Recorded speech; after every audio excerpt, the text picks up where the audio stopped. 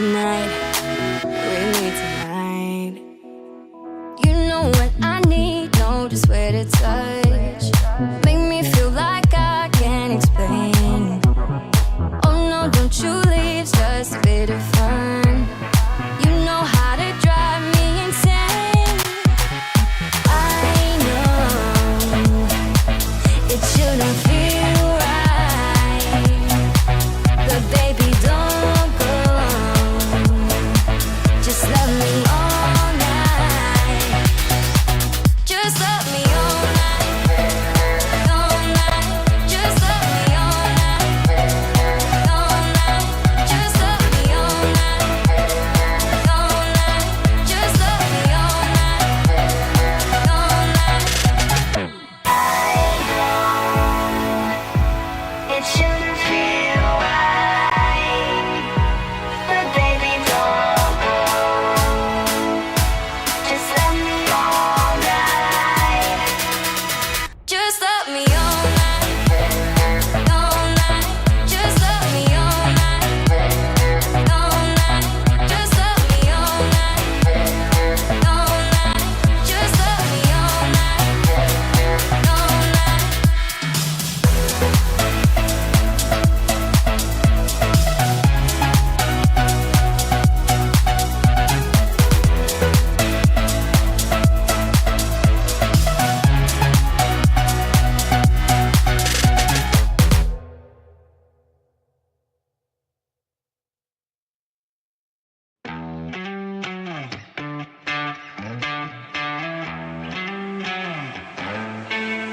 Don't need no thing. Ain't into bling. Just use enough. You fill me up. I don't care for diamond rings. I just crave the simple things, 'cause that's what I want. That's what I want. I don't need no fancy car. I'll take you just the way you are, 'cause that's what I want. That's what I want. That's what I want. Don't need no thing. Ain't into bling. Just use enough. You fill me up. I don't care for diamond rings. I just crave the simple things, 'cause that's what I want. That's what I want. I don't need no fancy car. I'll take you just the way you are, 'cause that's what I want. That's what I want. That's what I want. That's what I want. I don't care for diamond rings. I just crave the simple things, 'cause that's what I want. That's what I want. I don't need no fancy car. I'll take you just the way you are, 'cause that's what I want. That's what I want. 'Cause that's what I want. That's what I want. That's what I want. That's what I want. That's what I want. That's what I want. That's what I want.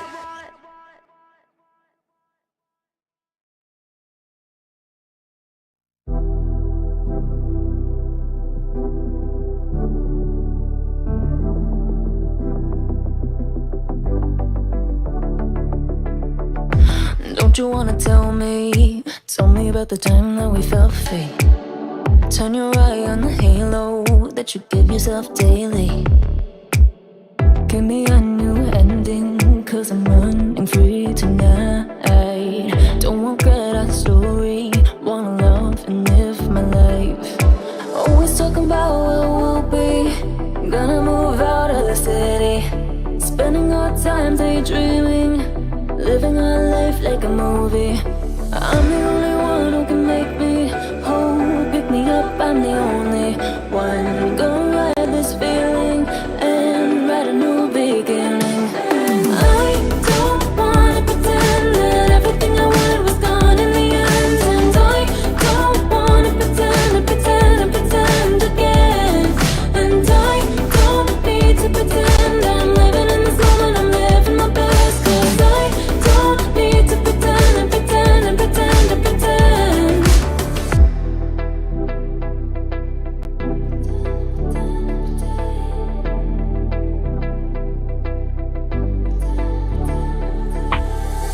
live life in envy.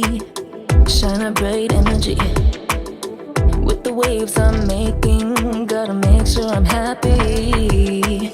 I'm the only one who can make me whole. Pick me up, I'm the only one. I'm gonna ride this feeling and right now we're beginning. And I don't wanna pretend that everything I wanted was gone in the end. And I don't wanna pretend again. And I don't need to pretend I'm living in this moment. I'm living my best. 'Cause I don't need to pretend.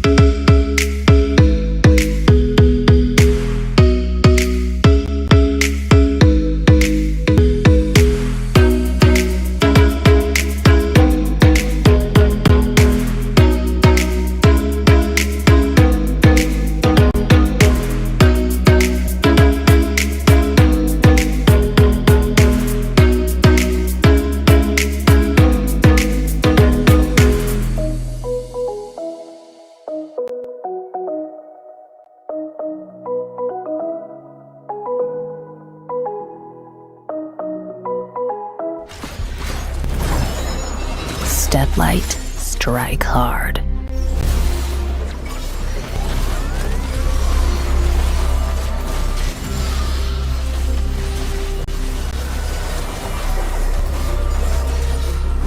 Crack 'em like a tomb.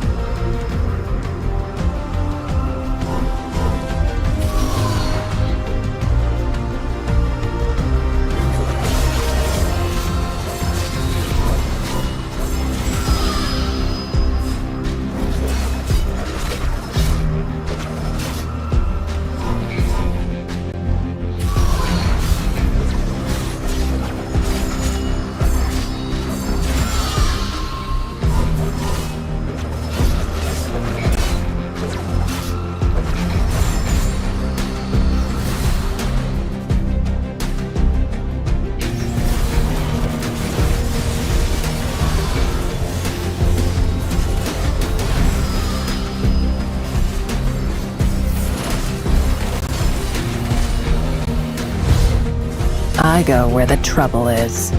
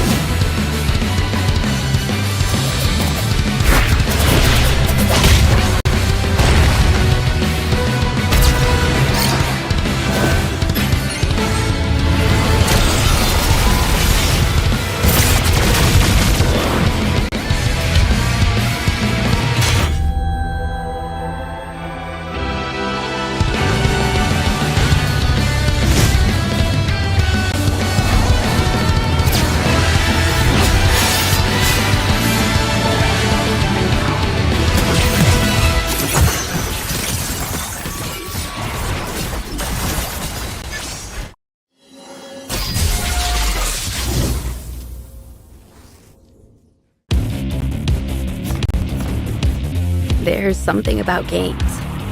What you doing there gives you real chills.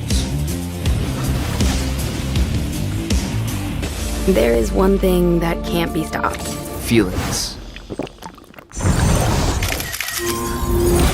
And if you can feel it, It must be real, right? and that's real magic.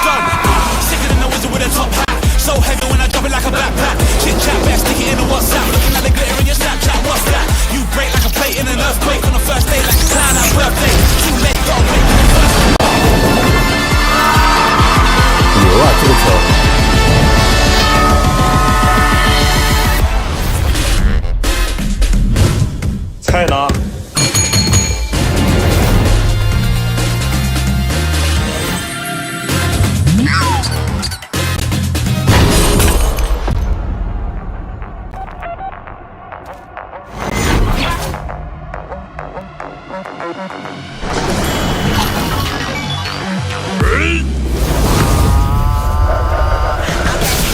that you can do, I can do what you do. Talk to me. Heart been swiped blue too hard like a nigga got 4 irons. Do that too. Got to talk money talking. I'm always in the loop. Got my feet out of the box. I'ma walk around the way, but I see weather. Know it, I do it better. Wow.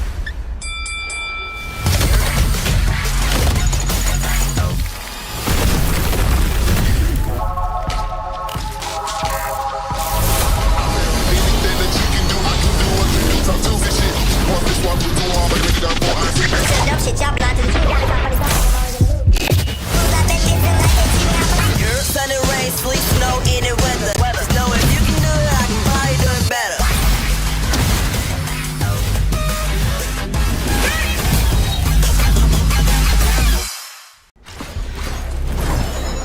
Step light, strike hard.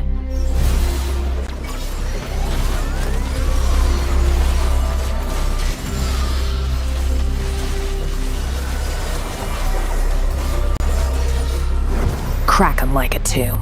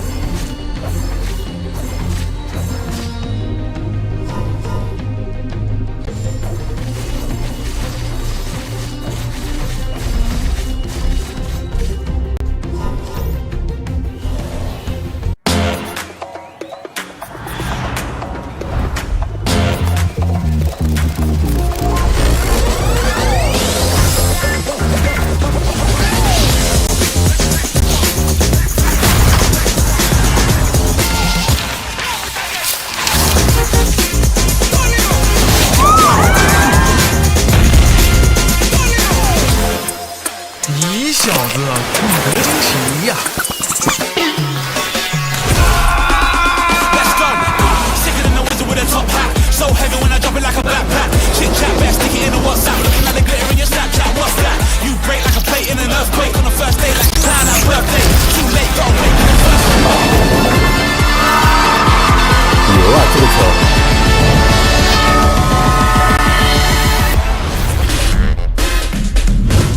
菜呢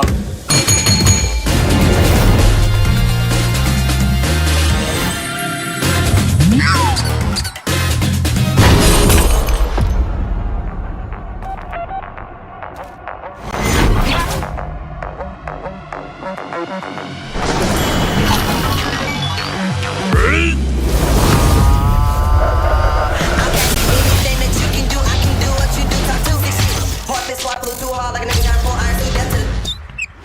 Got to talk money talking. I'm always in the loop. Got my feet out of the box. I'ma walk around the way, but I see weather. Know it, I do it better. Wow.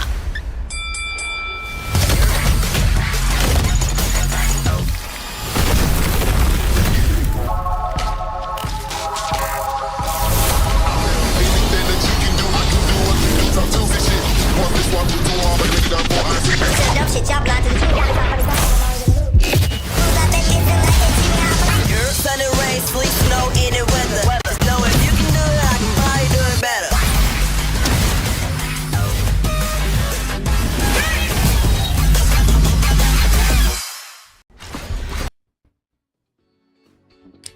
It's a brand new day again, and we welcome you to the Sunday special. We and Crazy Apple. It's day 3-0 mark here in this regular season right now. We're coming towards lower but surely towards the conclusion here of series, and we have 3 sets of games set in store for you guys.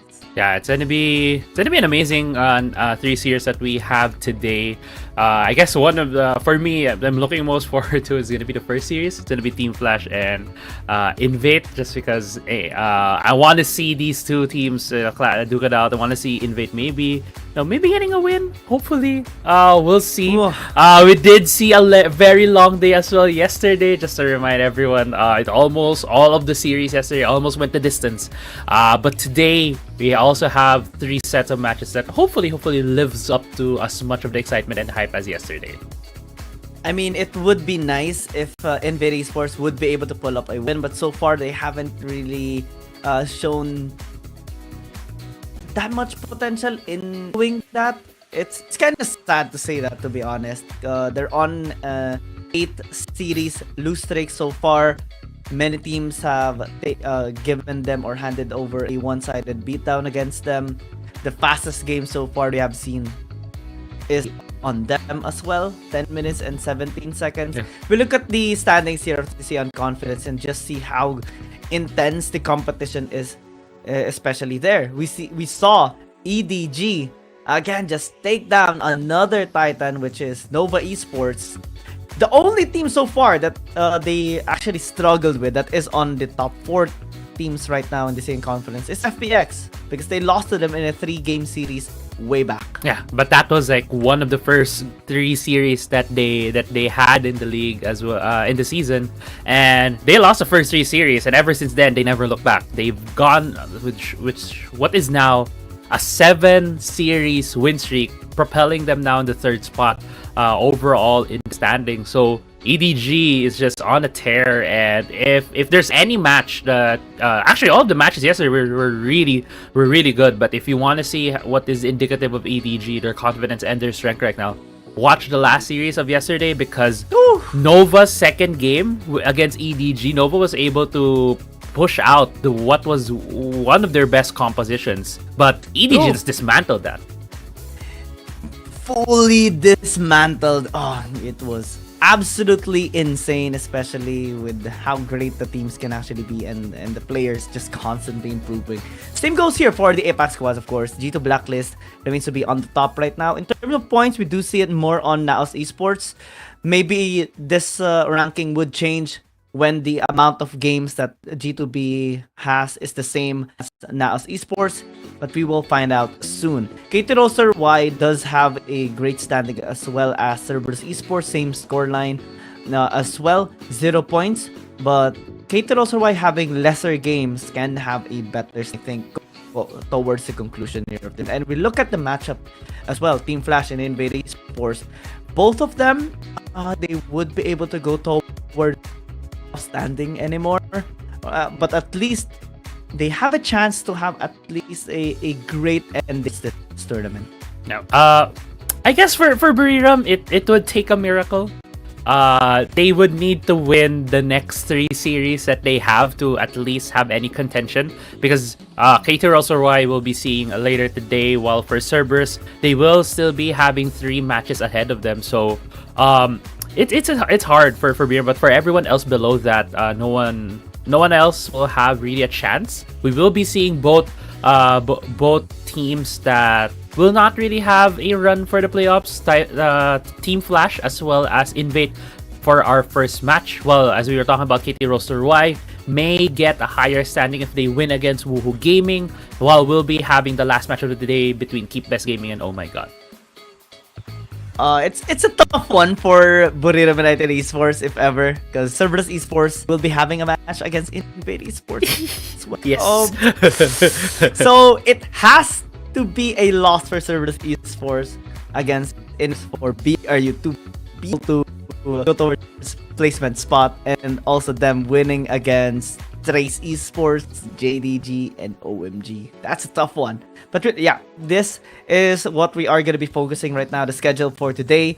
Starting with Team Flash versus Invade Esports. And recently, with prowess of Team Flash, especially with 3 against KT.RY. They were able to do it against Edward and the J team, but this time, ito again.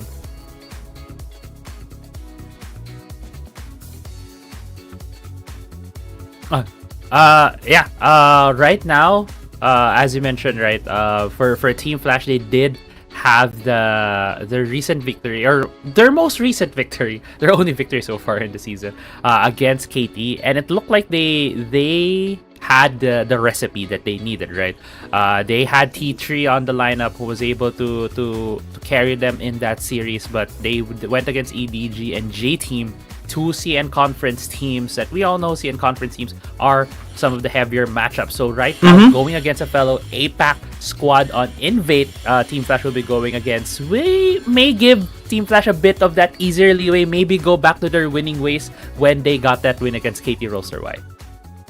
I mean, let's see. Let's see. That is a goal, of course. Bell B is going to be the Baron laner this time around here for INV Esports as well. And the leash, we have seen him struggle a bit in terms of applying pressure towards the enemy teams that they have been facing.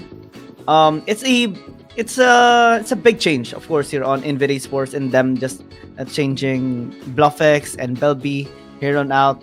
I hope this one would allow them to pave a win for themselves, especially that they haven't really secured any win. So it's one of the reasons why we couldn't really get a great read on them in terms of potential. The longest game that they've had so far is around 20 minutes though, during their match against FPX. I think that was the closest one as well, wherein they've had a bit of a change in their positions as well. Azrael was the one in the Baron lane, and BluffX was in the mid lane. So different Baron laner as well. But hopefully this one would actually work. Yeah, hopefully.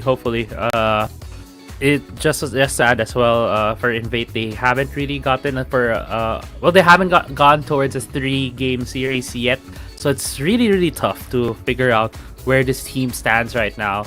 Or what they can do to really get ahead. At most, what they can do is try to finish the season strong, especially the regular season. They still have 3 matches ahead of them after this match against Team Flash. So finishing in maybe at least a couple more wins, maybe just even that one win can give them that much more needed confidence moving forward into the future.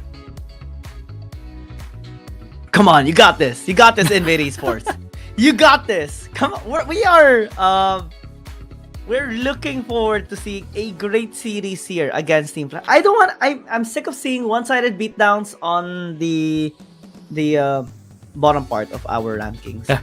I don't like a team not being allowed to show their potential in this tournament. I want a close competition. So far, there is a big gap that we are seeing, especially from the top one of the teams and the bottom one of the rankings of the teams on both conferences as well.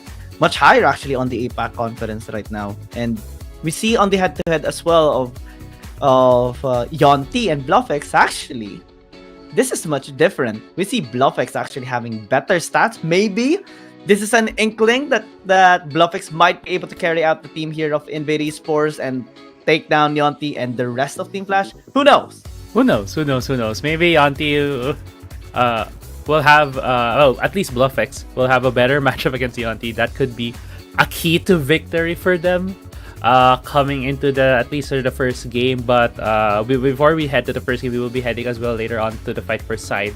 We'll also see kind of an inkling there, right? We usually see the team that has a better showing win the era matches, but still it's kind of weird. It's kind of wacky sometimes our era matches can get, just because of the lineups that the teams will be able to use. We'll see. I kind of want to see a wacky lineup here as well, just to have a bit of fun with the warm-up before they head into the serious part of the game. Actually, I'm trying to think of a great champion to be used there on the era match, but we have seen a lot already. We are also going to be we're going to the stage for the host to introduce the teams as well in just a bit, and let's just watch. Alright, ladies and gentlemen, welcome to stage of Wild Rift League Asia. This is Yoho. The coming up matchup will be Saigon Team Flash versus Bangkok INV Esports. Could INV grab the chance and get their first win of the season? Let's wait and see. Now, ladies and gentlemen, please welcome Saigon Team Flash and Bangkok INV Esports.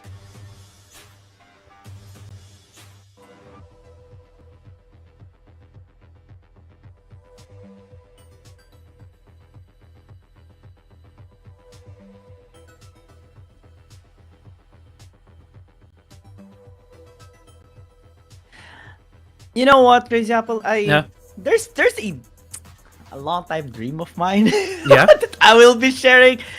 I've always wanted to be part of a team's booth camp.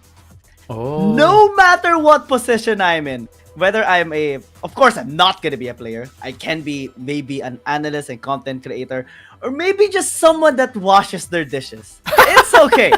Because I've always been wanting or dreaming to be part of like a team, an org, something like that, wherein I can celebrate alongside with them when they win.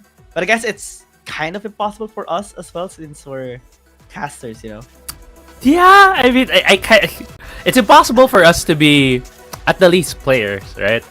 I But guess is it possible to be a caster and be associated? be with it? part of it. That's something we need to ask production. I guess that's something. But in my head, right, in my head, it shouldn't matter if you're there as a content creator, right? Yeah, I think so. Yeah. Or there were cases before. I remember in the start of PC where I believe Yamato Kaden, if you know him, he was part of an org, and then he was also part of the analyst desk at times for the EU broadcasts. So there are cases of that, especially if they're the audience likes them, they get called back. So we'll see. I mean, it could be a possibility. We'll see. Maybe if you get an offer, Guillaume. If you get an offer, manifest for 2024. I mean, it's not bad to just wish something for Christmas, right? And New Year as well. Just combine it all. This time though, they combined their strength here on Team Flash to take that first blood against INV Esports. We see a Rengar, Twisted Fate, Singe though. I think it's gonna be fancy here. Yeah, Singe. I like seeing Singe in Arab. It's just that it doesn't work as much or as often, just because what you do is you run in. Like, look at what he's doing. He snowballed the run in, and what else do you do? Just have them follow your poison. Yeah, just let them chase you out and make them regret chasing you as well. That was close for Mundilish. I think Yonti was predicted the flash from Mundilish. That's amazing. Actually, that's amazing to see. The flash out though by the Vladimir just to be able to stay alive, and the Underleash will be taken out, or should be, has allowed them to secure at least one kill for INV Esports, and this Rengar will take a bit of time, of course, to get its damage going. It's the most OP champion, to be honest, on the fight for side. Yeah, AP build, first strike Rengar. It's gonna hurt later, and a big AoE as well. There's a lot of damage being taken here by Invid. Back as well, just gonna be dying through the ignite. Team Flash just continuing on the push. Come on, INV Esports, just fight for side.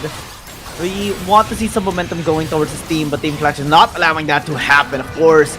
They want a one-sided beatdown here, especially that they do have the Rengar. Finally, the Braum does get taken down. Kuden, snowball connected, everyone follows up. Curtain Call gonna be used here as well by Back, trying to do the damage here onto Yonti, but misses the shot there. It's not really important.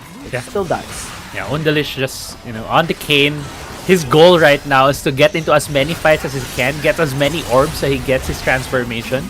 I think he'll be getting the red cane Ross for this one. He has the Conqueror, so it makes sense. Yeah, it's also really good in the comp right now for Team Flash, but we'll see if it's gonna work. There's another big fight happening here. Yeah, just Team Flash forcing out fight. You know what? Since game isn't really meta in competitive play, right? Yeah. Usually we just see it on the ranked games. What if Riot changes the transformation stacks needed for just the minions instead of the champion engagement? What if it's like a timer? You need to secure this amount of wave clear on your camps. Then you get to transform either blue or red depending on your choosing. I think that's game changer. That's very game changer. I think that would need a big nerf on how much orbs he gets to champions, or remove it entirely. But that would leave him vulnerable in the early game, because Kane is very weak when it comes to 1v1s. He's really good at clearing, but other than that, he's not good at anything else before he gets his transformation. So, I don't know. It would be like an Aatrox. Yes, it would, very much in theme. It's very darkened. You Very mentioned it. darkened. Yeah, Aatrox would finally have a pro alongside with him. I also just want to mention while we've been talking about Kane, talking very much about INV's champion right now. They are the ones who are able to destroy the tower first. So is this working? Is this like INV go? Get the win. Let's go. Let's go. I like how we're kind of banking on INV, pun intended, especially that they're not really the ones getting the win so far here in this tournament. I mean, we want to see some change, you know. I don't want to see a one-sided beatdown again on INV. It just makes us feel bad watching the game, if ever. I mean, I think it's a very natural thing to want to see underdogs win. And so far, Invade is like the biggest underdog they have right now in the league. So any victory they can get is something that we can get behind on.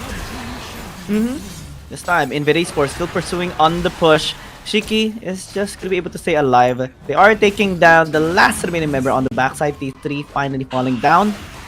And it's a great push by Invade. Yeah. Ross is really showing himself to be very annoying, especially against Team Flash. The thing is, if Ross is allowed to just keep using his abilities, he's just gonna keep getting the Omnivat, keep getting the life steal, and it's just look how annoying it took so long for them to take down the Kane, and that's the power of Ross when he gets ahead, or rather when there's no one really to stop him from moving. Yeah. Team Flash though will be looking to push this tower down finally. 1000 HP left. Invade Esports is going to be trying to defend. They have the win ball of build B.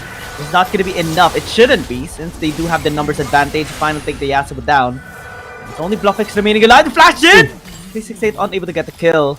Unfortunately, but here comes On the Leech with the Red Kane indeed. Not able to knock up the members here of Team Flash. Just focusing on the wave clear here. Typro Fam is going to be here as well. Back going to be engaged though. This is taking too much damage. It will be taken out as well.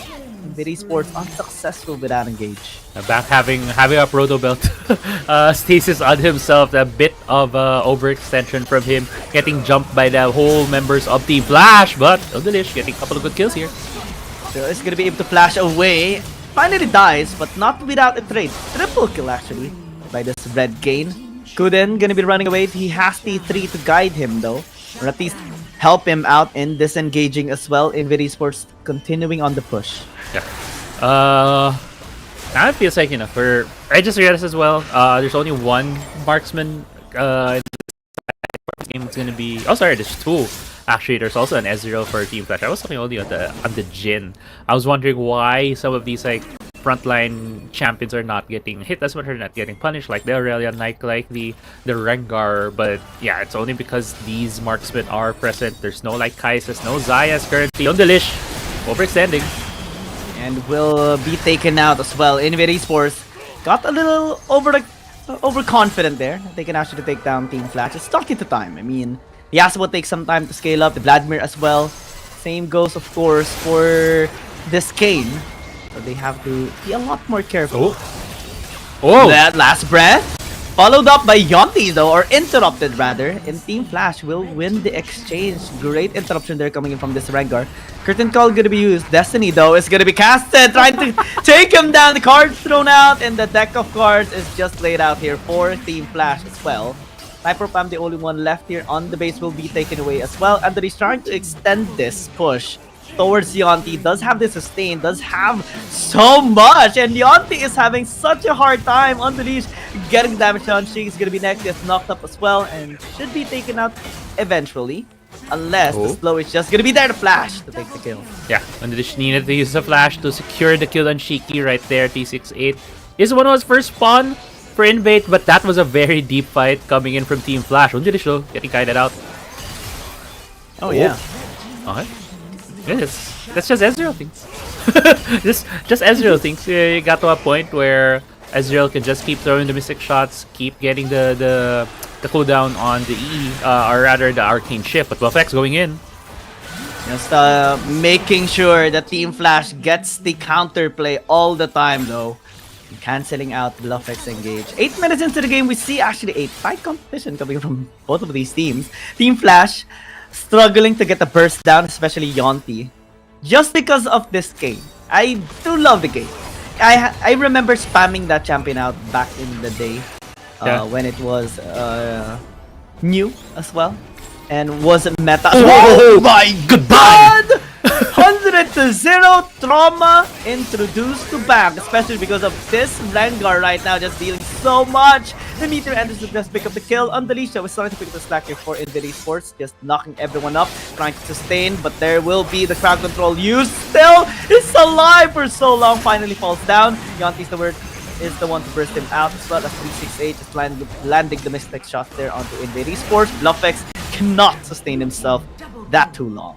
Yeah, a prolonged fight has been won by Team Flash. It felt like Invade was about to turn it around, but now there's still 3 members of Team Flash on the map. They'll be able to get this, at least the inhibitor turret of Invade. It's gonna be the Nexus left for Invade to defend. They still do have the tools to be able to turn this around though.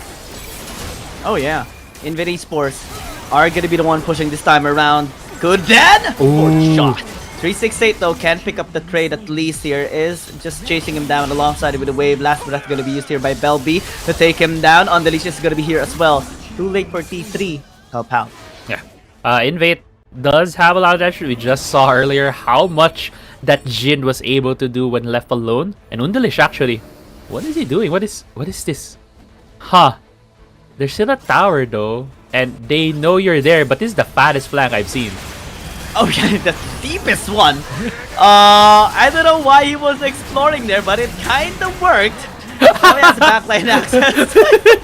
he's just taking a trip. it took some shopping on Divisoria. Yeah, he did some he did shopping in Divisoria, went sightseeing side in quest. Yeah, sightseeing in Intramuros. And went back to his team, still alive. Yeah. If he went towards the base, it would have been a reference to BGC. That deep already. Yeah. Oh my god. Knockup won't be there though. Curtain call gonna be used. 368 is gonna get hit. Underleash one hit away, still able to heal himself. Ghost in stasis play. Kuden will not be able to take him down and will be taken out instead. It's only Yonte remaining alive, but is targeting back, of course. Ooh. He is gonna be able to 100-0 him out, but Underleash still stays alive.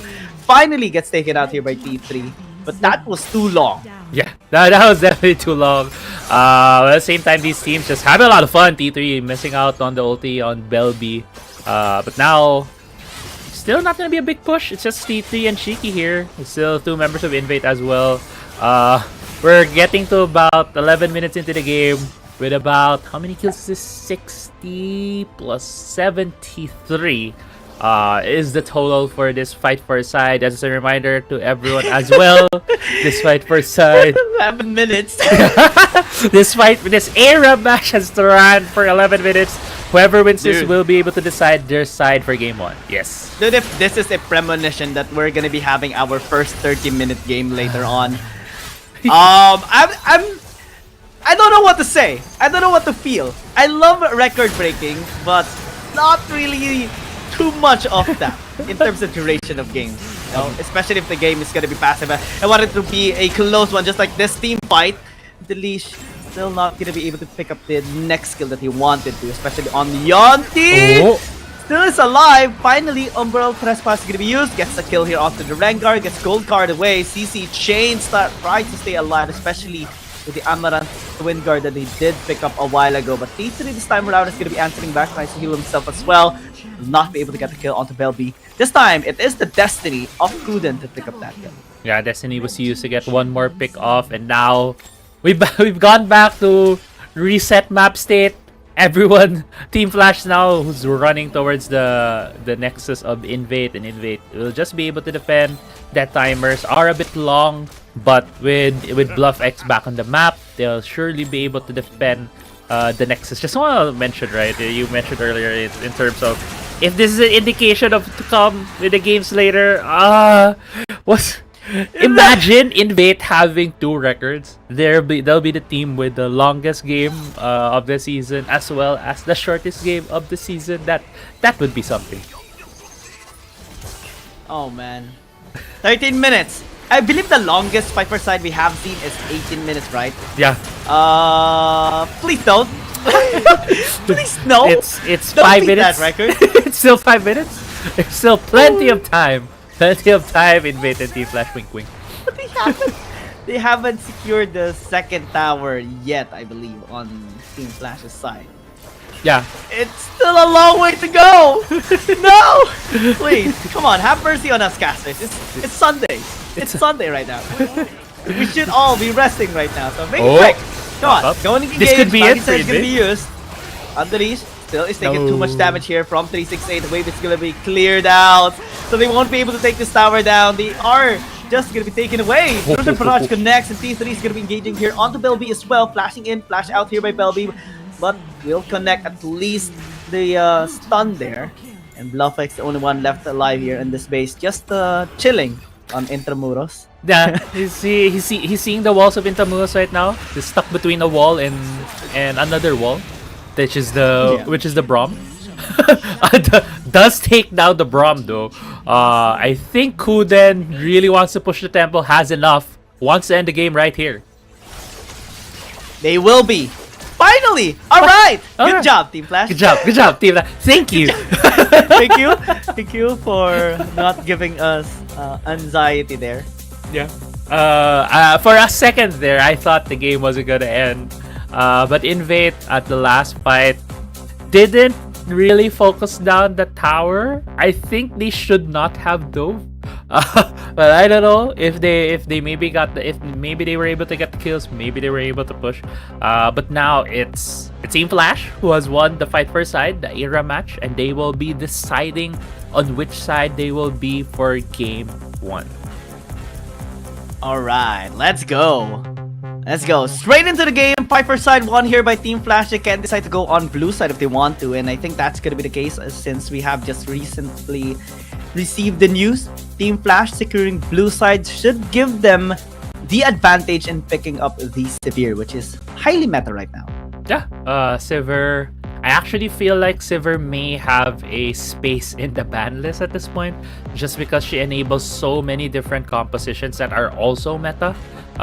Before Sivir was released, before Sivir was able to be played in competitive play, we've already seen a lot of Jaxes, a lot of Aatroxes in the game, and with her being added to the roster, she just enhances a lot of these other champions that we've seen that have been meta. Even Camille, Yasuo, a lot of the AD based champions, bruisers that we have been seeing roaming around the Rift have just been enhanced with her in the game. So I really do think it takes away this powerful tool. But that is if you're willing to make that trade, right? If you're willing to take that away, that's to ban that, it means you and the other team won't have that tool, and you'll have to adapt to a different playstyle, which we have seen to be sometimes Ezreal. Ezreal, I think, is also one of the champions that has worked really well. Fits into a lot of team comps, fit into team comps as well, wherein you don't want a support that provides too much protection for your marksman. Oh yeah. Let's see if INV Esports would be much prepared this time around, right? We haven't really seen them be able to handle the other teams just yet. We mentioned the long games they've had before, and it's actually at least good. They've had an extended game, 20-minute game against Burrito United Esports in their game 1, 20-minute game in their FPX game after the one-sided one. Actually, their FPX game, surprisingly, is their closest game so far towards a victory. I remember casting that game as well and was actually surprised in how clean, almost clean they were in their play style. But this time, maybe we can see that happen again. It hasn't a lot. We'll see. Maybe that was something more of a comfort, right? For them having a Kali on the top side. As we get into the pick and ban phase, we did mention it's going to be Team Flash on the blue side, while Invade will be on the red side. And we do see often the Hecarim and Evelyn banned. So far, it's only been the Hecarim being banned by Invade alongside Aatrox. So that takes away one of the more potent combos that we have seen Sivir to be paired with, which is the Aatrox, just because it gives so much more movement speed for the Aatrox to be able to close the gap between targets.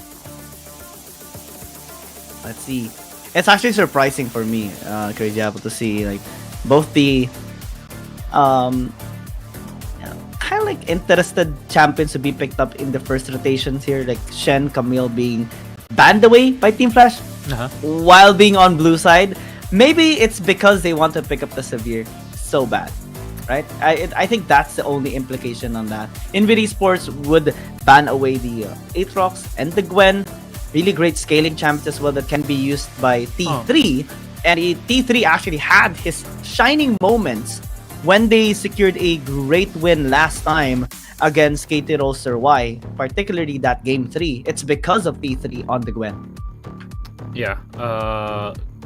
Taking out the Gwen, taking away that option for T3. I'm actually wondering why there's only 2 bans right now. No. For the side of Team Flash. That's a flex.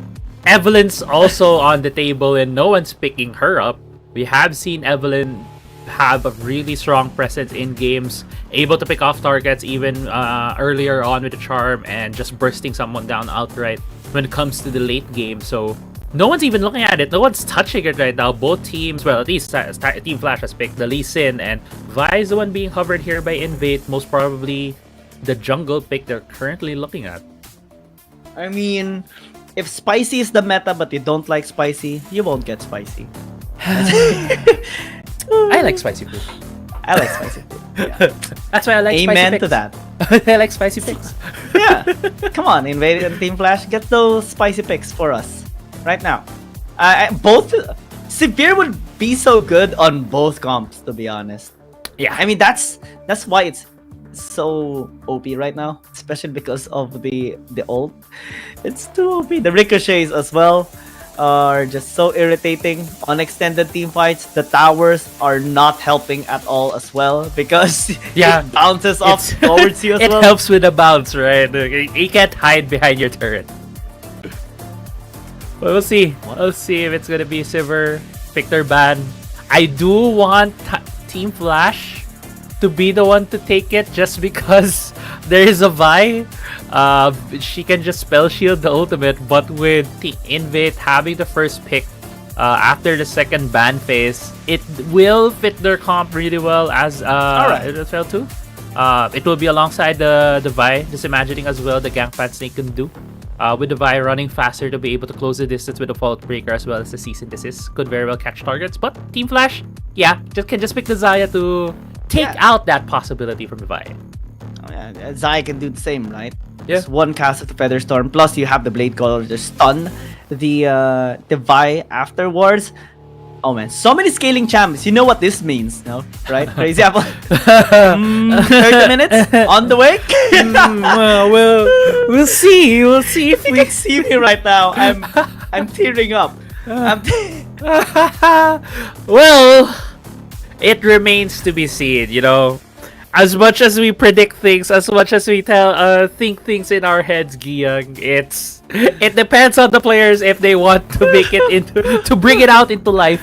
But if there is a game that will go to 30 minutes, this is it. They have wave clear, they have scaling, they can just sit back, relax. This might be okay. I'm saying it now, maybe to jinx it as well. This could be the first time that we're not gonna get more than 2 kills in the first 10 minutes.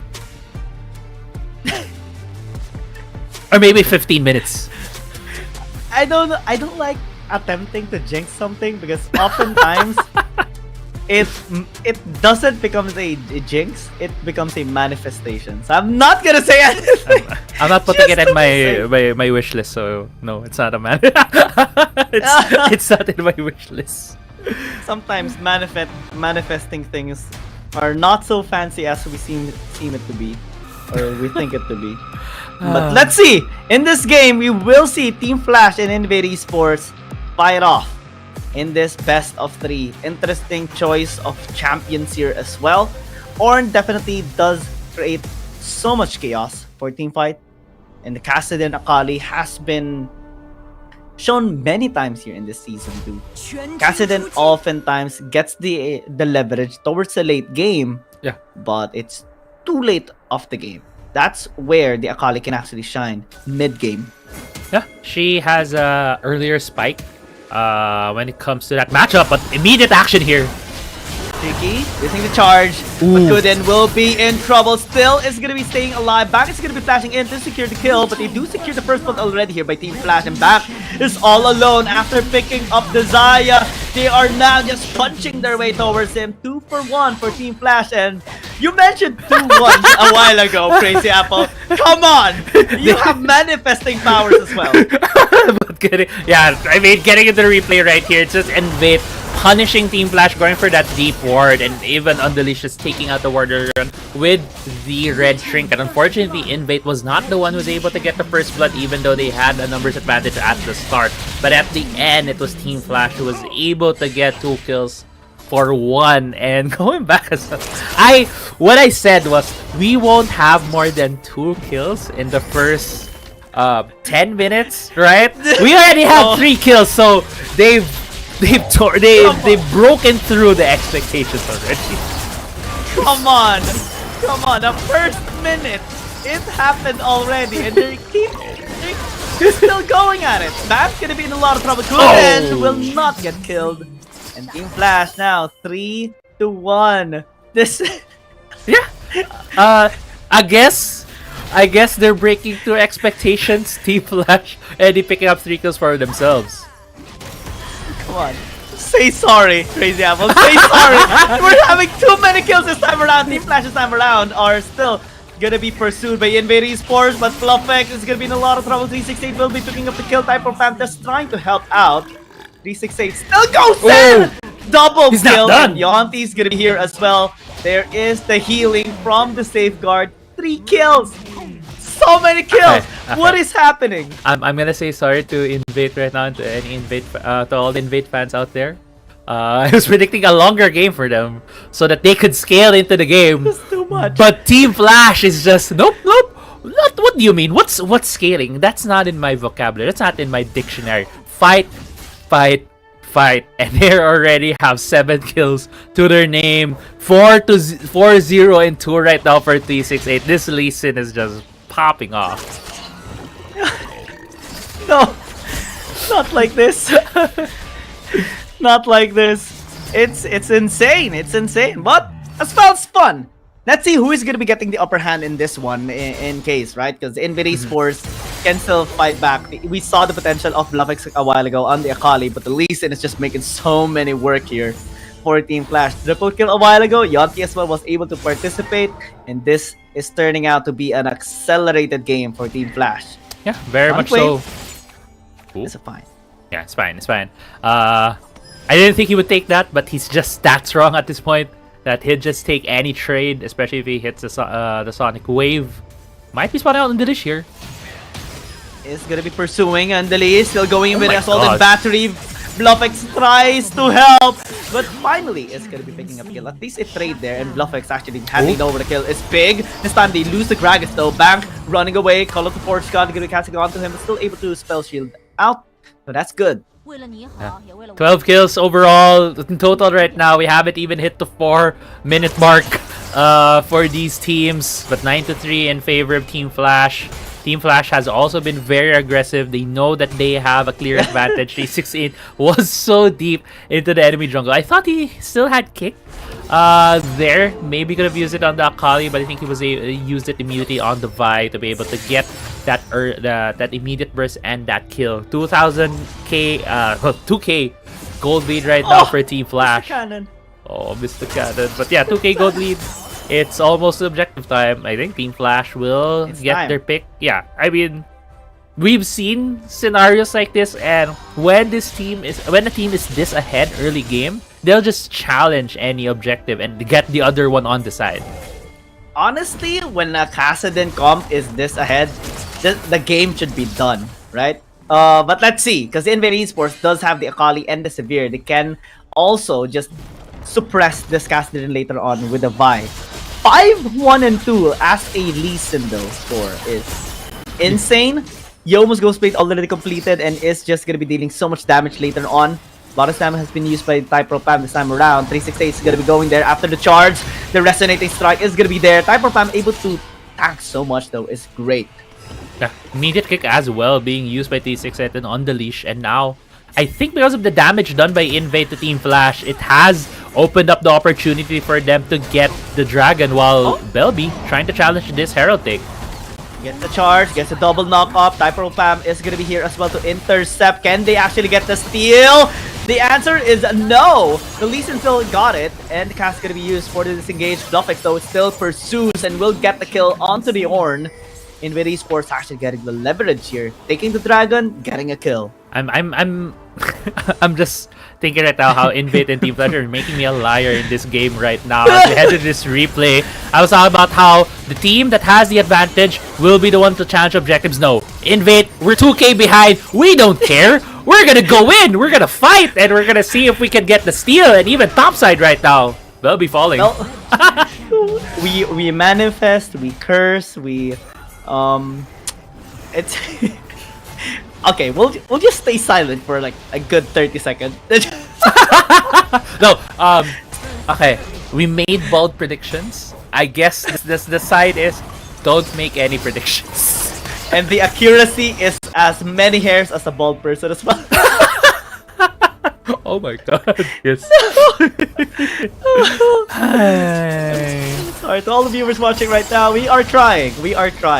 Yeah. Infinity Sports also trying. 368 going there as well, but the charge is gonna be there as well. Call of Force God did deal some damage. Cask a little bit off, so no follow-up. No follow-up. Invade still just going for the recalls right now, but Underleash. Ooh, So many fights happening. Underleash able to flash away, should be fine. Has the Vault Breaker to go out, but the flash by both of them is overkill, I guess, but yeah. I wonder who said mine first between T68 and T3, because I'm sure T68 was the one who flashed first. He should have been the one who got the kill, but T3 I think was the one who got it with the last hit with the deep strike, but will be okay. Pops the Dominus, stay safe at the top side with a 5k gold lead right now in favor of Team Flash. This has definitely gone to snowball in their favor. Invade has been going for these aggressive plays. Hasn't panned out as much for them so far, but still, Team Flash should be waiting a bit for this castle to really go online before they can move as a 5-man unit. Body slam, Yonti is gonna be in trouble. But this, well, he is still fine. He is quite tanky, especially against magic damage. And Bluffix, not yet getting the items that she needs, will be taking time to take down anyone. The charge by Shiki denying Type Pam's engage is great.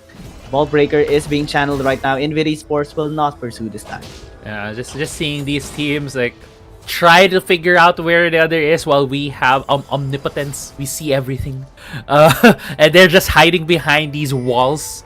It's just so fun. It's fun to see, but it almost went in favor of Invade. I think if they were able to catch out a single target while Yonti was kind of being pressured in the bot side, also not at the fullest of healths, could have gone to the favor of Invade. But fortunately for them, it wasn't the case. Underleash though getting pressured here. To the kill, and Shiki just said mine this time. Yeah, deserve. Oh my god, Yonti. Yonti gets traded out though, so at least something that is happening here across the map. Tower though is gonna be falling down in the top lane. I don't think it's a worthy trade by INV Esports in the bottom tier 1 that they have gotten. Yeah. It's definitely not worth it. But right now, Team Flash, since they have a better tempo, they could look to pressure this mid lane, but with 2 defenders from Invade, it couldn't be the case. Great cast, Featherstorm gonna be forced out at the very least, but no engage coming from Belby. That's unfortunate. They do turn onto Bluffix though, so Team Flash getting something. INV Esports, nothing. Yeah. Type Pam tried to catch out the Xayah before Xayah used her ultimate because of the good timing on that body slam cast combo. But I don't think Belby has enough items yet to burst down the Xayah even at half HP. Underleash running away. 368 is gonna be here as well with a resonating strike. Great body stamp. No cast though to help out, and Underleash is just gonna be taken down. Unfortunate for Type Pam. Yonti is gonna be here as well to help out. Charge is gonna be used but unable to land onto Type Pam. Call to Force God though is gonna get called out just to zone him away. Take the tower here for Team Flash. Yeah. Team Flash just playing it by the book. We're at 19 kills. Yes, we are at 19 kills. Just take it. Don't Don't clip it. Just kick it Stick out. it in. I didn't say anything before the game started, right? We didn't say anything about the total kills. Yeah. In reference to time, so we didn't curse anything right now. Yeah. Nothing happened. No caster's curse. No caster's curse. But Invade going for a trade at top side, but T3 might be going for this 2v1. Yeah, still commits on the flash. Back in, gonna be in a lot of trouble this time around. Still is gonna be there with a Vault Breaker and Assault and Battery to pin him down. The sustain though on this Jax is kind of high. He should fall down, right? Right? It doesn't. It does. It did. Finally, the trade gonna come through though by Team Flash, able to chase down Type-Pro Pam. Bluff X gonna be running away, has a shuriken and perfect execution out. And Type-Pro Pam just says, "Help!" No help. No help. His team's like, support, it's you. Or sorry. Have to go. I'm sorry. You have to go. You have it's basically Titanic all over again. Oh no! Titanic reference for Type-Pro Pam as Did you Team see the memes on that as well? Like how the positions could have been, and then I recently saw a photo of the Jack not being allowed to go in because there's like a dog. Yes, prioritizes the dog. There's just so many different analysis. Yes. It's as deep as league analysis. It's as deep as Even deeper, I would say. It's sometimes even deeper, I would say. as deep as where the Titanic sank. No. Yeah. No. Did you know that they've been trying to get the items there as well? Yes. Like, some people were trying to go as far to get the gold and such because they're rich. As rich as they engage. Cast to deny but unable to fully deny the engage of Team Flash. They are still going to be pursuing Type-Pro Pam still alive. Bank though is going to be the new target. Flashes away. Bluff X goes in with perfect execution. Great Feather Storm to zone everyone out here from Invade Esports. Late caller not getting the kill. 2-4-1 actually. 2 kills to nothing. Team Flash is still alive.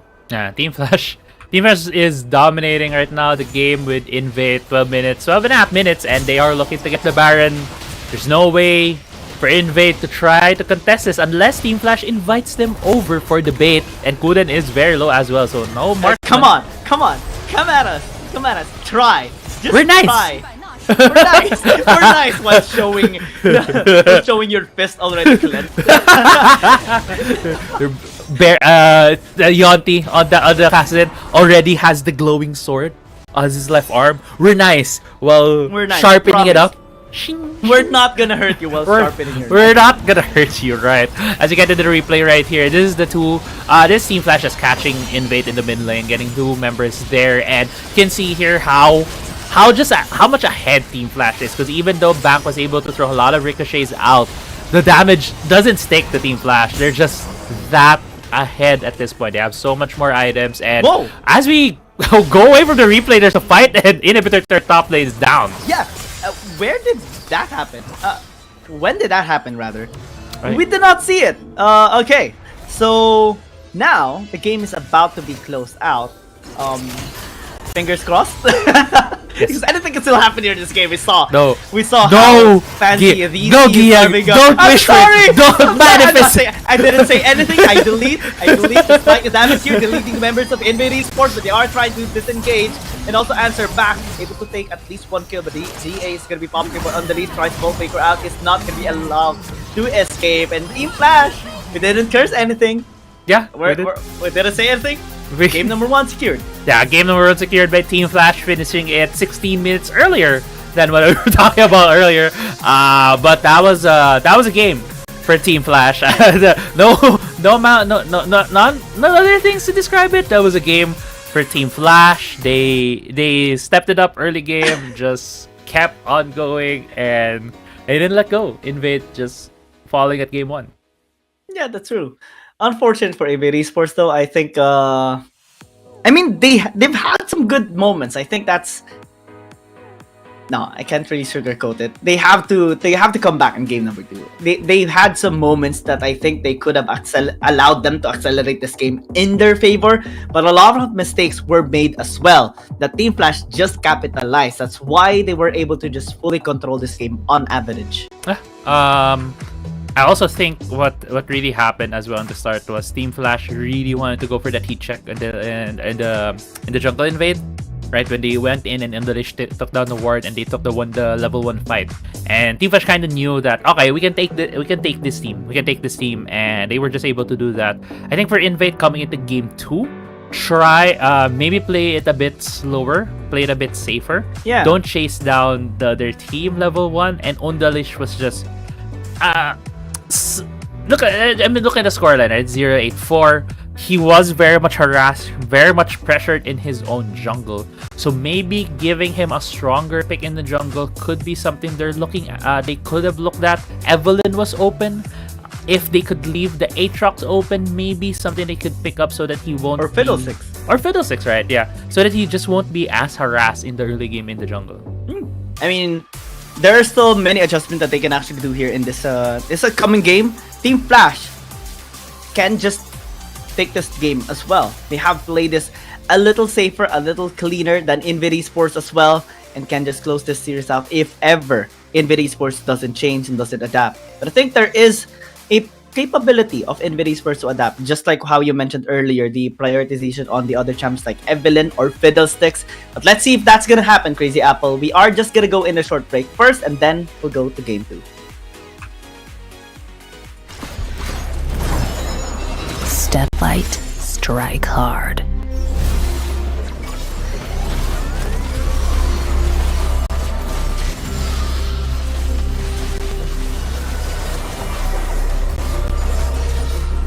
Crack 'em like a tomb.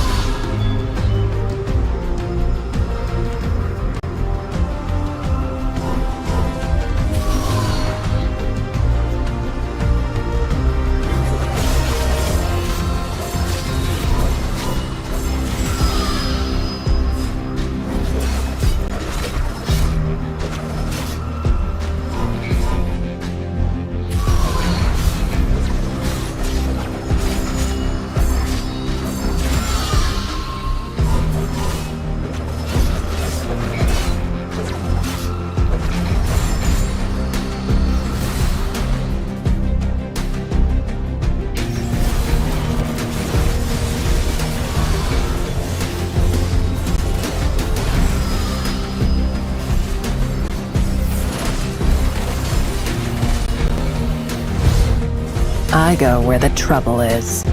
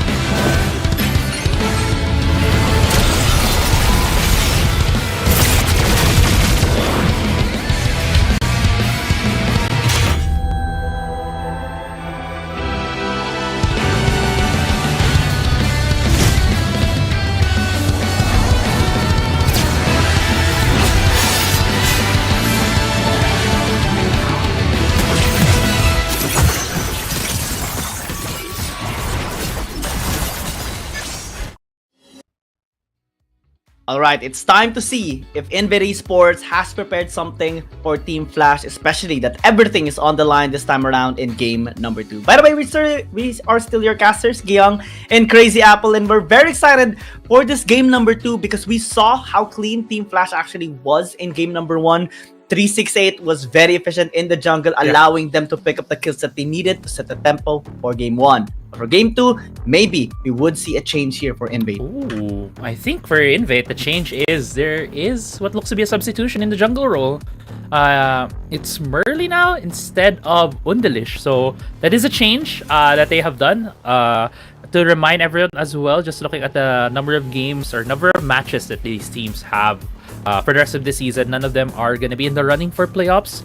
So what's the best that these teams could do is maybe try things out or finish strongly by the end of the season. And I like this move from Invade because, yeah, even though they don't really have a chance to get into playoffs, what best they can do is to finish strongly. If they can figure out what can work for their team before this ends, they could just work on the future for them, right?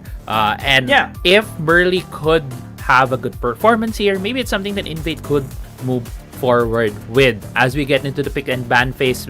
If you notice as well, Invade did choose red side since they did lose game 1. They chose their side for game 2. Evelyn still not banned. One of the champions we usually see in the ban list, especially from red side.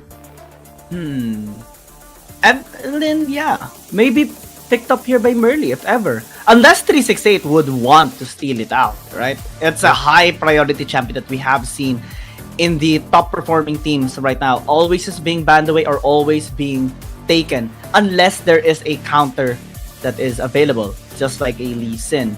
Just like other champions that can just withstand the burst of an Evelyn or burst them out. Just like the Kha'Zix. Now the Evelyn's going to be prioritized, immediately locked in by Team Flash. Like what you mentioned, this is a high prio champion and it will be prioritized by Team Flash. Yeah, she deals, as you mentioned, a lot of damage, a lot of burst damage. She is also invisible as her passive most of the game. So she will be able to see other champions, see other players, and be very sneaky. And we have seen Evelyn's really turn things around, especially here in WRL-A Season 2. But the answer from Invade is both the Jax and the Lucian. Since Camila is banned and Sivir actually is open, maybe it was something that they could have turned to. But having a Lucian and a Jax, at least the Lucian shows us that they want a stronger presence in the bond lane compared to what they had in game 1. This can be quite good here, if ever, for Invade Esports. Lucian has proven to be very capable of allowing the early game to be established. Plus, even in the late game, Lucian can still shine. Jax, though, on top side, will be it's okay. I mean, can be threatening, especially for fights, can be threatening for team fights or for split push as well, but is prone to being ganked and bursted out, especially with the Yone and the Evelyn. This is scary already for Team Flash. We haven't really seen the Baron laner just yet here for T3, and we have seen the Gwen be denied already. So he has to maybe pick up something like a Fiora instead, or Riven, which we have seen to shine in some of the games we have seen lately. Yeah, Riven would be a good choice for the overall composition for Team Flash, since they already have Gragas as well as the unit to go in, Evelyn going in from the side, another distraction of the sort, or another champion that can go in and be pretty mobile. Riven could cause a lot of chaos in the comp right now for Invade, as well as it being a very good skirmish champion as well. Would be really good to chase down the Lucian. I'm also just thinking about the Kha'Zix. We have seen this often whenever the Evelyn gets open and is picked by the opposing team. The other team picks the Kha'Zix. Kha'Zix also has a lot of burst, kind of similar in function to Evelyn, just has a potential for more resets if he upgrades those wings. So could be something that Invade is looking at, although they don't really have a good tool to isolate targets from Team Flash. Interesting how the Braum actually gets picked up. It may be effective in terms of protecting someone from Invade Esports against the Evelyn, but I would have honestly preferred an Alistar instead. because it's better for frontline. It can push back the Evelyn, it can push back the Yone as well. Just prevent every engage from happening. And we have seen many great plays coming in from an Alistar, especially they do need someone to tank in the front line, someone that is very, very durable. And Braum oftentimes gets, easily bursted out despite the tankiness of this champion. Now the Garen gets picked up. Yeah, Garen gets picked up. A champion that was very infamous for a while in the pro scene for Wild Rift gets picked up here again for season 2. Most probably going to the hands of T3. They just want a stable top laner, a stable tank in the top side of the map to balance out their composition so that they won't be as vulnerable, or they won't be vulnerable in every part of the map. Also, we didn't really talk about how the Vladimir has sneaked its way into the composition for Invade. It wasn't banned. It was the last pick for Invade, so BluffX might be having a potentially strong mage in the mid lane to not only be more of a carry, but as well as a late game scaling potential champion for them. Let's see if that's gonna be the case, right? I think there's so many ways that Team Flash can maneuver around this map, especially because of the Evelyn. Garen oftentimes provide that great stability as well. Plus, can be useful against the Jax just because of how tanky he is. Just one Damascene, ult coming in from the Garen can give a -1 already towards INV Esports, and they have the burst for that as well. Evelyn, Garen, so many execute damage. This is actually an interesting comp that Team Flash has introduced this time around against INV Esports. Yeah, definitely. But we'll see as we start this game 1. Will we have any jungle shenanigans from any of these teams? So far, it doesn't seem so. 368 just putting down an early ward on his blue buff side, making sure that the other team won't be stealing that away. While I guess he'll be going back to get a red trinket later on. Something that we usually see level 1s from the Evelyns. Also, to mention, this Garen has been put into the mid lane instead of the top side, putting the Yone against the Jax.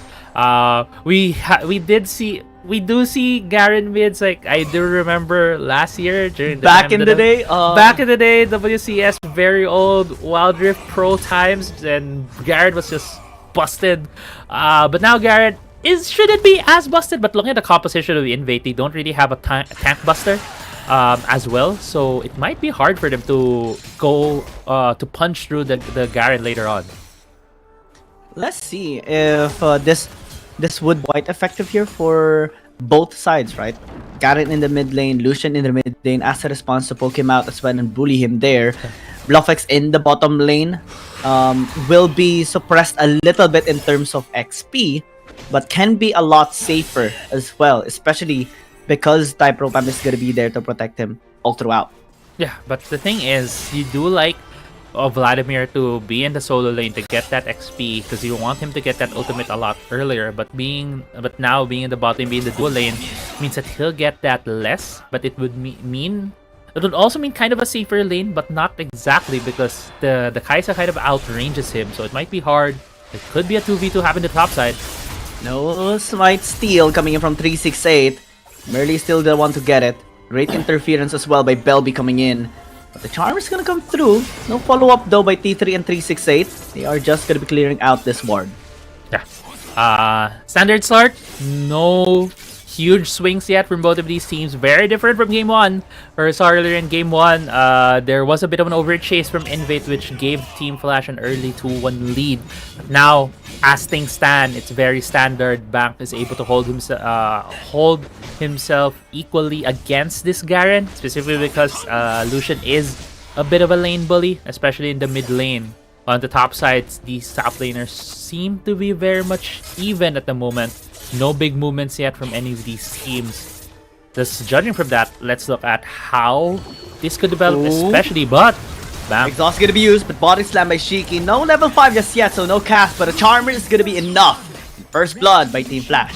A great move right there from Team Flash. Just a bit of an overextension on the Lucian, was punished immediately by the exhaust. As we look at this replay right here, they don't really have other information of where everyone is. It's actually back starting things off with the exhaust of his own. But since he overextended himself on that trade against Kuden 368, and Shiki was able to take full advantage, giving the first blood over to Team Flash. I actually thought that maybe it would have been better for him to fully engage onto Kuden to at least secure a 1-for-1 trade. But that might be just a panic movement coming in from Bank, trying to disengage instead. Not anticipating the charm coming in from the Evelyn. So unfortunate. Great body slam comes through from Shiki as well, right? That just interfered the calling a while ago that was used. Now they're on 1,000 gold lead. Great dodge by Belby, but here comes 368. Again, the charm is just so irritating. Last caress or the kill as well. Yeah, standard gank right there from the Evelyn. Able to head to top side and get the final blow bot side. Really? Man, the damage as well as the knockup is going to be there as well by INV Esports. Great knockup from Type-R Pam as well. They should be getting some plates here in the bottom lane. And Kuden zoned away from the tower as well. Yeah, soon away from the tower, getting plates right now for both Bank and Type-R Pam. Merly, I was actually wondering maybe if he could have 3 plates. Yeah, 3 plates. That's a lot of gold right now over to the bot side of Invader. I actually think about Merly could have been a bit more aggressive on the bot side, knowing that there was just previously a gank on the top side. The members of the Team Flash are actually 368 getting caught out. And will be in trouble as well. Merly getting the punish. And this is how INV Esports can bounce back here in this game. Yeah, that's a great series of events right now for Invade. Merly able to wrap around vision, not being seen at the top side brush near the lane.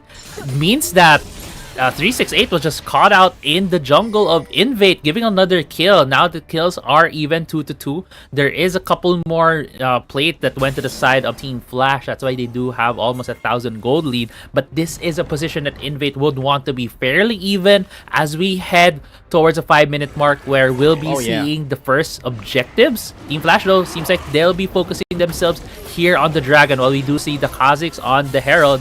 Maybe just gonna be a handshake here, Giyang. It's the opposite of what happened in game number 1, right? Team Flash a while ago, or in game 1, focused on the Herald and Invade, try to go on the Dragon. But this time they want to have the scaling here, especially for the Yone, for 368, and the rest of the composition as well. But that is at the cost of the Rift Herald that they can use in top lane or mid lane. But bottom lane, Belby's gonna be in a lot of trouble. Still has the ult, the cast though for the kill. Not the best gold funneling, but top side is the same. And Team Flash will be happy with that exchange. Yeah, unfortunately, there's no wave right now here on the top side in favor of Invade, so they won't be able to push the turret. I think for Team Flash, they do have one in the bot lane, as we do see a fight in the mid lane as we head into this quick replay where we do see the Garen just falling to a 3-man gank tower dive at the top side. Yeah, it's the Ignite of Type-R Pam that was able to pick up the kill there onto T3. And unfortunate there for INV Esports, but they do unlock the tower in the mid lane, which will give them the advantage later on the rotations. Yeah, and I do believe, there's the one who took the first tower, so they do get that gold infusion. Also, Shelly getting a second tackle! But outside, unfortunate! But they do pick up the kill here on the Lucian, so great pick up there by T3.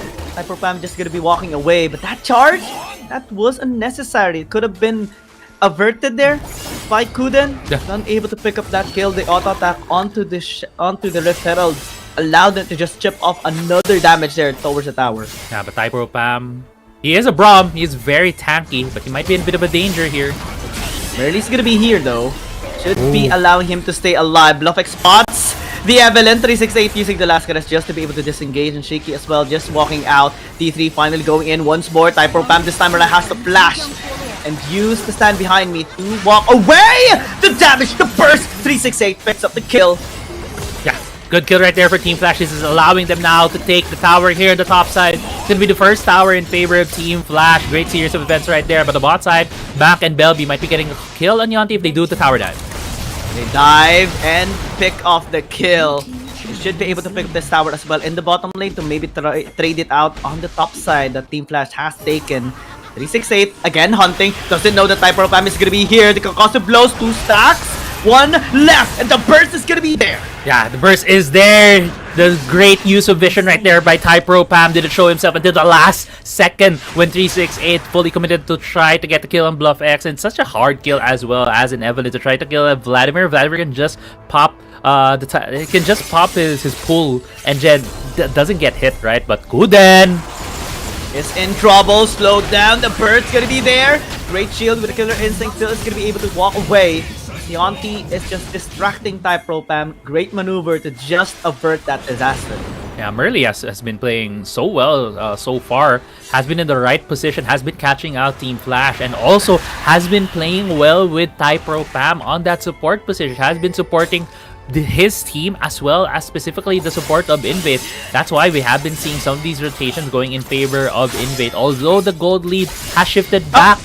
Oh, he's able to steal it. Yeah, that's unfortunate, and it's a great timing as well by Bell-B. Yeah, great timing. And now Team Flash very deep into the blue side jungle here of Invade. Not sure if there's going to be a fight, but so far the gold lead has swung in favor of Team Flash. But Invade, this is a lot better. This is a better position for them compared to game one. A lot better. Tower gonna be falling down in top lane. Yonti's very tanky and should be fine against this Vladimir for now. The mid lane gonna be pressured here by Team Flash. They want to secure this tower, but with the numbers advantage, or at least the number of people there guarding tower, won't be possible just yet. Yeah, Yonti is just now showing how strong and how much of a bully Garen is. This is something that we've usually seen before, getting the hull breaker and then just having complete dominion over the first 2-tier turrets, because he's just so tanky. If you don't put a guy there that can immediately clear the wave or be a threat to him in terms for his life, he'll just keep on proc and demolish on your towers, and that's probably what happened there as the second dragon spawns right here. Oh, Shiki! The stun of the concussive blows is just too much!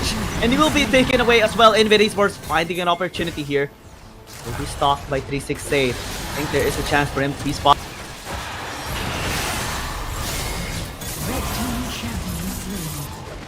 Oh no. Kha'Zix falls down. Kha'Zix falls down, and we do see here Team Flash getting the upper hand here. Bell-B taken away, flashed by Bluffex as well, just to be safe. Dragon stolen by Team Flash. That is just insane. Or at least they are able to dissuade them off. And now, Invade Esports, what are they to do? TE3 is starting to be unstoppable now. Invade Esports is just going to be walking away. Yeah, so we head into this replay. We do see the Dragon Invade was the one who started this, but even with the 4v5 advantage Invade has, Team Flash still had their ultimates because they weren't the ones who started the earlier fight. So they were able to turn things around even though they had the numbers disadvantage. And Team Flash also had more gold, had a bit more strength in them, and they were able to take the fight. But this is round 2 for this Dragon. Invade will just be able to take this. At least they were able to pick it up at the very end, but this time they have to withstand the damage here coming in from Team Flash. They are grouping up. They have taken the kill already on Yonti. Are they still gonna pursue? Merly is gonna be stalking. Fortunately, he does jump away because Sheik is there. Team Flash running towards mid. They want to secure at least a tower here in the mid lane. Bluffex is gonna be here to clear out the wave alongside with Type-Pro Pam. They are able to cancel out the intention here of Team Flash. This is starting to be a great game coming from Invade Esports, but we cannot be so sure just yet. Team Flash has their ways to come back in this kind of game for them. Yeah, definitely. I was scared for Merly there. I felt like he had the Kha'Zix mentality of trying to get the squishy kill, not exactly knowing if there was anyone in the pixel brush. Glad to know that he was also pulled back by his teammates by the end there before he could get themselves in any dangerous situation with Bell-B. Okay, this is going to be a trade, I believe. But T3 going in. Will not pursue anymore. But that is a scary feat coming in from T3, starting to be able to dish out so much damage on this Yone. And it will scale up much better towards the late game for sure. Invade Esports though are still fine. Merly has been really popping off lately, especially on this Kha'Zix. And it's one of his favorite champions as well. Able to make sure that they get the leverage at times that they can. Yeah.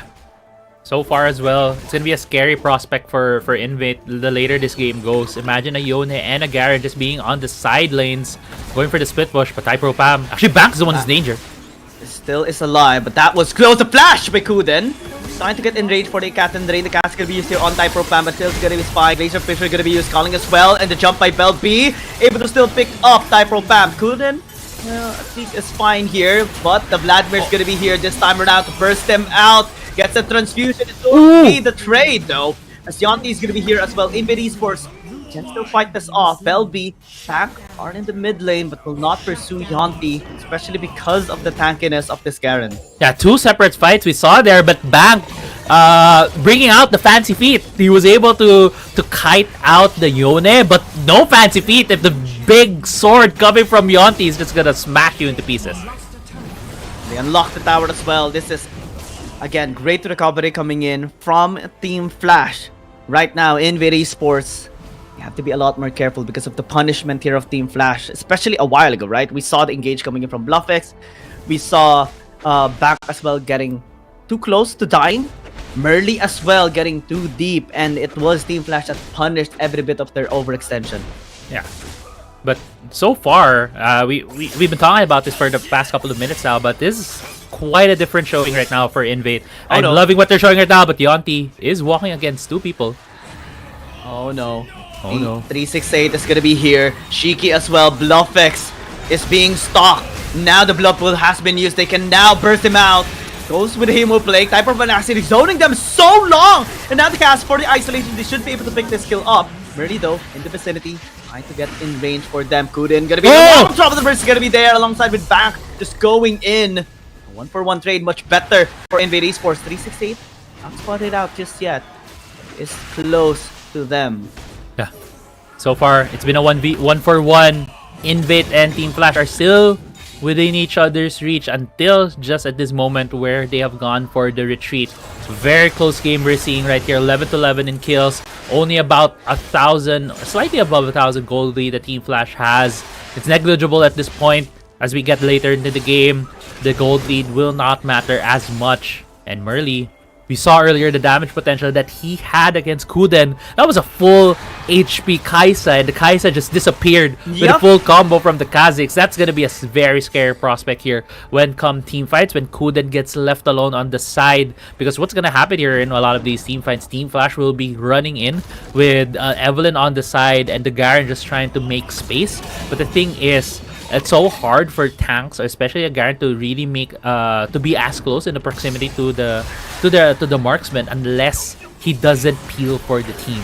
So Merrily will have his openings, will have a chance to delete the squishies, especially this Kai'Sa. Like you can see right now how far the Kai'Sa is from her team.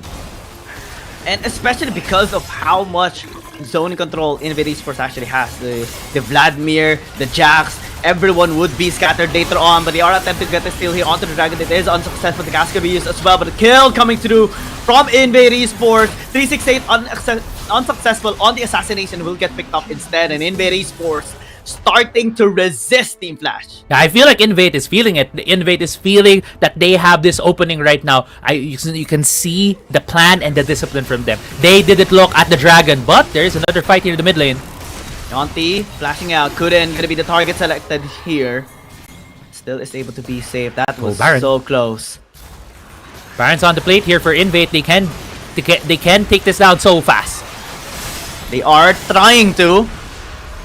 Team Flash not really pursuing. Yonti is in the front line, but with the damage that they have dished out already, they are just gonna be forcing INV Esports to disengage, and that is good already. Yeah, that is a good timing for Team Flash, stopping the Baron take right there for Invade. I feel like they maybe could have set themselves up for another pick, just starting off the Baron, but Type-R is very deep here into the jungle, putting immediately just at least that one ward gives him a lot of information, and Team Flash would go around there for some Baron vision and Baron control. But going back as well in that Dragon fight, we didn't see the Kazakhs or Merly trying to jump into the pit for the steal. Instead, he positioned himself for the fight. That's why Invade was able to get the advantage there, because they waited for Team Flash to be the ones to start the fight against them, while this Kazakh is just dealing massive amounts of damage at this point. Gold. Yeah, and it's even. It's gold's almost even. Yeah, basically even. And to think that Team Flash was the one dictating the flow of this game a while ago, right? Through the pickoffs, through the assassinations, through the Dragon Stacks, actually is better for them. But we see them giving so much respect now towards INV Esports just because of how much they were able to resist on the couple of fights a while ago. They're able to stalk out 368, deny the burst, and also take the crucial kills towards Kuden and the rest of Team Flash. I'm also liking the plays right now from Invade. 368 so far has not been finding the openings to be able to get these assassination plays. You still have a lot of chances later on, but with the Elder Drake up on the map right now, that is the biggest objective next to the Baron that both of these teams are looking at. But INV already moving themselves into the position to challenge this Elder Drake. They should be able to. 368. Oh, Belby gets the damage done. T3 is there as well. Stasis is gonna be used. Fate Steel dodge!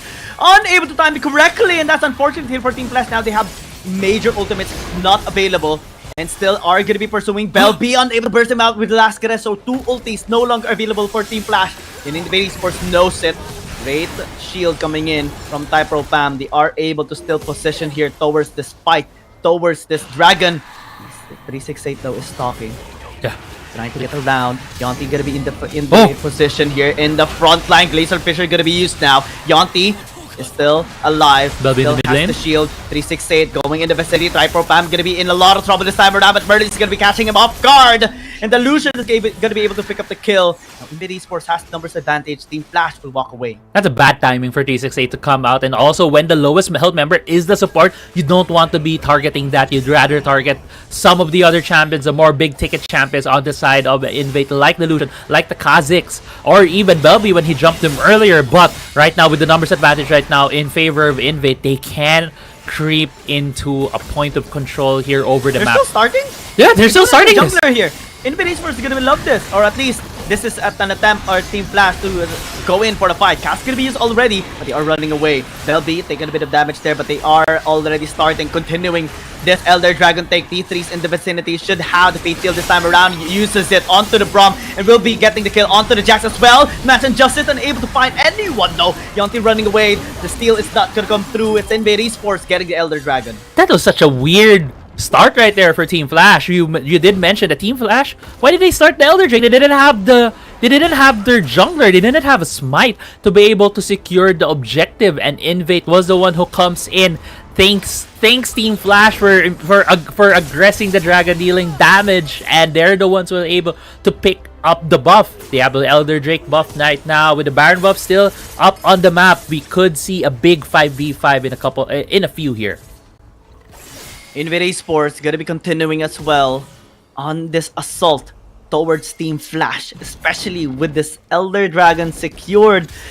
That was weird coming in from Team Flash. We're now at 20 minutes and 40 seconds. INV Esports can force fights, especially with this Elder Dragon. Team Flash knows it as well. They should know as well that they have to disengage. Yonti gonna be engaged here. Taking a bit of damage. Lafex, the flank coming through. That's to be taken out. 368 though is in a vulnerable position, will be traded out. And I don't think that's a worthy trade because without the jungler, INV Esports, they can actually do the same thing this time on the Baron. Yeah, but they also don't have the Lucian. There's a lot of damage missing right now on the side of INV, and because of that, the pressure that Team Flash can have over the members of INV can be immense. But right now, INV is pushing them back as we head to the 21-minute mark of this game. Baron is still up. It's a 4v4 map state, and we never thought this game could be this close after seeing game 1. But INV right now, at the cusp, at that closest mark where they could get their first win here in WRL-A Season 2. With the composition they have right now, they could very much well do so that against Team Flash. But they need to force a mistake from Team Flash, and that could come from a Baron fight. Force out Kuden to be overextended. Force out 368 as well to try and assassinate Bank and be unsuccessful with it. That happened at certain times already and can be forced out again. The Esports applying so much pressure across the map. Murdy getting the steal here towards the red buff of 368 is just great macro plays coming in from INV Esports, punishing every single small mistake. No matter how small it is, it's still a mistake that INV Esports can capitalize onto. Yeah, but the thing is, even if you try to do those things right from the Invade's point of view, they might stretch themselves too thin. If they do so, they might leave openings from what 368 is doing right now. He's so deep in the Kuden. Bank? Oh no!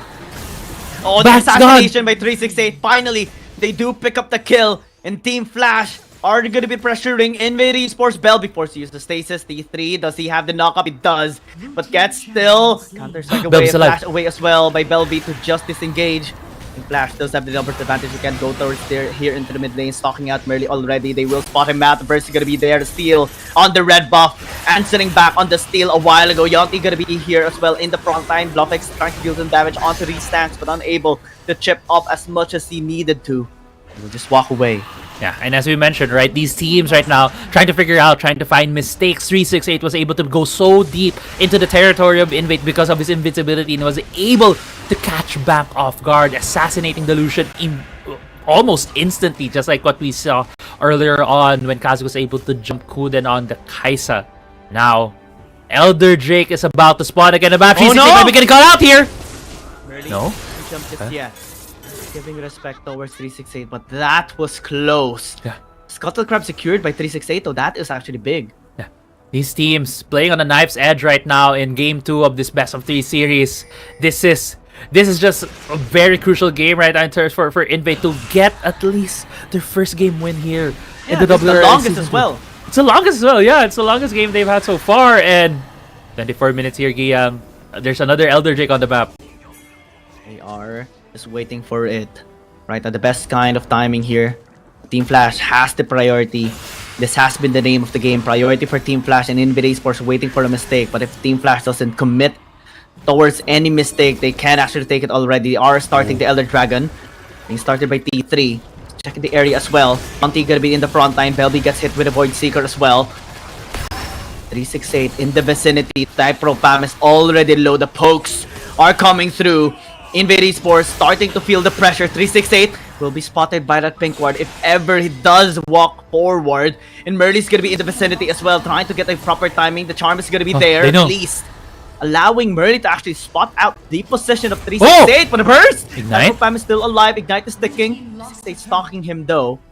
Should be fine unless he walks towards him. That's gonna be big. 368 does have the count still. It's gonna be picked up. Not the best trade here by Team Flash.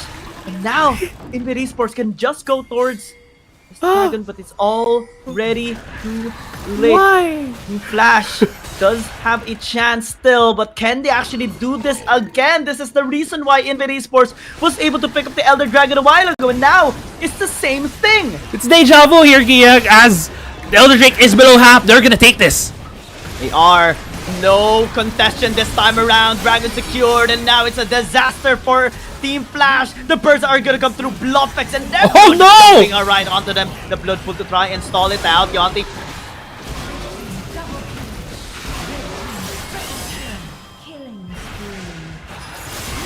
Okay, that is an ace right now for Invade, and Invade was able to clean up after the fight when it looked like they were about to be cleaned up by Team Flash, and they still have the Elder Drake buff. It's only 368 left here to defend with 2 members right now of Invade barreling down the mid lane turret.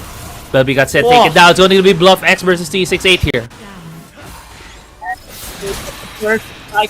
Whoa! Finish was not there. Alive, especially with the Hemoplague heal.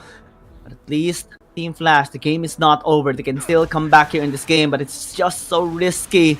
Right now, 368 is the reason why they lost a while ago in the Elder Dragon. Bluffx still alive with Transfusion. Just healing him up.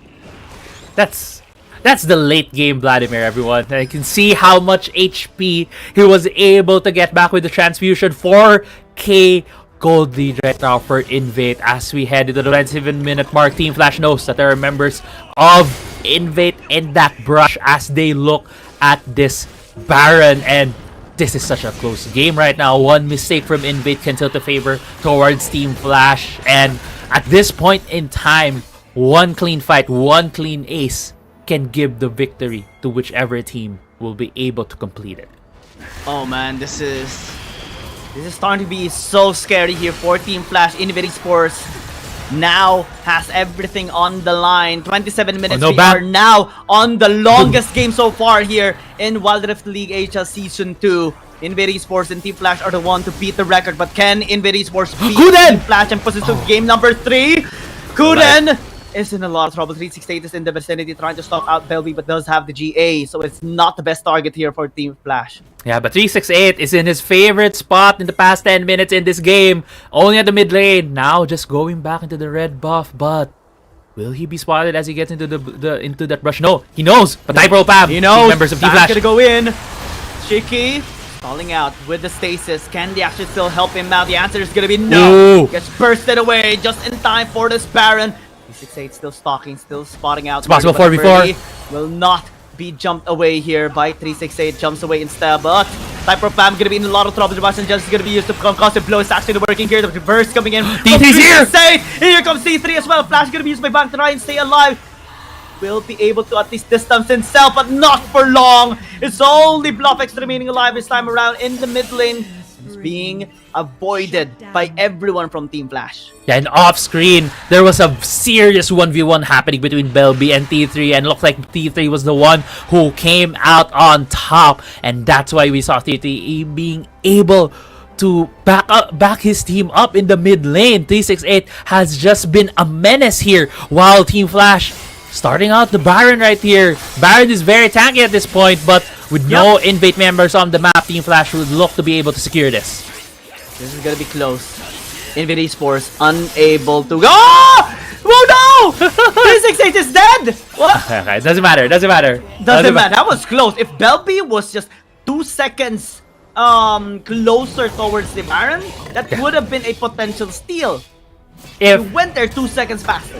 If he had the inkling that it was at that low and then tried to go for the steal, maybe, right? If he walked straight into the pit. But the thing was, you wouldn't bet at this part of the game, at almost 30 minutes of Wild Rift, for the team's jungler to die in front of the Baron, and that was what happened to 368. We mentioned this a while ago, though. Yeah, we mentioned this a while ago. We're a 30-minute game. It's now here. We have Let's see jinxed if ourselves. it's gonna be worth it though by INV Esports. They're still here. The scaling is now unlocked on every single member here of Team Flash and INV Esports. Bank gonna be starting to fall off, but BluffX Oh, is gonna go BluffX! again! The burst going through, and Kuden will not survive this time around. INV Esports find the kill. Yeah, but as the Invade wins these fights, these 4v4s, I'm always looking at the map, because look at where the Yone is. If the Yone is able to get the kill on the Jax, it to just tilt the macro game into the favor of Team Flash. As this Elder Drake is being spotted, Team Flash knows very well that there's gonna be a bit of hesitation on Invade here. T3's dead. So now Belby is gonna be able to help out here into the Elder Dragon fight as well. But the base! But the minions! The minions! 17 HP! If anyone asks you how close this game was, the sound of 17 HP on the Nexus. INV Esports though able to find 368! Can just last guys in! 368. He can just hit this! Waiting. Baron is gonna be spotted Oh, no. out. The Okay, Baron okay. minions. Baron powered minions. 368. Can he actually flash in and secure this? Murdy's gonna be here as well. 368 Yes, a little it's bit been. desperate. He is gonna be spotted out and it will be bursted away. 368 does have the last caress. Jumps away and will not be able to survive. INV Esports cancel the rotation. Cancels out the base race. Ooh, that was such a scary moment for Invade. I'm so glad. Oh, they're so glad to see that the Nexus was regenerating. Yeah, that was a close backdoor. But now we've gone even farther than the time limit that we were talking about. We're at the 31-minute mark. There's more than 200k gold combined for both of these teams in this game. And this is officially the longest game we've ever had here in WRL-A Season 2. Welcome to League of Legends. Welcome to League of Legends.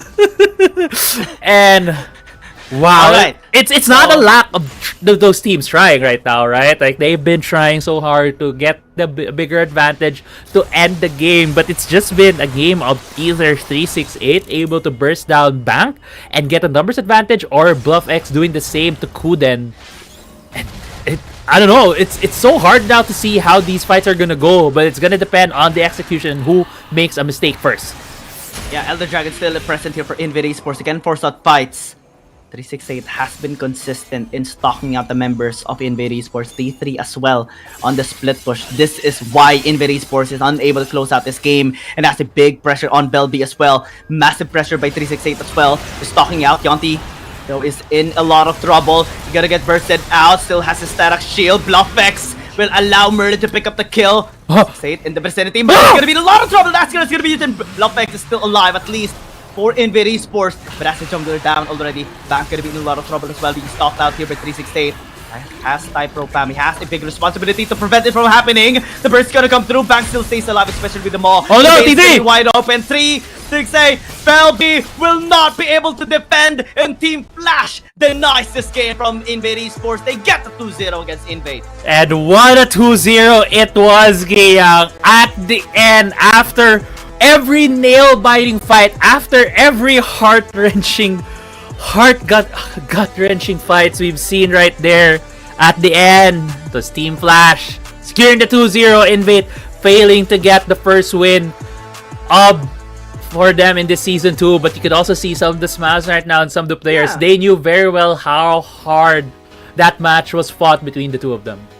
Yeah, it was still a close game coming in from Invade Esports. Possibly one of their best games as well. And that's at least a positive sign that we are seeing on Invade Esports. Them being able to really give a pressure towards Team Flash, giving them a hard time to close out this game. They were able to pick up the kills that they needed, deny 368 from Elder Dragon twice. But I think it's T3 this time around that was able to make the miracle plays. Again, similar to how they won against KT.RY. It's him on the split push and him being able to just close out this game, out pressure Belby, especially since Belby was defending practically 2 lanes. Yeah. That forced out Invade Esports to just be on the defensive, and Team Flash found an opportunity to close it out at 32 minutes and 49 seconds. This seems like if you show anyone the numbers that we have right now, they won't think this is a Wild Rift game. They think this is a League PC game, but other than that, just also looking at how much damage has been done to champions, like BluffX has 78,000 damage. I don't think I've seen that number yet here in Wild Rift, but as you mentioned, T3 having the better of Belby, and that was not only because of the players' matchups, but also because of the champions, right? We saw the Yone was just having so many advantages against the Jax, and Belby had hard time. He had a really hard assignment to stop T3 from the side lanes, and at the end it was T3 taking advantage of the small incremental macro decisions, the destruction of the turrets, the inhibitor turrets, and then he was just able to finish the job by the end of it. Yeah, and it's gonna make a lot of sense for him to be the MVP as well, because he just stayed true to his form, focus on the work to allow this game to be ended as well, and give the win towards Team Flash. He was very consistent, very consistent on both of the lanes that he was pushing. Had it been just one lane pushed by T3, I think Belby would have been able to withstand him. But since he was clearing up two lanes, that is so difficult to do on a Jax. Yeah. On a Jax of all champions. Yeah, the wave clear isn't really high on the Jax. There's no the wave clear items for on League of Legends is not yet on Wild Rift. Yeah. On the Jack especially, there's also it's hard for him to like defend 2 lanes as well as 2 lanes that have super minions. And as you mentioned, it's T3 getting the MVP, well deserved, because I mean after that 32 minute game, it was him that ended the game. Yeah, maybe next time for Belby would be able to withstand 2 lanes being pushed when Ravenous is now here. Yeah. But we look into the highlights and see how insane the fights were actually on both sides. Yeah, this game 2 was had less kills at the start compared to game 1, right? And Invade was able to put themselves in a better position. That's why we got this 32-minute game against Team Flash. There are also moments where Invade was also punishing the mistakes from Team Flash. And I do like Merly in this lineup. I feel like he has this certain chemistry with the team, especially with Type-Pro Pam, to be able to cover some of the overextensions, and also just have this sense of where he has to be in relation to his team. So this change overall that they tried here in game 2, having Merly instead of Undilish, I think worked out for them. Yeah, it did work out solidly for Invade Esports. And actually was looking forward to a game number 3. This was the highest potential of Invade Esports so far in this tournament, especially against Team Flash. But it's not enough. It's fine. They can work themselves out better for next season if ever they get a chance to do so. It's going to be a lot of work for Invade Esports, but I'm also just looking forward to the development of this team even more. Yeah. I think this was the game ending play. I thought we were gonna see the 17 HP Nexus, but yeah, I do agree. I think at least this is a good sign for Invade. The changes they have done so far has worked out for them. And we're also going to be having an interview here towards Team Flash. It's an incredible win still by Team Flash, especially that they did experience some troubles closing out the game a while ago with 368 getting picked off twice before an Elder Dragon is available that allowed INV Esports to pick it up twice as well. They were able to pick up the Baron that allowed them to get the split push going and unlock the 2 inhibitor towers of INV Esports. So many things happened in that game, especially that it was a long game. 50 kills in total, and 32 minutes is a record breaking for sure. We'll go to the interview now and hear Alright, their ladies and thoughts. gentlemen, welcome to the interview. This is Yoho, joined by the jungler of Team Flash 368. Hello 368, could you please say hello to our audience? Em gửi lời chào đến mấy bạn khán giả nha em. Hello. Okay, congratulations. So, in game 1, actually, you guys have 7 kills within like 3 minutes. So, I want to ask, why do you guys play so bloody today? Thì hôm nay ở trong trận đấu đầu tiên á, thì mới có 3 phút mà team mình có được tới 7 mạng rồi. Thì họ muốn hỏi là sao hôm nay mình đổi lối chơi, mình đánh một cái lối chơi nó khác máu như vậy? Tại vì hôm nay gặp Invest thì bọn em chơi thì cũng hơi bị gì We usually got a good result with invade while scrimming, so like we really confident when playing against them. So we decide to take domination from the early game. Alright, got it. And you do dominate in the early game. So the second question for you is, in game 1, your third ban, during the ban pick phase, you guys banned nothing. So I want to ask, is it tactical or just a little mistake? Thì ở nãy có cái lượt ban thứ ba của mình trong trận á, mà mình không ban á, thì họ muốn hỏi là cái đó là ban chiến thuật hay là mình do sai lầm của mình? Do dân ti còn. Okay, because Yonti he wasn't pay attention while during ban pick, so it's our mistake. Alright, a little bit mistake, but changed nothing. The last question for you guys is, what do you think you have improved the most during this season? Thì câu hỏi cuối cùng họ muốn hỏi em là thì với cái trận thắng này thì em có cảm giác em có suy nghĩ là đội mình đã tiến bộ về cái mặt gì cho đến thời điểm hiện tại của mùa giải, tiến bộ nhiều nhất về mặt gì? Dạ là liên kết với nhau hơn. He feel that they have a better synergy, so which lead to a better teamwork in the game. Alright, a better synergy and better teamwork. Got it. So that's all for the interview. Thank you for joining me, and congratulations again and good luck. Thank you. And that's the match of Team Flash and the INV Esports. Congratulations to Team Flash on the 2-0 victory, and we move towards the next series that we are going to be having next. KT.RY against Woohoo Gaming. Praise it up. Let's go in a short break, and we'll see you again later.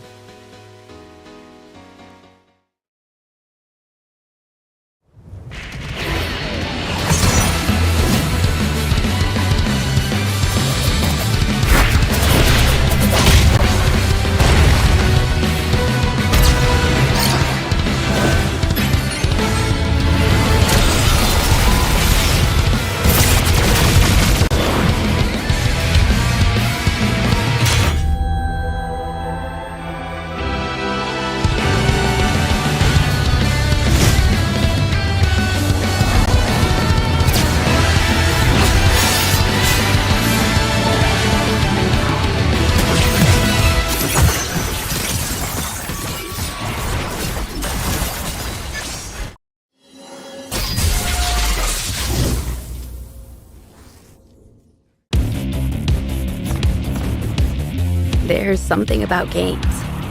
What you're doing there gives you real chills.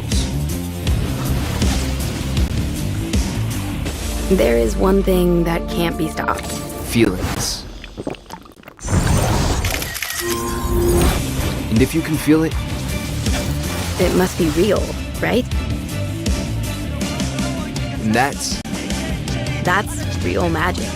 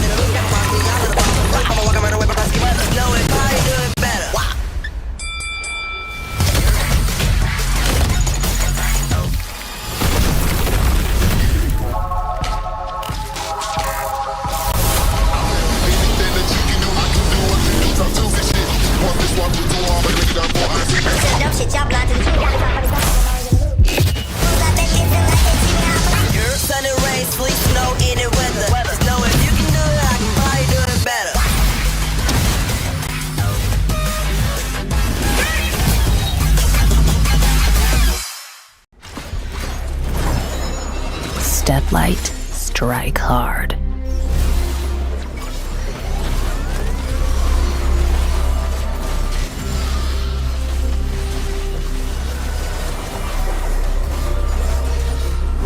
Crack 'em like a tomb.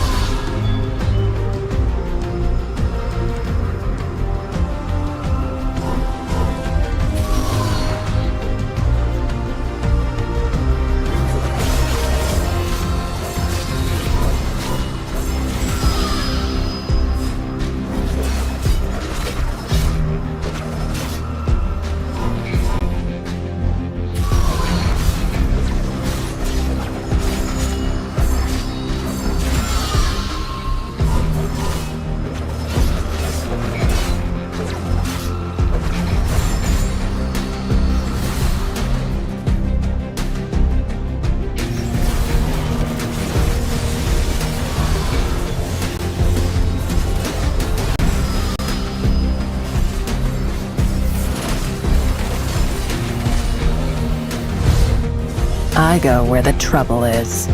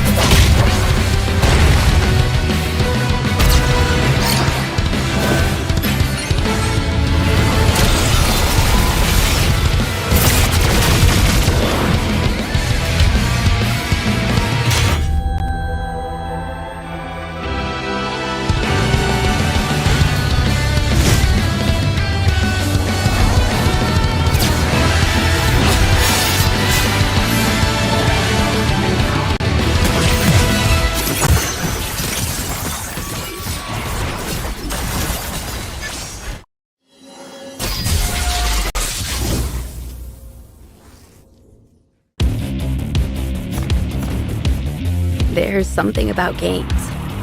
What you're doing there gives you real chills. There is one thing that can't be stopped. Feelings. And if you can feel it, it must be real, right? And that's real magic.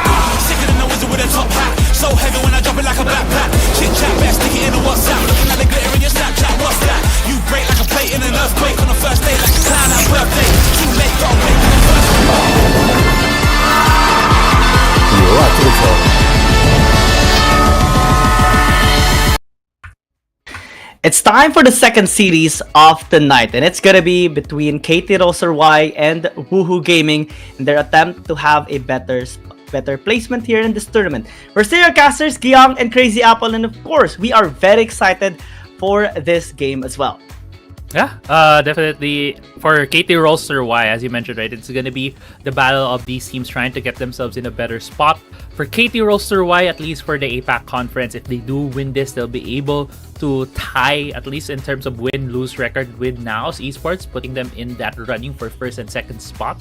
While for Woohoo Gaming, it gives them that security to be able to keep themselves in that top 8, because the CN conference right now is just so close when it comes to the standing. So any of these teams who, well, I mean, both of these teams here would really want to get this win. Oh, yeah, absolutely. KT.RY continues to improve, especially after their recent losses as well. They lost to Trace Esports, lost to Weibo Gaming, lost to Team Flash as well in a game 3. And they've just recently recovered and moved towards their victories after winning a 2-0 sweep against Naos Esports.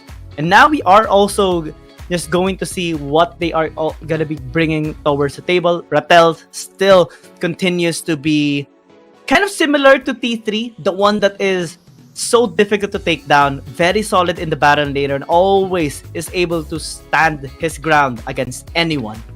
Yeah, definitely. Rattel has always been one of those, like, the rocks, the foundations for KT. Yes. Well, for Woohoo Gaming, yeah, we do see that. I do remember for they did win their last series against KBG, although they went on a bit of a lose streak before that. A 4 lose streak, they were able to put themselves on a win, which could be something that they can hang on to and bolster themselves up while they go against KT.RY today.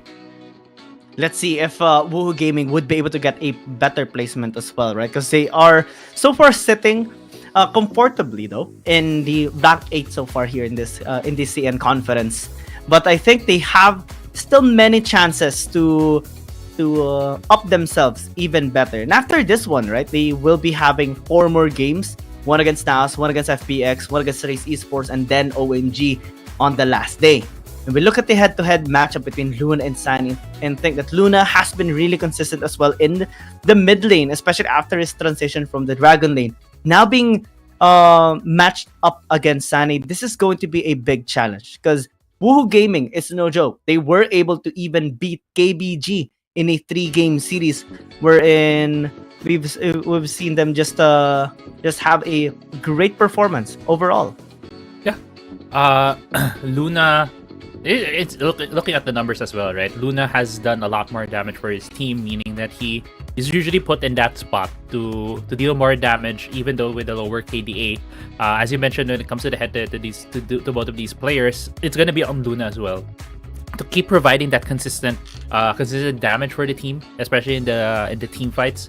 But on the other hand, for Woohoo Game, at least for Sunny, it means that they're not looking at Sunny as more of the damage dealer right now when it comes to these teams. We will be going to the player intro. 英雄联盟手游职业联赛 WRL-A， 我是优后。今天是第6周的第5个比赛日，这一场 BO3 将由首尔 KT.RY 对阵芜湖 Gaming。KT 在这个赛季面对 CN 赛区的表现不佳，而芜湖 Gaming 也不建议再将另一支来自于 APAC 赛区的强队斩于马下。那这场 BO3 的胜利究竟花落谁家？我们一起到峡谷里一探究竟吧。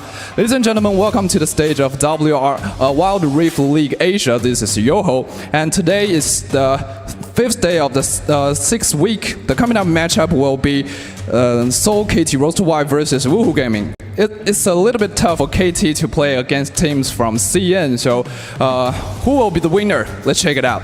Now, ladies and gentlemen, please welcome 2 teams.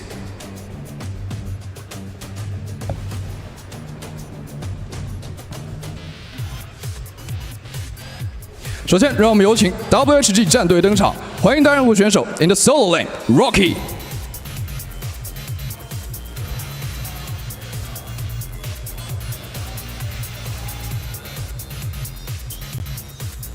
下面有请打野选手 in the jungle Carry Man。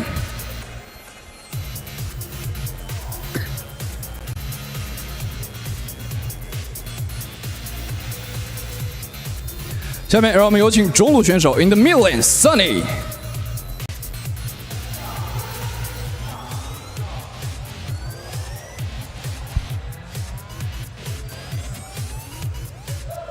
接下来让我们有请射手选手 in the dueling 潘。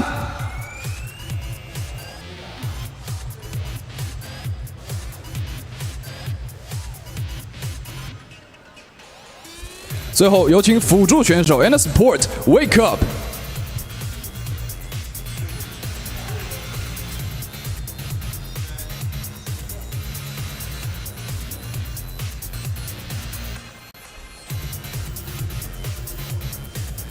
接下来欢迎首尔 KT.RY 战队 in the solo lane RY Rattle in the jungle RY Do in the mid lane RY Luna in the dual lane RY Acrobat and the support RY Zero。两支队伍现已集结完毕，让我们即刻进入召唤师峡谷。All the players getting ready. Let's start into the wild. No. It's going to be an insane series for sure.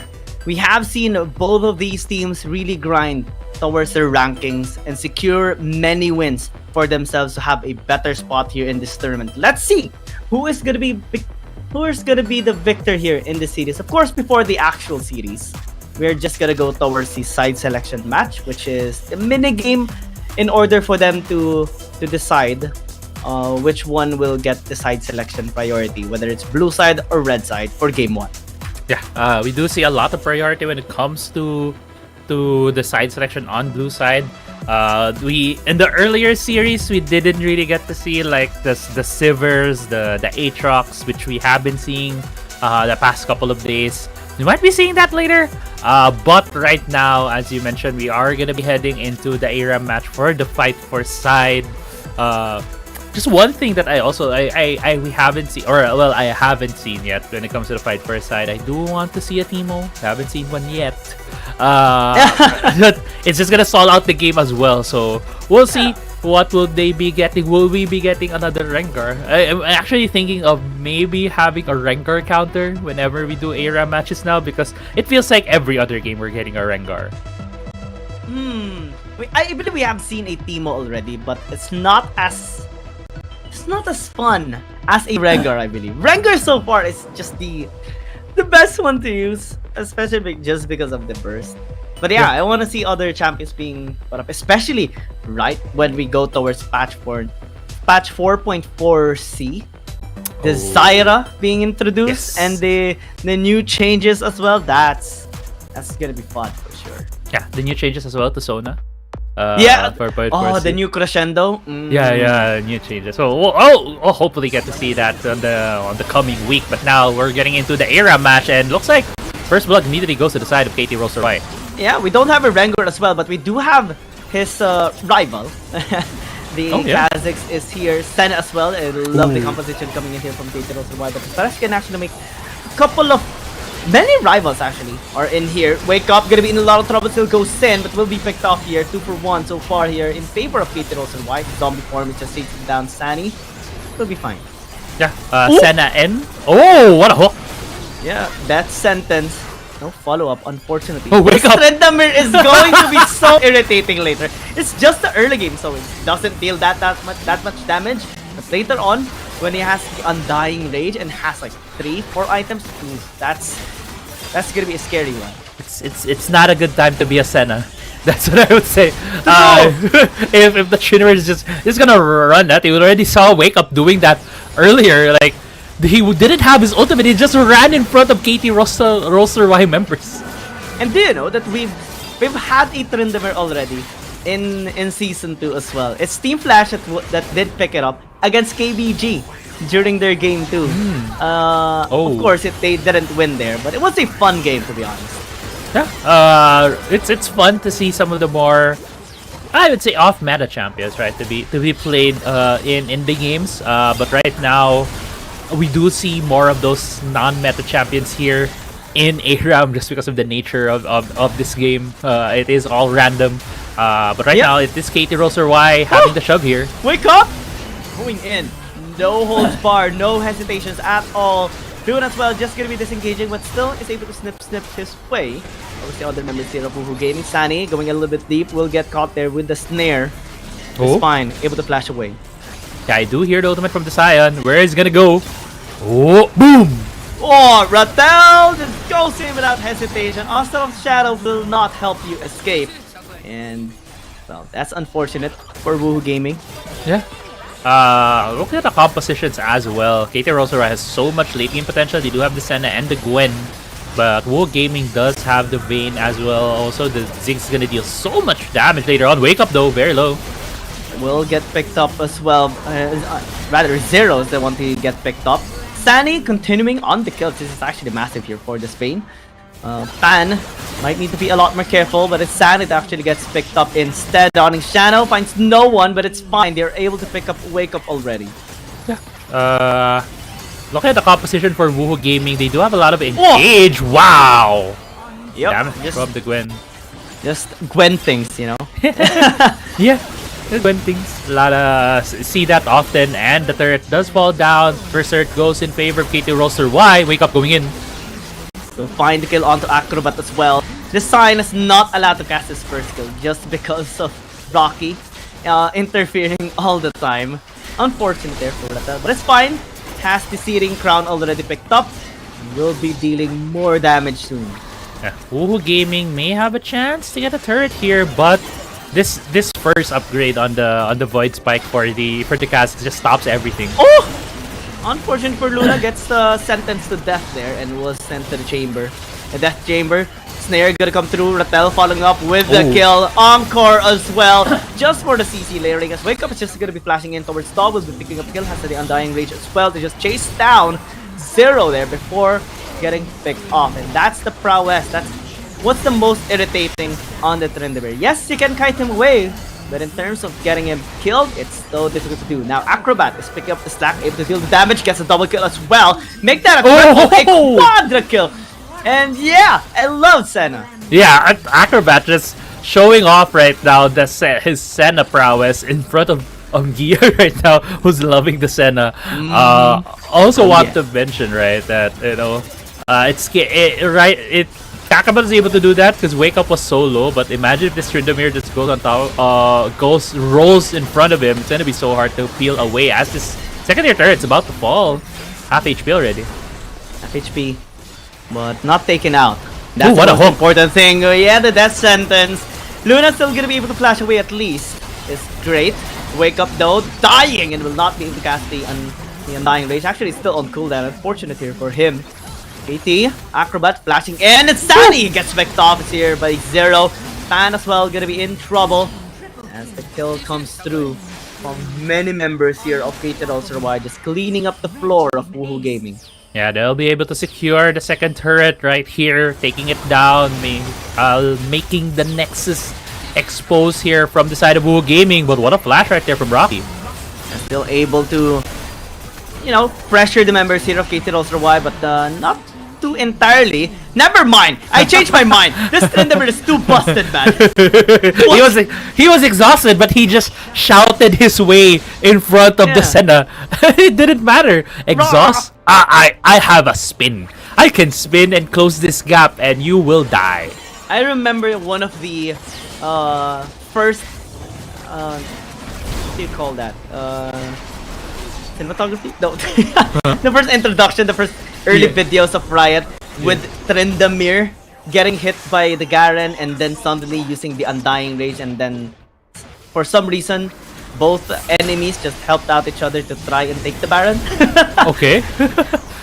I don't remember. This is the older champion spotlights. Yeah, the old champion spotlight. This time around though, everything is new. KT.RY brand new engage as Wake Up's the only one to be alive, but yeah, this is gonna be a challenge for him to just defend this Nexus.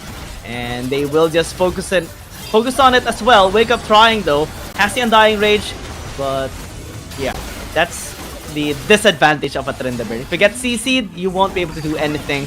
With a Scion though, or at least with what Wake Up did, was able to clear out the wave, and now Woohoo Gaming has a chance to defend. Yeah, they do. They do defend, take down all of the members here. Let's get away with a flash. So they weren't able to complete the ace, and Woohoo Gaming can go back on the map, maybe get a tower or two. Zero though on the Kha'Zix is also very annoying. As you mentioned earlier, the Evolved Void Spikes can clear waves or at least slow down the wave as it crashes. So this will give the opportunity for KT.RY to defend, but the Kha'Zix does fall down. They will be able to take this third down. That is finally Woohoo Gaming unlocks the tower. Actually, quite refreshing because they've been on the receiving end on one side of beat out, especially by Luna, and now he wants more. The flash in, the Ghost as well is speeding him up. Dawning Shadow gonna be used to chip them down too, and Rattel gonna be falling off as well. The backline is gonna be breached, but no pressure whatsoever. And Woohoo Gaming again about to be ace. Only Rocket remaining alive, but not for long, as KT.RY cleans them up once again. Yeah, they're cleaned up. They also have a wave behind them, so this is gonna be the game here. KT.RY wins the fight for side here. They will be the ones to decide which side they will be starting this series on. And we have seen blue side being the priority most of the time, so most likely it's gonna be that. Yeah. Especially just because you do have the priority for the severe as well, and most of the time that is the preference of most teams. Yeah. Blue side gives just so many advantages in terms of having a priority. Also, you're not. It feels like you're not hampered when it comes to the bans, because you can go for like the Shens, the Akalis, Camille, Galio. You have so many options in your first 3 bans, while red side is usually given the bans of Hecarim and the Evelyn, because if you don't ban it, blue side can choose not to and just first pick the either one of these champions. Although we've seen mixed performances from the Hecarims that we have seen here, but the Evelyn so far has gotten some victories. We did see that in the previous series with 368 being able to take down key targets at the right time to be able to give that numbers advantage for his team. Let's see which team will get the advantage here, though. It is going to be an immense challenge here for KT.RY. The host did mention, Yoho did mention that KT.RY often struggles against these CN Confidence teams. Yeah. But it did secure a win already on one of the CN Confidence teams, and that is OMG. They beat them down, prevented the reverse sweep from happening, and had Rattel carry out the game with a 7-0-5 Riven in that game 3.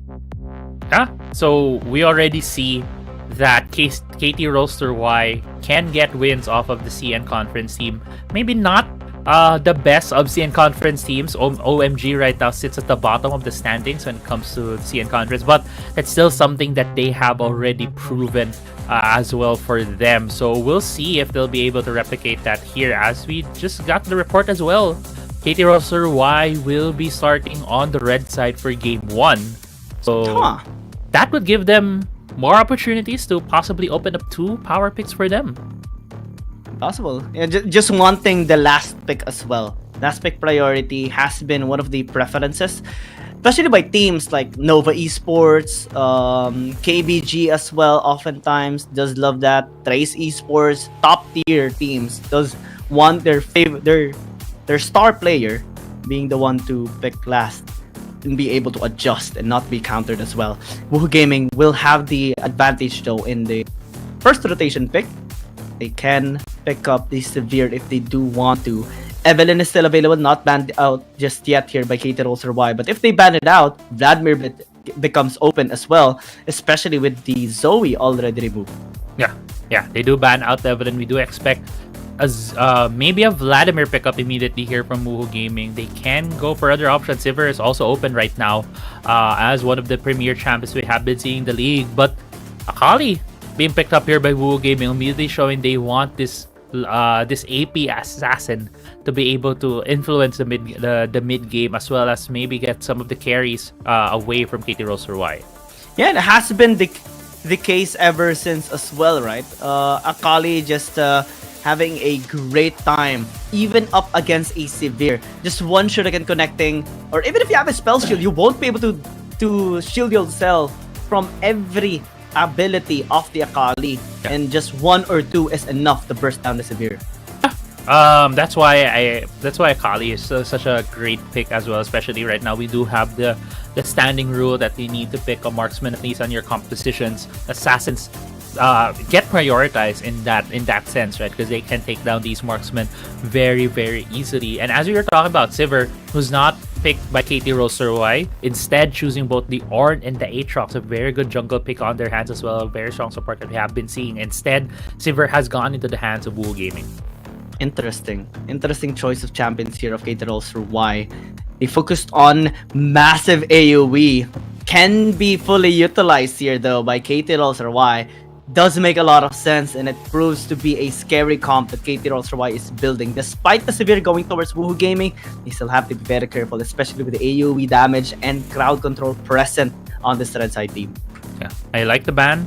Nautilus taking it away from KT.RY. With no marksman being picked up by KT.RY, they do have a lot of options. One of them I am thinking right now is Ezreal. It would be a good way for them to have more of a poking style champion, more of a safe marksman on their hands, and also pairing it up with the Ornn would be good in the bot lane. Taking away a lot of engage right now from the side of Woohoo Gaming, but there's still one champion that is open that we do see being paired well with the champs that Woohoo Gaming has, and that is the Galio still up for the picking for Woohoo Gaming. KT.RY, they won't be able to ban it anymore. That can be fully utilized here by Woohoo Gaming. Let's see if they are going to be picking it up later on, since KT.RY is the one to pick first. ADC, Xayah is still available if ever they do want to have more room or space. Also disengage capability from their ADC. Ezreal as well has proven to be quite effective in kiting, but oftentimes still gets bursted out by Ankhali. So looks like they want Acrobat to have the last pick. Yeah, they're really making sure that they have the last pick here for their Dragon laner. Renekton has been picked up, a solid top laner. Really good in the early to mid game. Should be able to control the lane against Woohoo Gaming. But Jace and Galio about to be picked up here by Woohoo Gaming. This shows that they have a lot. They're gonna have tons of damage when it comes to the mid game. This Jace is gonna control the jungle so well as well. Yeah, I can still remember how impactful Kerryman was during that game number 1 against Keep Best Gaming. He even had the MVP performance there, just fully maximizing the poke and burst and pressure as well. And it makes a lot of sense that right now Woohoo Gaming is the favorite one, or the preferred teams from the approval rating, 60% to 40%. Xayah gets picked up by KT.RY, and that's great, at least for team fighting. Man, KT.RY team fight based composition. Woohoo Gaming has a lot of ways to go towards skirmishes. Yeah, I agree when it comes to that assessment of the compositions, right? The tricky thing here that's going to be a challenge for KT.RY is how mobile the composition of Woohoo Gaming is going to be. Yes, you have a team fight composition, but they don't have the largest amounts of CC to be able to control where Woohoo Gaming is going to go. They don't have a lot of area denial tools. They have maybe the Call of the Forge God, maybe as the Renekton as well. But the thing is, it's an Akali, it's a Camille, it's a Sivir that pops ultimate, as well as a Jace that can just maneuver around with their move speed, as well as the couple of dashes of the other champions have. It's gonna be a tough engage coming from KT.RY, and to mitigate those kinds of problems, right, you have to bait them into objectives. So we have to see KT.RY taking the initiative, taking control over the river vision and baiting in, trying to funnel the whole composition of Woohoo Gaming into them so that it will be easier for them to hit their big ticket CC tools. Let's see if that's going to be the case here for either side, to be honest, right? Because even Woohoo Gaming has some setups that they can use, especially with the Camille. Sunny is going to be scaling up so hard here in this game. He has to. There's so many things that he needs to be able to do in order to carry this game for Woohoo Gaming. And KT.RY having so much CC is going to be a problem later on the team fights. It's only the Vladimir that doesn't have crowd control, essentially. Ratel has one, the Aatrox has multiple, the Ornn has multiple as well, even the Xayah has one, especially because of the Blade Caller, and Woohoo Gaming might be interrupted a lot of times for the fights. That is true, but the thing is that a lot of the CC coming from KT.RY is either single target or skill shot based, right? And with the mobility that Woohoo Gaming has, they have the tools to wait out some of the CC. We have seen some teams do that before, to try baiting into the fights and wait for the other team to blow their big ticket ultimates, their big ticket CC. We'll see if Zero will be able to have that discipline to not throw the Call of the Forge God early, and maybe wait out some of the CCs coming from Woohoo Gaming. The Alistar could throw a wrench to a lot of the plans of KT.RY as well. Popping the ultimate and getting into the thick of it could force KT.RY to show their abilities on it. Oh no. Straight into the turret. That was close. Because the cannon minion actually still helped get the aggro. Zero could have been picked off though. That was a great intention by Wake Up. That was also a good punish, right, for coming from the side of Woohoo Gaming, because they were at the losing end of the shop, but Do on the flank. Second round, but this time Do's gonna be here, and first blood secured by Acrobat. Do's help wasn't actually needed. Zero and Acrobat were already in position to punish that overextension. Yeah, and I also like how Do essentially did not hit the Alistar, because if he hit the Alistar, would have gotten the last hit, would have gotten the kill. Instead, they have given the gold solely on Acrobat. They really want Acrobat to be in a carry position on this Xayah, and it's very much understandable, because Woohoo Gaming's composition is very much of an engage. They need to get in front of you to be able to deal their damage, and if the Xayah is ahead, able to put down the feathers, that would be such a hard proposition for Woohoo Gaming to go against.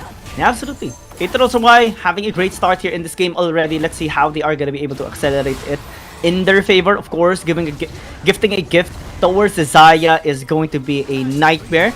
But it's still recoverable for Woohoo Gaming. Carryman though getting pressured a little bit. Fourth ender going to be used here by Do. Chase out Woohoo Gaming.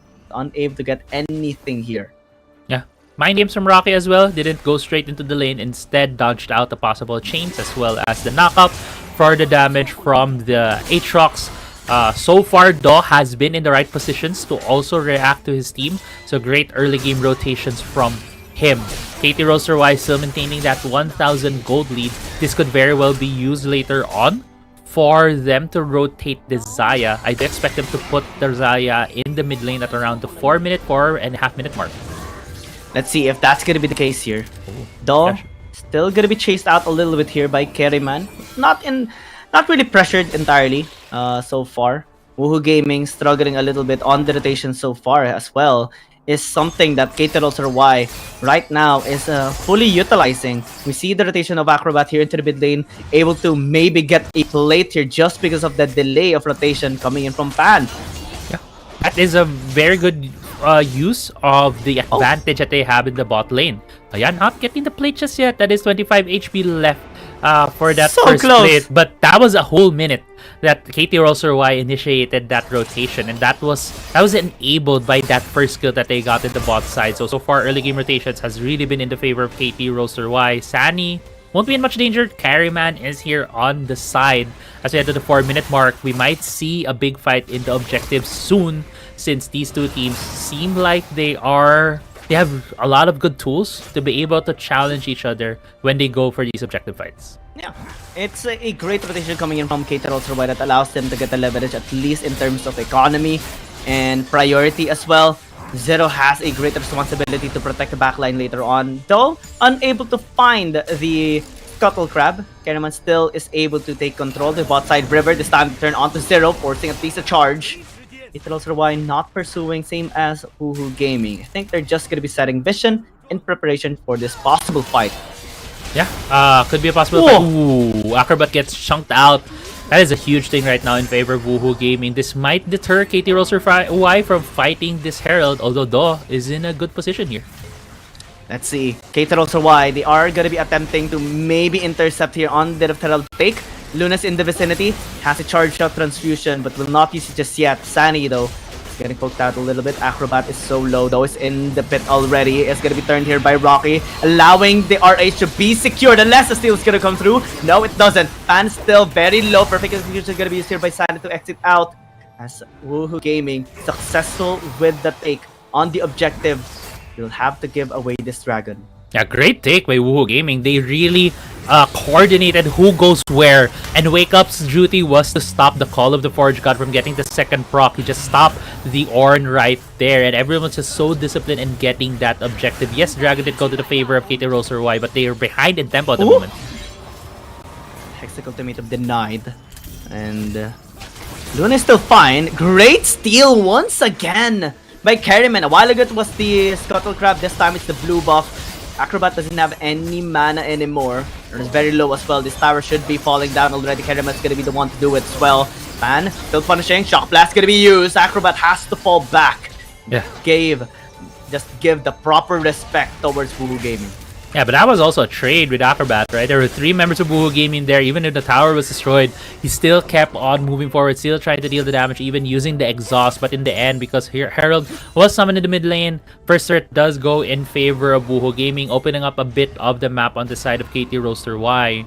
Luna opening up with a blood pool doesn't seem the most the best option on the top side, but either way, there are a lot of members of KT.RY here in the top side. Woohoo Gaming seems to be answering in kind. Let's see. I think there's no reason for KT.RY to be extra aggressive. I mean, scaling is definitely on their favor. They have so much. The only champion that doesn't scale on their side is this Renekton, but still, it's going to be very useful later on for the fight, especially because of the AoE and the stun as well. Just zoning out. I can see the potential of this champion being able to zone out the Severe later. Yeah. But it will not be at least pressuring that much, especially against a Camille. Camille is just so good. Yeah, Camille will be a nuisance, right, for the side of KT.RY. One problem or one issue that KT.RY might be getting into later on is Sivir's Ricochet. They have a lot of members that will be balling up in these fights, and if the Sivir does not get pushed away from the fight, if Luna is not able to land the ultimate on the Sivir, if the Aatrox is not able to throw the damage when the Sivir is there, it might be a problem, as it looks like they're trying to set up a tower dive here on Sunny. Ooh, charge. Gonna be connecting. Wake Up is here though to help out if ever they do overextend, but they have 4 members running towards top side. Call of the 4 card gonna be already, but onto Wake Up, surprisingly, it's just gonna be going away. And that's time bought for the bottom lane to be pushed by 2 members of Woohoo Gaming. Now they turn. Wake Up gonna be flashing away. This tower should be falling down onto the hands of KT.RY. Mid lane gonna be pushed as well, though. Extra ultimatum gonna be to him by Rocky, able to pick him off. Wake Up still alive despite all the attempts of Ratel. Gonna be flashing away though to try and stay alive. Rocky still chasing. Hook shot, not pursue. KT winning the macro, honestly, is just better right now. Yeah, they won the macro. Just a reminder, everyone, that Woohoo Gaming started this off with the possible dive on top side, but we're looking at the replay in the mid lane where Pan also tried to help out, but with the turret gone, there's not enough damage for them to be able to take down this Renekton, and Ratel just so slippery, getting away from both Rocky and Pan, making that trade in the mid lane worth it. Now, we're getting back into live, I believe, and just going back as well. Tower has been equalized by KT.RY by trading their bot side. 2 of towers did go in favor of Woohoo Gaming. They were able to get 2 towers in the top side as well as the mid lane. So that's why the Crimson Gold, this is just so even, just 1k slightly ahead for Woohoo. Yeah, but Woohoo Gaming had that bottom lane unlocked a while ago because of Rocky and because of the Severe, because of Pan. But KT responded with a push, taking 3 towers, 2 in the top side and 1 in the mid lane. Now Rocky though is still fine, just be hook-shotting away later on. Yeah. Right now we might be seeing a bit of a reprieve in terms of the fighting, but Rocky and Ratel still trading this out. Yeah, we'll be fine, I think. Nothing to be afraid of for now. KT.RY has been just applying pressure towards Woohoo Gaming despite them being able to work around the map still. 1,000 gold lead by Woohoo Gaming is being maintained at most, especially because of the farms that KT.RY is able to take all throughout. Is ahead by 1,000 gold towards DAW as well. Yeah. What will be the plan by KT.RY though? They have to take this dragon. Woohoo Gaming is gonna be stopping them. Already started damaging this Infernal Dragon. Ratel gonna be circling around, maybe to spot out Sanic as well. Will be spotted out as well. Goes in, has the damage, has the stun as well. Sanic's forced to use the Shuriken out. Woohoo Gaming is gonna be pressured a little bit here. Rock is in the vicinity to maybe catch Acrobat out. Yeah, Acrobat life stealing from the wave, also shoving it now to get a bit of that mid lane control, while Camille is the one holding it for the side of Woohoo Gaming. This Infernal Drake is still aggroed right now by KT.RY. Woohoo Gaming needs to figure out a way. Cold Forge God has been casted. Used onto two members. The charge not gonna be connecting onto anyone. Wake Up still here. Has the pulverize. Sandy gonna be here as well. Featherstorm gonna be used to zone the members of Full Gaming away. The drive secured here, but KT.RY survive. But what will be the cost here? They are chasing them away. Perfect execution. Charge to display the map. Acrobat gets tactical sweep. And now KT.RY getting clean. Zero as well. Pulverize or at his headbutt towards Rocky. Ratel is gonna be here to protect him just in case, but the base is gonna be crumbled here. Woohoo Gaming starting on the push, on the kills as well. This inhib tower should fall down.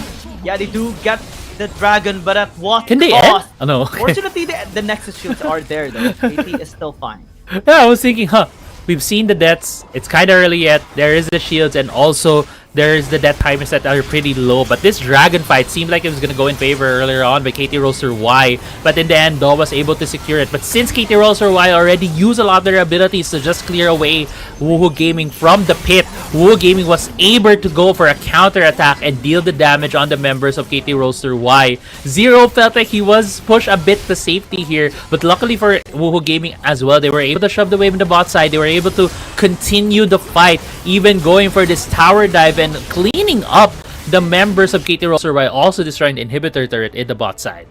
Yeah, it's great positioning coming in from Woohoo Gaming that allowed them to get the punish towards KT.RY despite the dragon being taken by KT. Now they're ahead by 4,000 gold. Now they can actually position better towards Baron and just continue with the push because the waves are constantly going to be crashing in the bottom lane just because of the inhibitor tower that they have been able to get.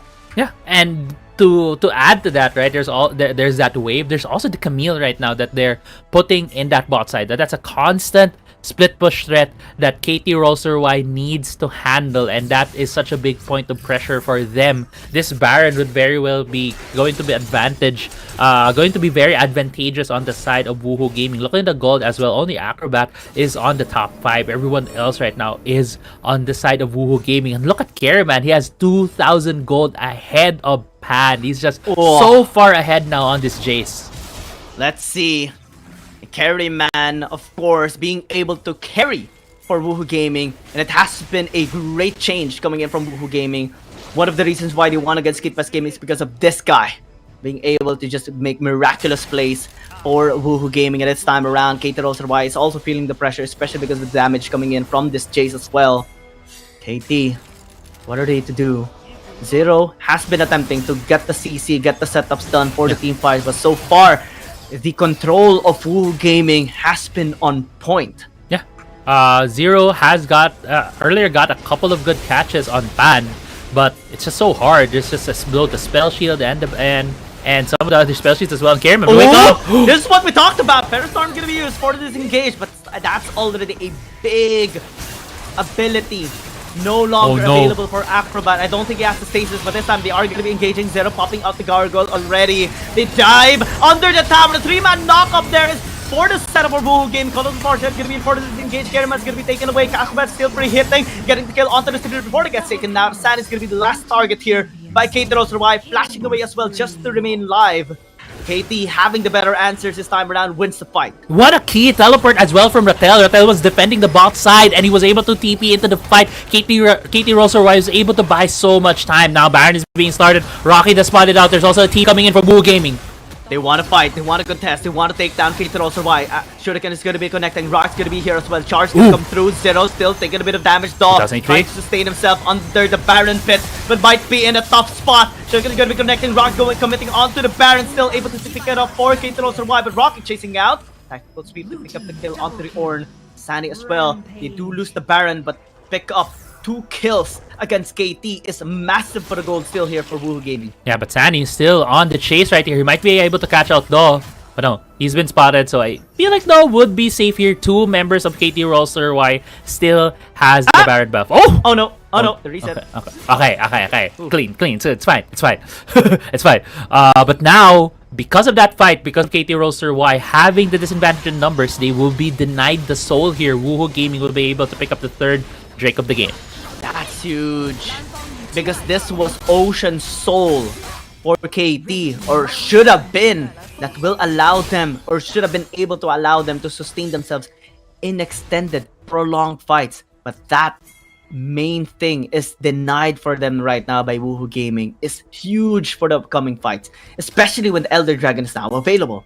Yeah, it was a calculated decision from Woohoo Gaming. We saw that they really forced the issue on that Baron when it was still at 2.7k HP. Woohoo Gaming saw it and forced the fight. They even bursted the Baron down to about 500 HP, which forced Do to come back to the pit with a flash. They really wanted to force KT.RY in that position and then off timing on the Dragon. And now, with the Baron buff being traded here, they still have it up. They are sieging tier 2 with the bot side. Luna gonna be engaging. Has to burst down, but is taking too much damage as well. Will be able to heal himself back up, especially because of the Hemoplague he used. That's just for one tower. We're starting to see the pressure even more established here by Woohoo Gaming. To think that they are the one down in terms of the Dragon stacks, and KT is the one with the Baron. We see so much pressure coming in from Woohoo Gaming still on KT. Yeah, because they have a bit more tempo on the map.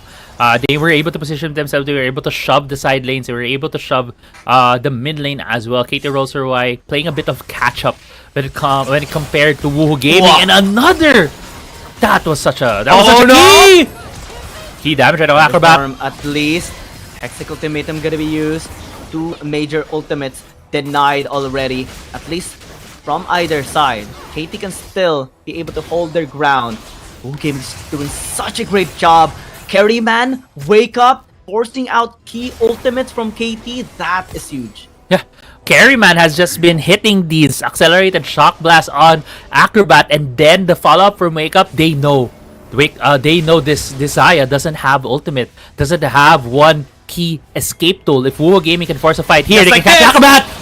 No more Thunderstorm this time around. It's forced to flash away, and Wake Up's just doing it for Woohoo Gaming. But it's taking a bit of damage here. Zero's well forced to flash away. Luna gonna go Luna with a Hero Plague. Also the Tides Rod dealing so much damage. The damage is so pure. The CC as well. Chained up by KT.RY. Triple kill! For God, now Sandy's gonna be in a lot of trouble, hiding under the spell.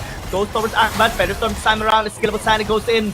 Goes out with a shuriken. Being chased out, gets a turret, but Todd's gonna be here to land the sword, and KT.RY finally has found their opening. Yeah, they have found their opening. There's still 5 members left right now for KT.RY and 80 minutes in the game. That timers are sizably large right now for the side of Woohoo Gaming. They might be able to get at least up to the inhibitor turret. They might even get up to the Nexus at this point. Yeah, this is long. Death timer's already. Rocky is just trying to stall him out, but he's gonna be chased out here by Do. They have the damage already. They have the wave as well.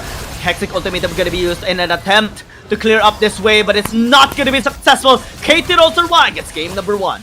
KT.RY gets first blood in this series, takes game 1 against Woohoo Gaming, which felt like this was a game that Woohoo Gaming was about to win. They were in the lead, they had the tempo, but one small mistake trying to catch out Acrobat, and Acrobat was just able to put so much distance from him and the team of Woohoo Gaming, and Luna coming in at the right time, dealing so much damage on Woohoo Gaming, just turned things around. At the end, it was such a surprising end, but well-deserved from KT.RY. Absolutely. I mean, Woohoo Gaming had them by the neck almost the entire game, but they were able to resist and finally fight back at the best possible time. You mentioned the engage of Luna. It was top-notch.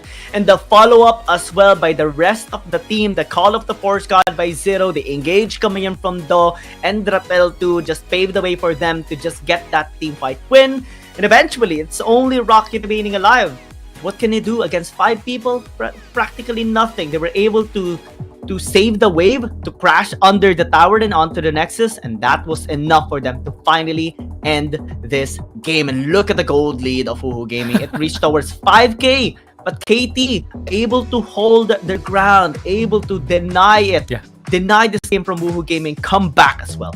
Look at that small blip at the end going in favor of KT.RY. That's just them destroying the 2 turrets in the mid lane and eventually the Nexus. And that was so clutch. It was such a clutch win, and also the KT.RY just taking full advantage of that small mistake coming from Woohoo Gaming.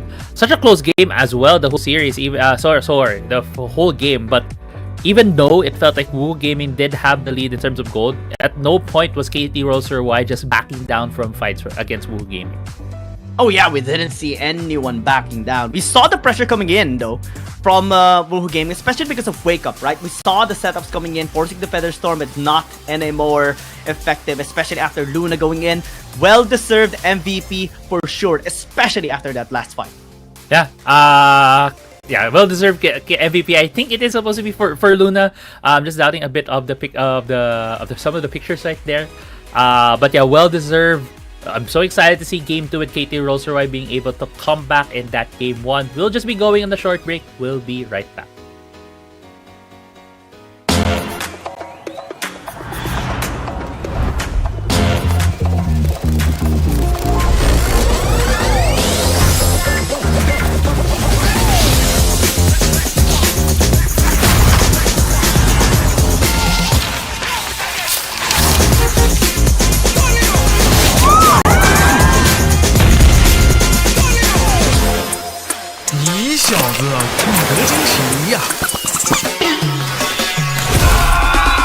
Let's go.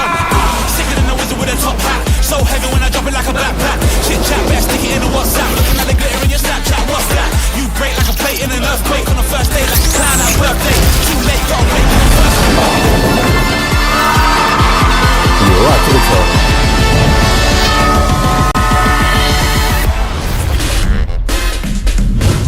菜呢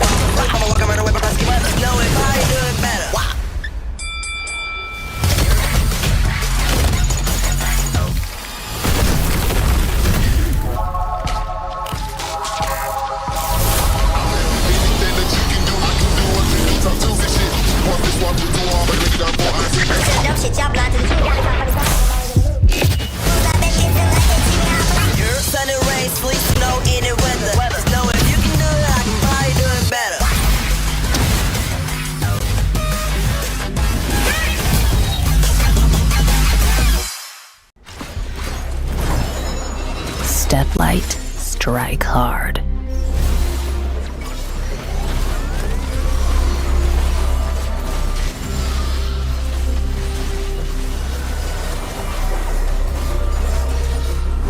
Crack 'em like a tomb.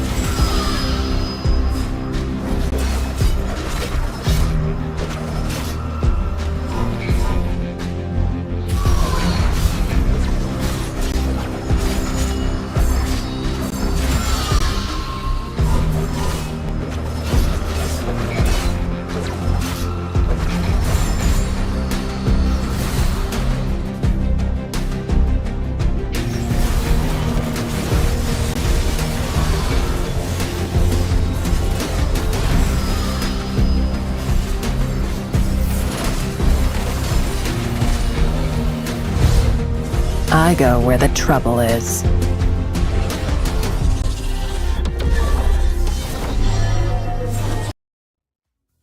Game number 1 has been won by KT.RY, especially after that great engage by Luna and the follow-up by KT.RY. Let's see if Woohoo Gaming this time around can have a better team fighting, especially in order for them to handle KT. Yeah, we'll see if Woohoo Gaming will be able to remedy that, come back in terms of their mental, because they had the lead for a lot of that game. For most of that game, we saw in the goal difference over time earlier on. But at that pivotal moment, at the last fight, when KT.RY had their items, had their late game scaling going, they made a small mistake. We were talking about how Acrobat is the linchpin of the team if he's able to be caught by the Alistar. And the Alistar almost had him, but with just the flash, the distance he was able to, the space he was able to create for his team, just baited in Woohoo Gaming. And really, it was a mistake, but at the same time, the capitalization of that mistake by KT.RY was just the icing on the cake. Oh yeah, this time around though, there is a chance for Woohoo Gaming to be able to control the entire game and also close out this game. We can never discount Woohoo Gaming. This is still a team that won against Keep Best Gaming and outmatched them as well. Closing out the game is definitely something very fixable for sure. Woohoo Gaming, they want to retain on blue side as well.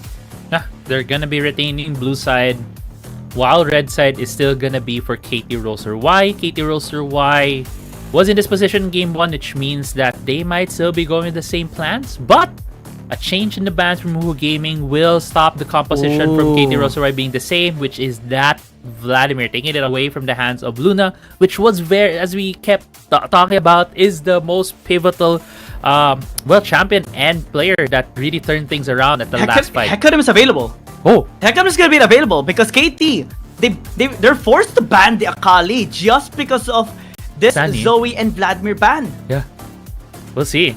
Will KT.RY use it? He did use Jace earlier to get a huge advantage, but Hecarim still open. This could very well be picked up by Do here for KT.RY. Let's see if they are gonna be committing on to this one. I'm so excited to see what adjustment is gonna be used. Looks like they focus still on the Aatrox here, or though it's no longer here. So maybe KT.RY has to adjust a little bit. Hecarim gonna be picked off. They can go for the Galio as well to have that massive CC control later on towards the backline. Yeah, I feel like Hecarim could not have been one of the priorities because Gragas is still on the table. Yeah. Sivir with the Hecarim is a good combo right now. That really solidifies what KT.RY is building. They can still pick the Aatrox, to be honest. Aatrox can still go in the solo lane, can be in the Baron lane, would be a very strong combination right now in the hands of KT.RY. Let's see what's gonna be the adjustment here. This is already a great start coming in from KT.RY. They need something that can help out on this Hecarim. For some reason, I am thinking of something like a Karma, just for the additional movement speed. Buff him up, and looks like, oh man, okay, Gwen for Rattel. It's time.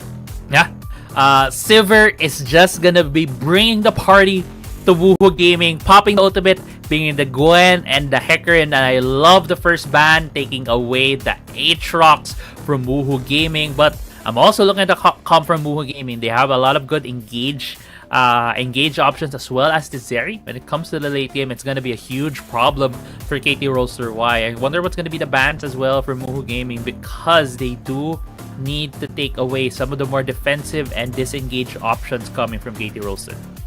Yeah, this is making so much sense here for every adjustment so far that has been made by both of these teams. Aatrox, of course, should be denied. Gragas, since KT.RY hasn't picked up any junglers just yet. Galio might be banned away. I think this is a must ban for Woohoo Gaming. Galio plus Gwen equals disaster all the time. Yeah, we'll see if it's gonna be the Galio. I also am thinking about the Alistar as a possible pickup here for KT.RY. Good farming engage as well as good support that will also be something that Sivir can synergize with, but with the Nautilus being left open, as you mentioned, Galio has been banned by Woohoo Gaming. Nautilus is also a good option here. This also serves the same role, has good engage. Ooh. This is a classic if they pick this up. Yeah. Whew. we're gonna be seeing Zero attempt to use the champion that Wake Up tried to use against Keepest Gaming. Yeah. Okay. With the Leona pick, I do like the Leona being picked here because it also adds to the engage. But if the Morgana gets locked in, it's such a good counter play right now for the side of KT.RY. It's only the Gwen who has the magic damage so far. You can't take away the Black Shield if you don't use magic damage to take it away. With the Morgana being picked, that negates a lot of the possible potential for engage in the bot side. That's also the small probably that Morgana is gonna be going into the Dragon lane along with Ornn. This is a massive adjustment coming in from both of these teams. This is exactly the reason why I just love the competitiveness of our teams right now, right? We see the mid adjustments towards the draft. Morgana gets picked up, Fiora gets picked up. This Zeri is going to be protected all the time. Camille as well can be protected, the Fiora as well. Just one proper timing on the Black Shield can be great, especially with the Soul Shackles 2 in the Dark Binding. KT has to be ready, but they are loaded as well with so much crowd control and late game scaling. Yeah, I love the Xayah pick. I was thinking about they need two extreme things to finish their composition. It's either a very tanky, annoying champion, which is Garen, or a very front-loaded damage AoE champion, which could have been the Orianna, but the thing is, it's hard for the Orianna to really form up here because there is that Camille, there is that Fiora. It's hard for her to have to have a reliable target for the ball. So Xayah being picked there last gives so much more damage for them that even though there is a Black Shield, there's still one thing that there's still one form of CC that the Morgana can prevent, and that is death. If they just have so much damage, they can just burst through anyone and kill them outright, that the Black Shield might not even matter. Let's see if this is gonna be enough, man. Crazy Apple, we are about to see a greatness here between these two talented teams. Let's see which one will get the victor. Again, KT.RY is already match point here in this game. Woohoo Gaming, they have invested a lot in an attempt to push this to game number 3. Let's see if this is gonna be worth it. Yeah, we'll see. We'll see if the double marksman composition right now for KT.RY, the amount of damage as well as the gamble that they put up of having the Hecarim being picked by KT.RY will be worth it for Woohoo Gaming. While for Woohoo Gaming, they do have a bit of less damage on their hands. If KT.RY is able to put them in an awkward position early to mid game, it might just tilt the favor to KT.RY. Cool. Ignite already used. Yo, this is a close one. Rocky still is able to withstand the damage here of Ratel. Has a Vital right in front of him, but will not pursue this time around. Bottom lane, though, we're seeing another fight. Yeah. Man, both of these squads are not giving an inch towards each other. Just continue to apply pressure. It's as if game number 1 hasn't ended yet. Yeah, that is what we've seen when it comes to the Morgana bot lane. But before that, earlier, Luna was our MVP. Also picked the Vladimir, as we mentioned, has been banned. That's so much damage on that pick in our game 1. But going back to the bot lane, we usually see these level 1s going in the favor of the dual lane that has the marksman, because Morgana's so weak at level 1 and doesn't have access to 2 of her abilities yet, and she can be very well punished. And I'm glad to see the KT.RY bot lane taking full advantage of that. Whoa! Top lane. Yeah, that's one way to just give respect, but this time, though, it's just gonna be punishing Ratel! Getting the snip will secure first blood for KT.RY. Yeah, and that all started with the early advantage that Ratel had at the top side, and then Do starting on the blue side jungle of the enemy team. It's just right now all of the early game going in favor here for KT.RY as we head into this replay. It's just stock standard ganks from Do. I don't even think Rocky I think Rocky still had his flash. He just chose not to use it because he knows very well that he's gonna go down. Oh yeah, it's great decision making, great timing as well by KT.RY. This time around, Keriman's gonna be going here towards the blue side jungle of Do.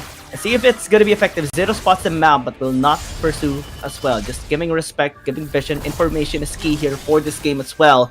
And KT will be fine with this exchange for now. Yeah, it's just vertical jungling right now for both of these teams. Zero was just watching, making sure that they finish the blue buff, maybe even cheering them on from the side as they were seeing away the buff of their team. But Ratel, very low here against Rocky. Yeah, still can withstand, sure. Especially because of the snip. You have to be very, very cautious all the time. Yeah.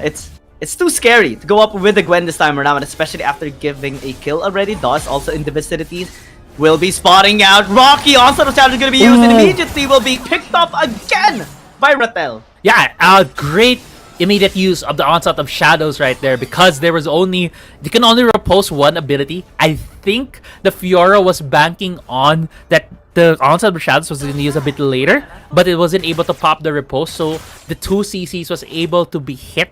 And then that was a clean gank right now. Ratel, talking about him on the Gwen, needs to put on a carry performance, and now KT.RY is giving him that opportunity.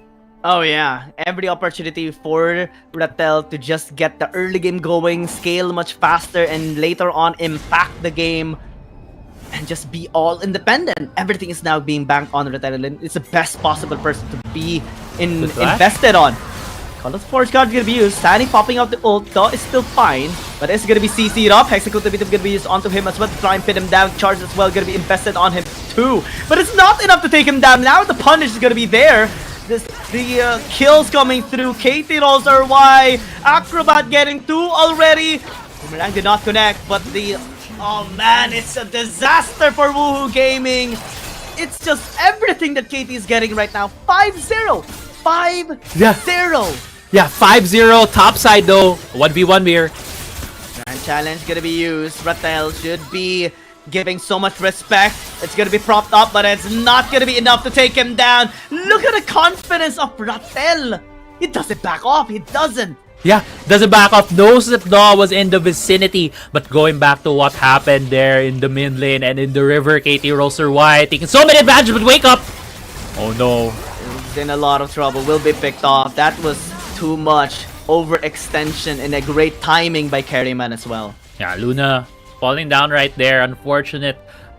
In a bit of a greedy spot, I would say, with how the map was at that time. But nevertheless, KT.RY did a lot of good decisions earlier on, was able to accrue now a 2.4k advantage. That one kill going in favor of Woohoo Gaming is something that they're able to pick up because of I would say a bit of a greedy positioning coming from the mid laner of KT.RY. Now we're reaching the 5-minute mark. There is a clear advantage right now for KT.RY. They might have enough strength to get both of these objectives. Let's see. I mean, this is a massive advantage already by KT.RY. 3,000. A while ago it was 4,000, but it was chipped down a little bit here by Woohoo Gaming. This time they are engaging on to wake up. He's in a lot of trouble. Also, Shadow gonna be this way, him up as well, and picks up the kill. Executed him a little bit late, but here comes Kerryman as well, just going in alongside with Sandy, dealing the damage, getting the trades here for Woohoo Gaming. Yeah, Woohoo Gaming picking a great fight for them, able to get 2-4-1, but Rocky again being chased on by Ratel. Be fine, at least buying some time through the blast cone. Ratel still committing on the chase, has the honey fruit as well. Great repose to dish out the damage or just prevent it. Luna this time around will survive with 1 HP, and they get the second kill as well for Acrobat. This is just insane mechanics coming in from KT.RY, outplaying Woohoo Gaming right now, and will have the leverage here for the Herald to be taken and can just go towards the Dragon too. Yeah, and Woohoo Gaming at the start, before this disaster has just been compounding for them, Woohoo Gaming was able to at least stop the bleeding for a bit. But KT.RY not stopping, always in front of Woohoo Gaming. As you mentioned, the prowess, the micro plays coming from KT.RY, giving them the kills in the top side, securing the Herald as well, getting the first tier turret as well in the mid lane. But the Dragon being started here by Woohoo Gaming. KT.RY forming up. KT can still contest. Solar Flare has been invested. The steal is not gonna come through, and Carryman will just run away. Yeah, Woohoo Gaming with a clean take on the Dragon. They weren't contested as much by KT.RY because they took too much damage while taking the Herald. But now Rocky's all alone here. 3 members of KT.RY in bot side. Rocky is still fine. Though just cleared up the Krugs there of Carryman. And a while ago it was 3,000. Look at the gold now. 5.6 thousand by KT.RY at 7 minutes. Yeah, KT.RY is looking to pad their stats, looking to get one more win here against another CN Conference team on Woohoo Gaming. If they're able to complete it, they will be able to put themselves in a better spot when it comes to the APAC Conference standings. So far, KT.RY just playing it a bit more safer. They know they do have the lead. They don't need to force as much against Woohoo Gaming unless Woohoo Gaming makes a mistake. Carryman might be in a bad position, but Zero was spotted out there. So it's just going to be the tower here in the top side in favor of KT.RY. Nothing too fancy this time around by KT.RY. They know they have the leverage, especially in terms of the scaling. And Woohoo Gaming is also fully aware of that. They have been making a bit of a mistake and fully just punished here by KT.RY. Now with the Dragon, I think they can just bank on the late game still. If they are going to be able to pick up the soul, it's going to be great for them. Solar Flare used, but Rocky will not be engaged by Rattel. It's a great sign of respect still by KT. Yeah, Rattel has just been such a rock right now.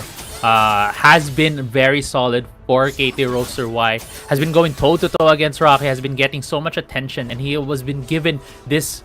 he's been given essentially by Do to be able to be in this spot. And yeah, let's not forget about Do. On the bot side, there are 3 members of Woohoo Gaming here. Rattel is not forcing anything the bot side, just playing very safe. Maybe sniffing out that there are 3 members of Woohoo Gaming there.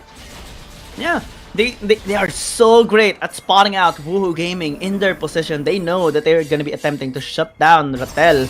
And it's not going to be allowed. That all onset of shadow going to be used here onto Sand, forcing out the flash. Great color, well timed towards Rocky. KT will just disengage, just continuously applying the pressure. And look at the response as well by Rattel. Since they know that they are now on top side, just continues on the push. Yeah, just the split push duties of every Baron laner. They very much well know how to do this, how it feels to be left here all alone with a tower. But going on Rocky. Grand challenge gonna be denied here by Rattel, able to hug the tower or at least hug the terrain. Rocky still is alive. I think that's better for Woohoo Gaming. Yeah, that's a bit better for Woohoo Gaming, but do remember that he went to the top side and then recalled and went back to bot. That is essentially now he needs to recall back because he's so low, while Rattel didn't even recall. Right now, he's still moving on the lane. There is a chance that Rocky still hadn't recalled. Actually, he just did. So in terms of the momentum, in terms of the push here on bot side, it's definitely in favor of KT.RY. I love how he was spamming the recall while moving towards. He will be spotted out, especially by the Meteor Engine. Call of the Force Guard gonna be used as well, able to use the mist to dodge out. But it's not gonna be enough. It shouldn't be. The Ignite is there to just deny the healing from the Gwen. What will be the answer here of KT.RY? They are moving towards the bottom lane. We see Zero, we see Luna, we see Acrobat sprinting their way. Has the ult as well. And this time, it's time for them to answer back. Solar Flare gonna be a great charge coming in here from Wake Up. The Carryman is taking a bit of damage here. Storm gonna be already the damage is coming through towards this Camille. Still able to walk out. The Ignite is gonna be taken, especially because of the damage there of the Ricochet. Yeah. 1-for-1 trade. You take 1 from us, we'll take 1 from you. Yeah, and Woohoo Gaming overstayed their welcome in the bot side. KT.RY popping on the hunt to go down there. But Don Zero still looking for a fight right here. This is a 3v4 if KT.RY does want to start this, but doesn't seem like these two teams are just backing off. And going to this replay right here, we are going to start in the fight in the bot side. And look how close this 3v3 was for both of these teams. Although Woohoo Gaming was falling back, look at how close the Camille. Yeah, just the Ricochet. And then the last tick of the Ignite was enough for the Leona for Zero to be able to get the kill. That was how close it was. Now 8,000 gold lead. At least the breath there is used. But KT 8,000 now is starting the Dragon. Will be denying the very thing we talked about earlier. Woohoo Gaming needed the soul for them to have the at least be on par on KT.RY on the scaling department. But now it's denied as well. This Mountain Dragon is gonna help to be more tanky. Same as for Rattel. Zero as well. They have so much frontline. That's essentially going to be used. Able to still use the charge to walk away. That's a lot of shield coming in from Zero to just be durable and sustain himself from the damage. Yeah, you don't simply kill a Leona. Leonas are just really tanky at this point. Bot side, again, attracting so much attention from both of these teams. Woohoo Gaming was looking at the Xayah. We did see the Grand Challenge was on top of the Xayah right there on Luna. So it might have been something Woohoo Gaming was looking for, maybe trying to get a kill right there, but it didn't happen. And right now, Woohoo Gaming is still trying to figure out a way to be able to take back the lead, or maybe at least to stem the bleeding at this point. KT.RY is just a commanding position right now. KT taking control. Woohoo Gaming trying to answer back. Zero gonna be spotting out. Wake up. Able to still use the charge. And KT just continuously applying pressure around the map. Rattel is going towards the bottom lane. It's gonna be fine being, interrupted a bit by the Fiora of Rocky. He knows that he can win against him already, especially because of the lead that he has, especially because of the kills that he has gotten already the entire game. And right now, this could be a fight right here, though. Great charge! Execute the They are gonna be dishing out the damage onto Do! And Flash invested by Acrobat just to walk away, moving speed as well, everything to escape, but it's not enough. 2 kills picked up by Woohoo Gaming. Maybe they can actually start the parry already, but Ron's getting chased out. Flash in by Zero. Great denied with the parry. And Zero is just gonna be walking away for now. Yeah, that was a weird overextension coming from KT.RY. Do stayed too long in that tight corner. I thought he was gonna run away, but instead he just tried to look to push back someone. And with the jungler down right on KT.RY, Woohoo Gaming is starting the Baron. Solar player gonna be extended plane as well. They are gonna be committing here onto the fight. As Dune is just hitting from the backside, trying to take down Wake Up Zero, though it's gonna be traded out. And are able to get the kill onto the Aura. Numbers advantage now present here for Woohoo Gaming. Are able to get the Scuttle Crab as well, just establishing vision on this topside river, and KT now is slowly falling off. Woohoo Gaming getting the better end of the fight so far. Yeah, the past couple of fights have really been in favor of Woohoo Gaming. KT.RY has had some questionable decisions, but the last one wherein they were able to catch Sunny with the Leona ultimate could have been a pick for KT.RY, but unfortunately Rattel used his ult previously when they were trying to take down the Fiora, so it wasn't available. No other forms of damage in the longer range was available for KT.RY at that moment, so they weren't able to finish up a pick on Sunny. But fortunately for them, they were still able to stop the Baron, which is the next big point of contention here on the map. Baron vision is going to be super important for both of these teams, while KT.RY looking for an engage against Woohoo Gaming.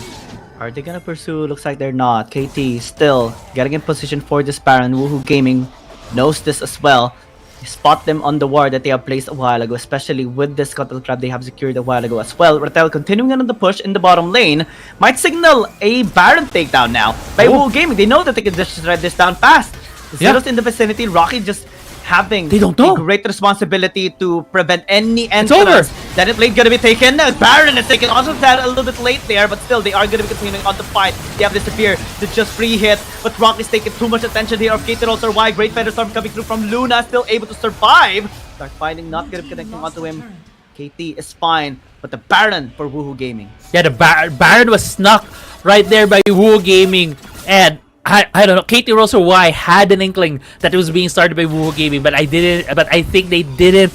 Either they didn't think it would be that fast, or that Woohoo Gaming would full commit into getting the Baron. But nevertheless, KT.RY was slow into getting into that position, and now Baron is on the favor of Woohoo Gaming. There's still 4 members of them that have the buff, while the Dragon is spawning into the map. This might be the next point of contention for both of these teams, as Woohoo Gaming and KT.RY are already in the vicinity. They want this. They want the scaling. They want to fully capitalize onto this moment. Carryman is going to be able to get the steal. And Woohoo Gaming just going to be walking away. Carryman, though, is going to be at the cost of this dragon stolen by Woohoo Gaming. KT they are starting to give some leverage here towards Woohoo Gaming. Wake up. Is in a bad position. Is still tanky. Will be able to walk away. Yeah, but this is such a great mid-game to late-game right now coming from Woohoo Gaming. This was a 7 to 8k gold lead at some point, and now it's down to 2k. Oh no! Charge into the corner of the board. Charge Rocky is well going to be having the backlight access towards Zero, trying to walk away, but it's not allowed to be able to escape. Daw, the only one last remaining member here of KT.RY. And Woohoo Gaming just gonna be running it down mid. Rattel is still in the vicinity, but what can you do against 4 members of Woohoo Gaming right now? He goes back to the base, maybe in an attempt to stop the push. This is it, the most important part here of this game. Daw is trying to clear up the wave. Rattel is gonna be here as well. Onto the side is gonna be here onto the front line, still able to clear up the wave. That's the main goal here of KT.RY, but they are taking too much damage. Sunny flashing in, unable to get killed. Sunny still able to stay alive. Woohoo Gaming is happy with what's happening right now, and KT doesn't love it at all. KT that was such a massive mistake on their end. The Baron, yeah, that was a big mistake. But the biggest mistake that happened was the two marksmen were together. We're just side by side, and the Ord caught them so fast with the ultimate rocket. So we can cut out the top side. Still fine, has the grand challenge, will be walking away. But yeah, like what you mentioned, it was a great timing by Woohoo Gaming to punish the position mistake there of KT.RY. Yeah. Kerryman as well had a great access towards the back line. Especially, this is the Camille. Yeah, it's Camille, and the Fiora was able to wrap around for the flank. KT.RY is losing the plot right now. They were supposed to be able to win this game earlier because they had the huge gold lead, and Woohoo Gaming has already come back. The gold is even, and KT.RY must be scratching their heads, figuring things out. What has happened? What have we done? Why are we in this position? We should be the ones who are sieging right now into their nexus. And now they're going to be sieging onto KT.RY. Execution still not used. Zero still tanking in the front line, though as well. Able to just deal the damage here towards them. Okay. Dark Binding connects onto the Xayah. Kerryman still holding the door here. And KT.RY is taking too much damage from Pan. Look at that first strike, just landing onto them as well, giving him so much gold. The Elder Dragon is now going to be available. Crocky is going to be here as well. Rotal spots him out. Woohoo Gaming has the better end here, especially with their HP still intact. Yeah, that was the Hail Mary from KT.RY. They needed to win that fight to be able to get the position here in Elder Drake, but now Woohoo Gaming is starting the Elder Drake. And they are starting to feel the almost done here of KT.RY. The steal is not gonna come through, and Woohoo Gaming is there to strike. Yeah, the Elder Dragon defense the damage here onto KT.RY. Acrobat is still free hitting, still able to deal the damage. Rotel is gonna be taken away. Now Golden Forge Gallias knocking onto the faces here of KT.RY. They have been deprived the entire game, but now they will flourish and push this to a game number 3. Yeah, Woohoo Gaming is just about to complete the comeback right here. 5 members still alive. They're about to take down the Nexus. And this is why you should never, ever disrespect Woohoo Gaming, because this is exactly what would have happened, and they do it against KT.RY. The turnaround. That was such a great turnaround from Woohoo Gaming. It was, they were able to capitalize on some mistakes. They took risky bets. Essentially in that game, and it panned out. The riskiest thing that they did was to take the Baron. KT.RY was slow in the uptake. They weren't able to position themselves to challenge it, and when the Baron was taken, Woohoo Gaming was able to get out with just one casualty, and then after that, the mid lane, that they were able to get the 2 AD carries, catch him with the Call of the Forge God with the jump from Kerryman, as well as the flank from the Fiora. It just completed the whole picture for Woohoo Gaming for that comeback. And man, that's such a tough loss for KT.RY. Tough loss, yeah, definitely. 8,000 gold lead, able to take control of the entire game. Rattel getting 2 kills in the early game, but still unable to find this win. It was already a great early game by KT.RY. Again, it's early game. Close out has been the problem this time by KT, and it's the very same thing that Woohoo Gaming struggled in game number 1. Looks like the curse is now passed down to KT. Look at this graph. Wow. Yeah. What? It's not as sudden as the previous game, but it has the same gravity. Right? It has the same impact. You can see how it was 8k gold lead. This was above 8,000 for KT.RY at about the 10-minute mark, right? But Woohoo Gaming at some point was just able to chip down and able to take down the turrets, able to take down the standing gold, and gave themselves that win. And it's hard to digest where it all started, but you could see where the events for KT.RY happened, which caused the defeat and gave the win to Woohoo Gaming. It's such a tough way to lose, as we talked about. And I think now what we're wondering and what we're going to be looking forward to in Game 3 is how KT.RY would... Oh man. Wake Up being the MVP is definitely so great as well. And Woohoo Gaming, they're on their way, on the road to success, maybe on the way as well to land this reverse sweep against KT.RY. But let's see what is going to be happening on Game 3. Anything can happen, but one thing is for sure is that we're going to be having fun after this short break. Step light, strike hard.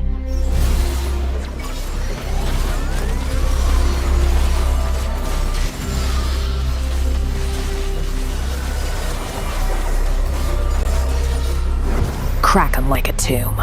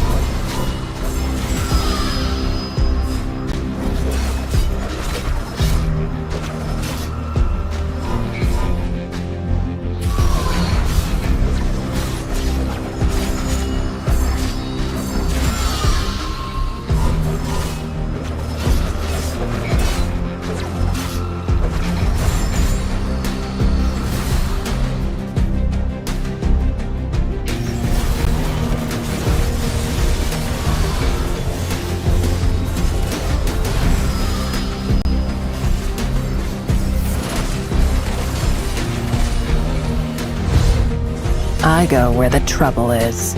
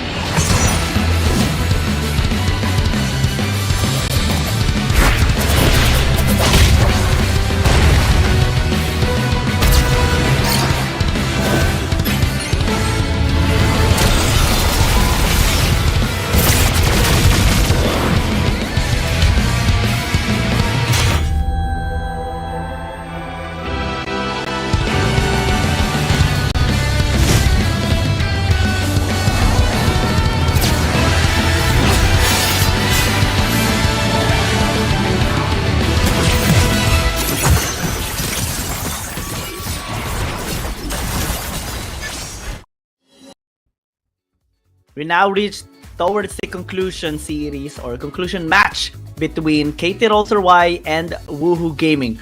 The curse has been transferred from Woohoo Gaming from game number 1 to KT.RY, and that's interesting because it was a great start by KT, but they now have to patch it up if they want to really win against Woohoo Gaming this time around. Because Woohoo Gaming is as hungry as KT right now for this win because it affects their placement right now in the CN Conference, and for the APAC Conference this time for KT.RY. Now they have to patch their mistakes. Both of these teams, I think it's going to be very possible since these two teams are very loaded.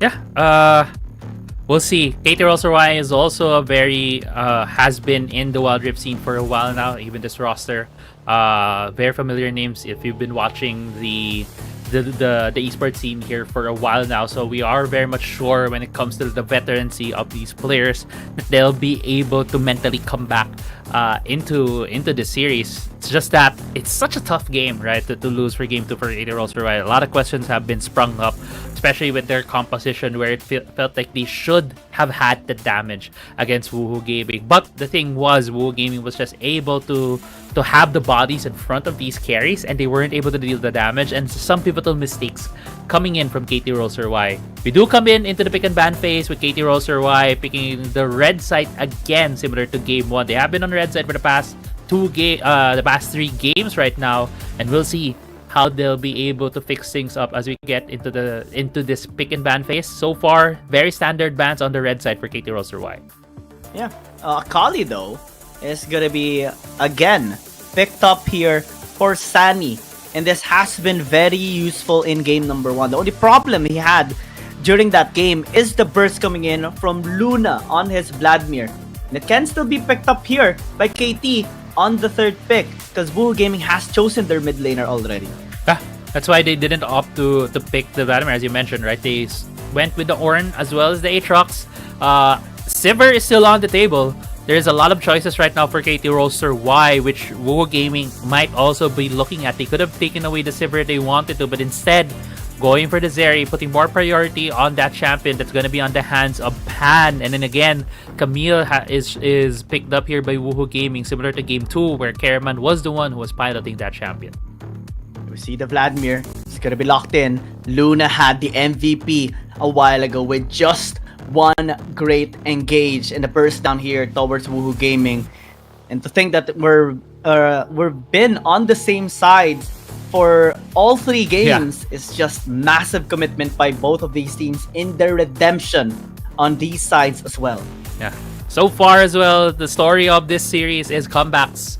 Game 1 has a comeback from KT.RY. Game 2 was a comeback from Woohoo Gaming. We'll see if that is going to be the story as well when we come into this game. Once we start this game 3, Marksman should be the bans here. Well, yeah, comeback. Marksman should be the bans here from Woohoo Gaming, since KT.RY hasn't picked theirs yet. Sivir is a good start. I actually want I don't like I like comebacks when it's from a great opening, but I don't like it when it's because of a massive mistake. And in both games, we saw that it came from a mistake from one team, right? Yeah. So it's really just something that they really need to patch up. Once they are able to just fix their mistake, then they can just shine even better. Jax for Rattel is interesting because he's one of the greater Jax players here in the APAC side that can be utilized against the CN conference teams as well. I remember him trying to use it in game 2 against OMG. It didn't really pan out, but maybe this time around against Woohoo Gaming it can. Yeah, it's also a pretty decent matchup against Camille, able to stand his own even in the split push. It would be a better matchup compared to what we saw series earlier when it was the Jax and the Yone having that matchup. But actually, it's not going to be the Camille on the top side again. Caraman will be the one who will use it. It's going to be the Fiora, going to be in the hands of Rocky against Rattel. And to finish things off, for the side of KT.RY, it's going to be that Ezreal as the last pick. I was thinking maybe a bit more damage coming from them, bit more sustained damage, but Ezreal could serve that purpose as well. It was given the time to free hit. It was given the time to hit his mystic shots against Woohoo Gaming. It's actually quite scary because the Akali of Sunny can just easily attach himself towards the Ezreal. Just one shuriken will be enough. And even if you have your Arcane Shift and Flash, it's not enough. It's never enough against an Akali. That's why this is going to be a scary position here for KT.RY, particularly towards Acrobat. Let's see how KT will be handling Woohoo Gaming here in this game, especially that they're on the verge of being on the receiving end of a reverse sweep by Woohoo Gaming. Yeah, but at the same time, we have seen KT.RY doing really well in the early game, especially in game 2. If they'll just be able to close out this game, if they'll be able to get another early game lead and figure things out how to close it out, they might just get that 2-1 win advancing themselves in the APAC conference standings, able to put themselves in a more secure position to be able to challenge the first or the second spot. Yeah, that's the goal. Both of these teams want to close out this game in their favor, but only one team will be able to do that as well. Let's see which one will get the victor, become the victor here. Will it be Woo Gaming or KT.RY? Because Sunny is just so good here on the Akali. It's one of his favorite champions, and it does make a lot of sense for them to just first pick it as well, similar to game number 1 and 2. He's been very consistent with the ganks, been very consistent with the engages as well, able to just focus and pressure the back line. And KT has been on the receiving end of that in game 1. We'll see how will KT.RY deal with Sunny on the Akali. The top side, there's a very much, you can see the trade or like the mind games right now happening between the Fiora and the Jax, because they do have that early game potential. Pando and Morgana earlier was the one who dealt a lot of damage for Woohoo Gaming. That corrupted soil was really just deals a lot of damage when you're able to place it down. He also said earlier how it was being used when it comes to the first strike. So far on the top side, Rattel is giving so much control over to Rocky, just going in maybe for some short trades or just getting at least 1 CS right now on the top side. Yeah, we'll be fine. Rattel though is having a beating. This is not really a great sign coming in from him. Is being zoned away and unable to get the CS as well. Still trying. Whenever he does though, he gets punished here. A great laning phase dominance by Rocky. Especially this Fiora does have a better sustain. The only sustain that Rattel has is through the Grasp of the Undying. Yeah, but that's the same here for the Fiora plus the Vitals. I feel like there was a trade that happened to the bot side I weren't able to see because Wake Up had to recall early, left Pan here all alone, so that is now allowing the Ornn to go into the mid lane to be able to support Luna against Sunny while the Leona is just there at the bot side. Also allowing the Ornn right now to rotate to the top side, maybe giving a advantageous push over to Rattel later on. Let's see if that's gonna be enough. KT still is okay with the exchanges. Daw has a great responsibility to just continue scale so that he can land the swords later on towards Woohoo Gaming. But so much suppression is actually there on Woohoo Gaming. There's the Hextech Ultimatum, there's the Solar Flare, and then just everything to be bursted out on this Aatrox later on. But the main problem here of Woohoo Gaming is that they have to have the damage dished out in an AoE manner that will hit both Luna and Daw. Yeah. And that's difficult. Yeah, it's going to be very difficult because, again, it's an Ezreal. Ezreal, even though does not have all of the tools to get away from an Akali, but it still has some tools to get away at least from some of the damage with the Arcane Ship, and also the pool coming in from the Vladimir would allow them to also dodge some of the damage possibly coming in. Seems so far it has been a very silent early game for both of these teams. Could be a bit advantageous for the side of KT.RY, because one thing that you want to see this Ezreal is to safely get to a 2-item power spike, the Triforce as well as the Muramana. If you can get to that point at about the 10 to 11 minute mark, that would give so much more strength for the side of KT.RY. I mean, KT loves to scale up. We saw that in game number 1. We saw them being able to scale up in game number 2. Had they been more cautious as well in their execution, they could have closed out this game. Woo Gaming this time is banking on a lot of late game as well. Fiora, Camille, Zeri, Akali, 4 scaling champions here for Woohoo Gaming can really stand a great chance here on the composition of KT.RY. Rattel, a slow mana, might need to pay more respect towards Rocky, but is ahead in terms of health. The exchanges though, especially with the Vital Procs, allows Rocky to just get the better end. Yeah, but a good ward as well from Rocky there. And the third brush on the top side spots out Daw. This gives information right now for Woo Gaming. Daw doesn't know that he was spotted because you see the rotations right now coming from Woo Gaming. Wake Up is gonna be here. Are they gonna be committing? The answer is no. Zero's here as well, alongside with Carry Man. 3 potential members going in. Rocky goes in, baiting out Wake Up. That's an indication that many members from KT.RY are still there. And Woo Gaming will not take the bait. I was wondering why Wake Up used the third ability on the brush right there, knowing actually Wake Up just this is a bluff right here from Wake Up. Yeah, just full confidence by Wake Up, and KT responded accordingly, just backing away. That was That was a big bluff that really there was nothing to lose, honestly. If they turned around to try to hit him, try to kill him, they wouldn't be able to. That's a Leona that's super tanky. That would just been a lot of time bought. So good choice right there from Wake Up. It's just if I was in the perspective, Woohoo Gaming quite a bit questionable because they're like, bro, why are you doing this? We are already backing away. Absolutely. KT.RY definitely is feeling a little bit of a pressure here towards Woohoo Gaming, but still is fine. They're able to handle it is the most important one.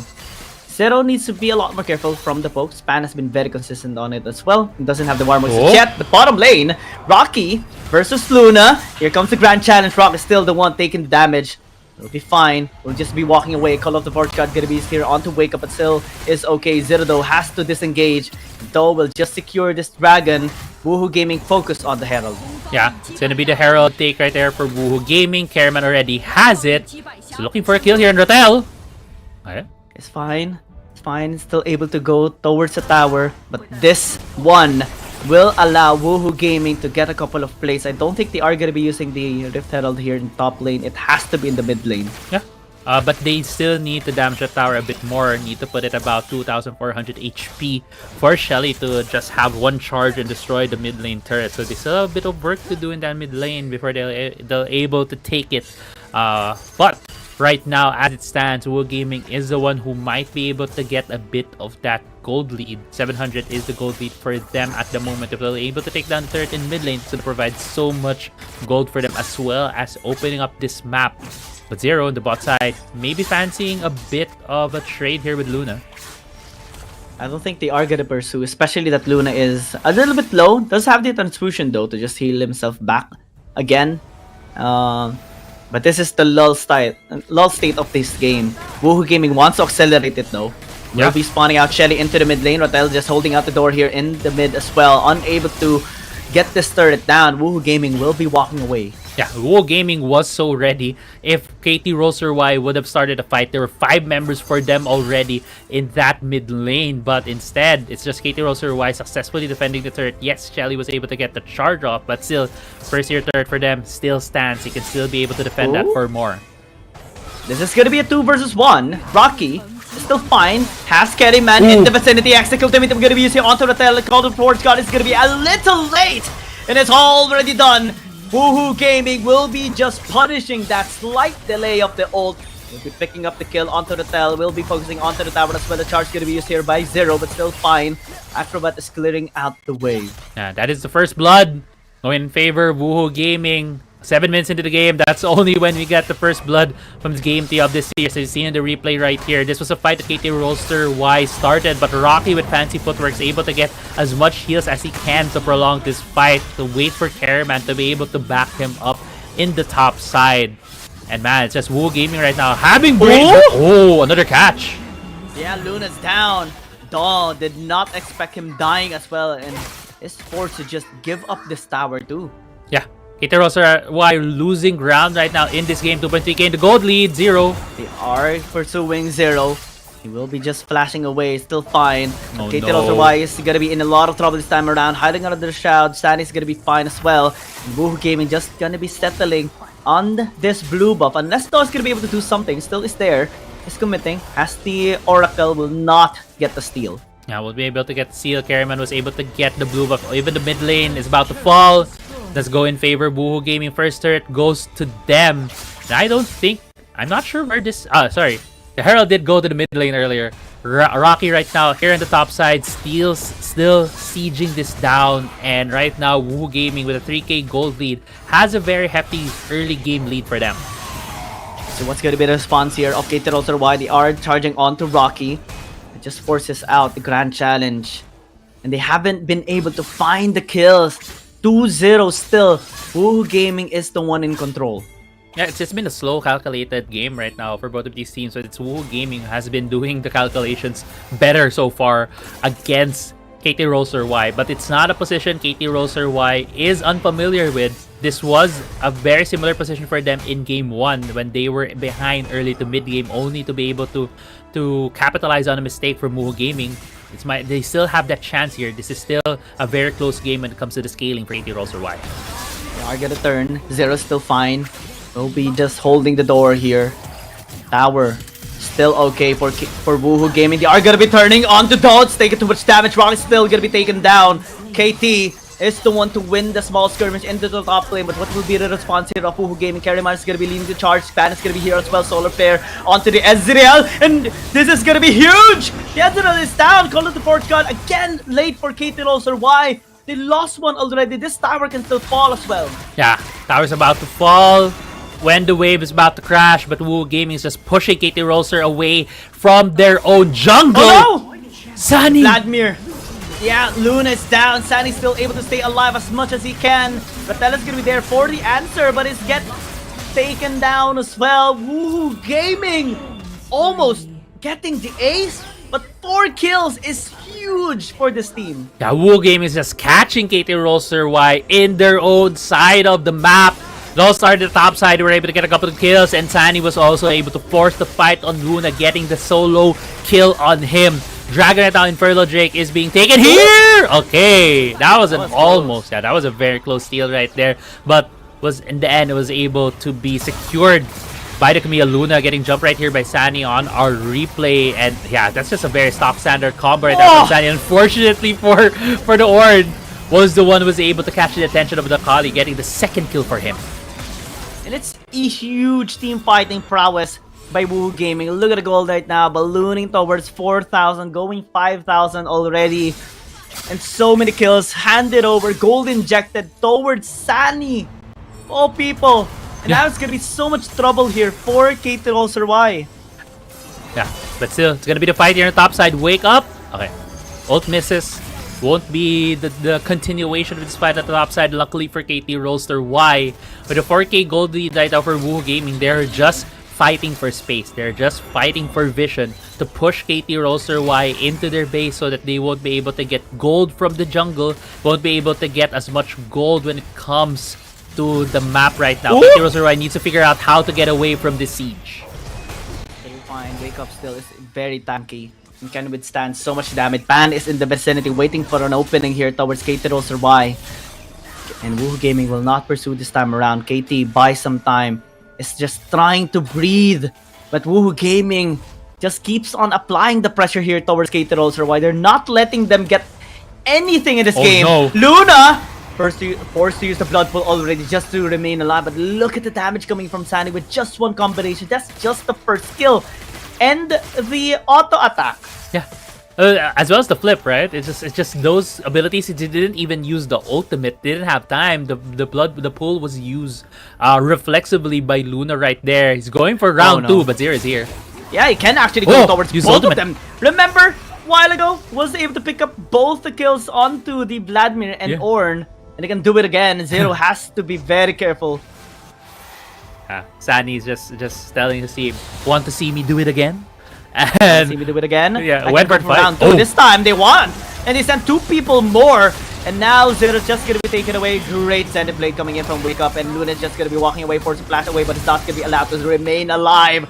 This time, those gonna be in the vicinity. A little bit late. Rattel goes in, pops in the old air portals there, and Pan just gonna be free hitting all day long. Flash out by Acrobat as well, just to remain alive, and Woohoo Gaming continues on the punish. And Rattel wasn't able to finish the kill on Wake Up. That was just one more auto. He didn't have the exhaust on him when it went down, but no.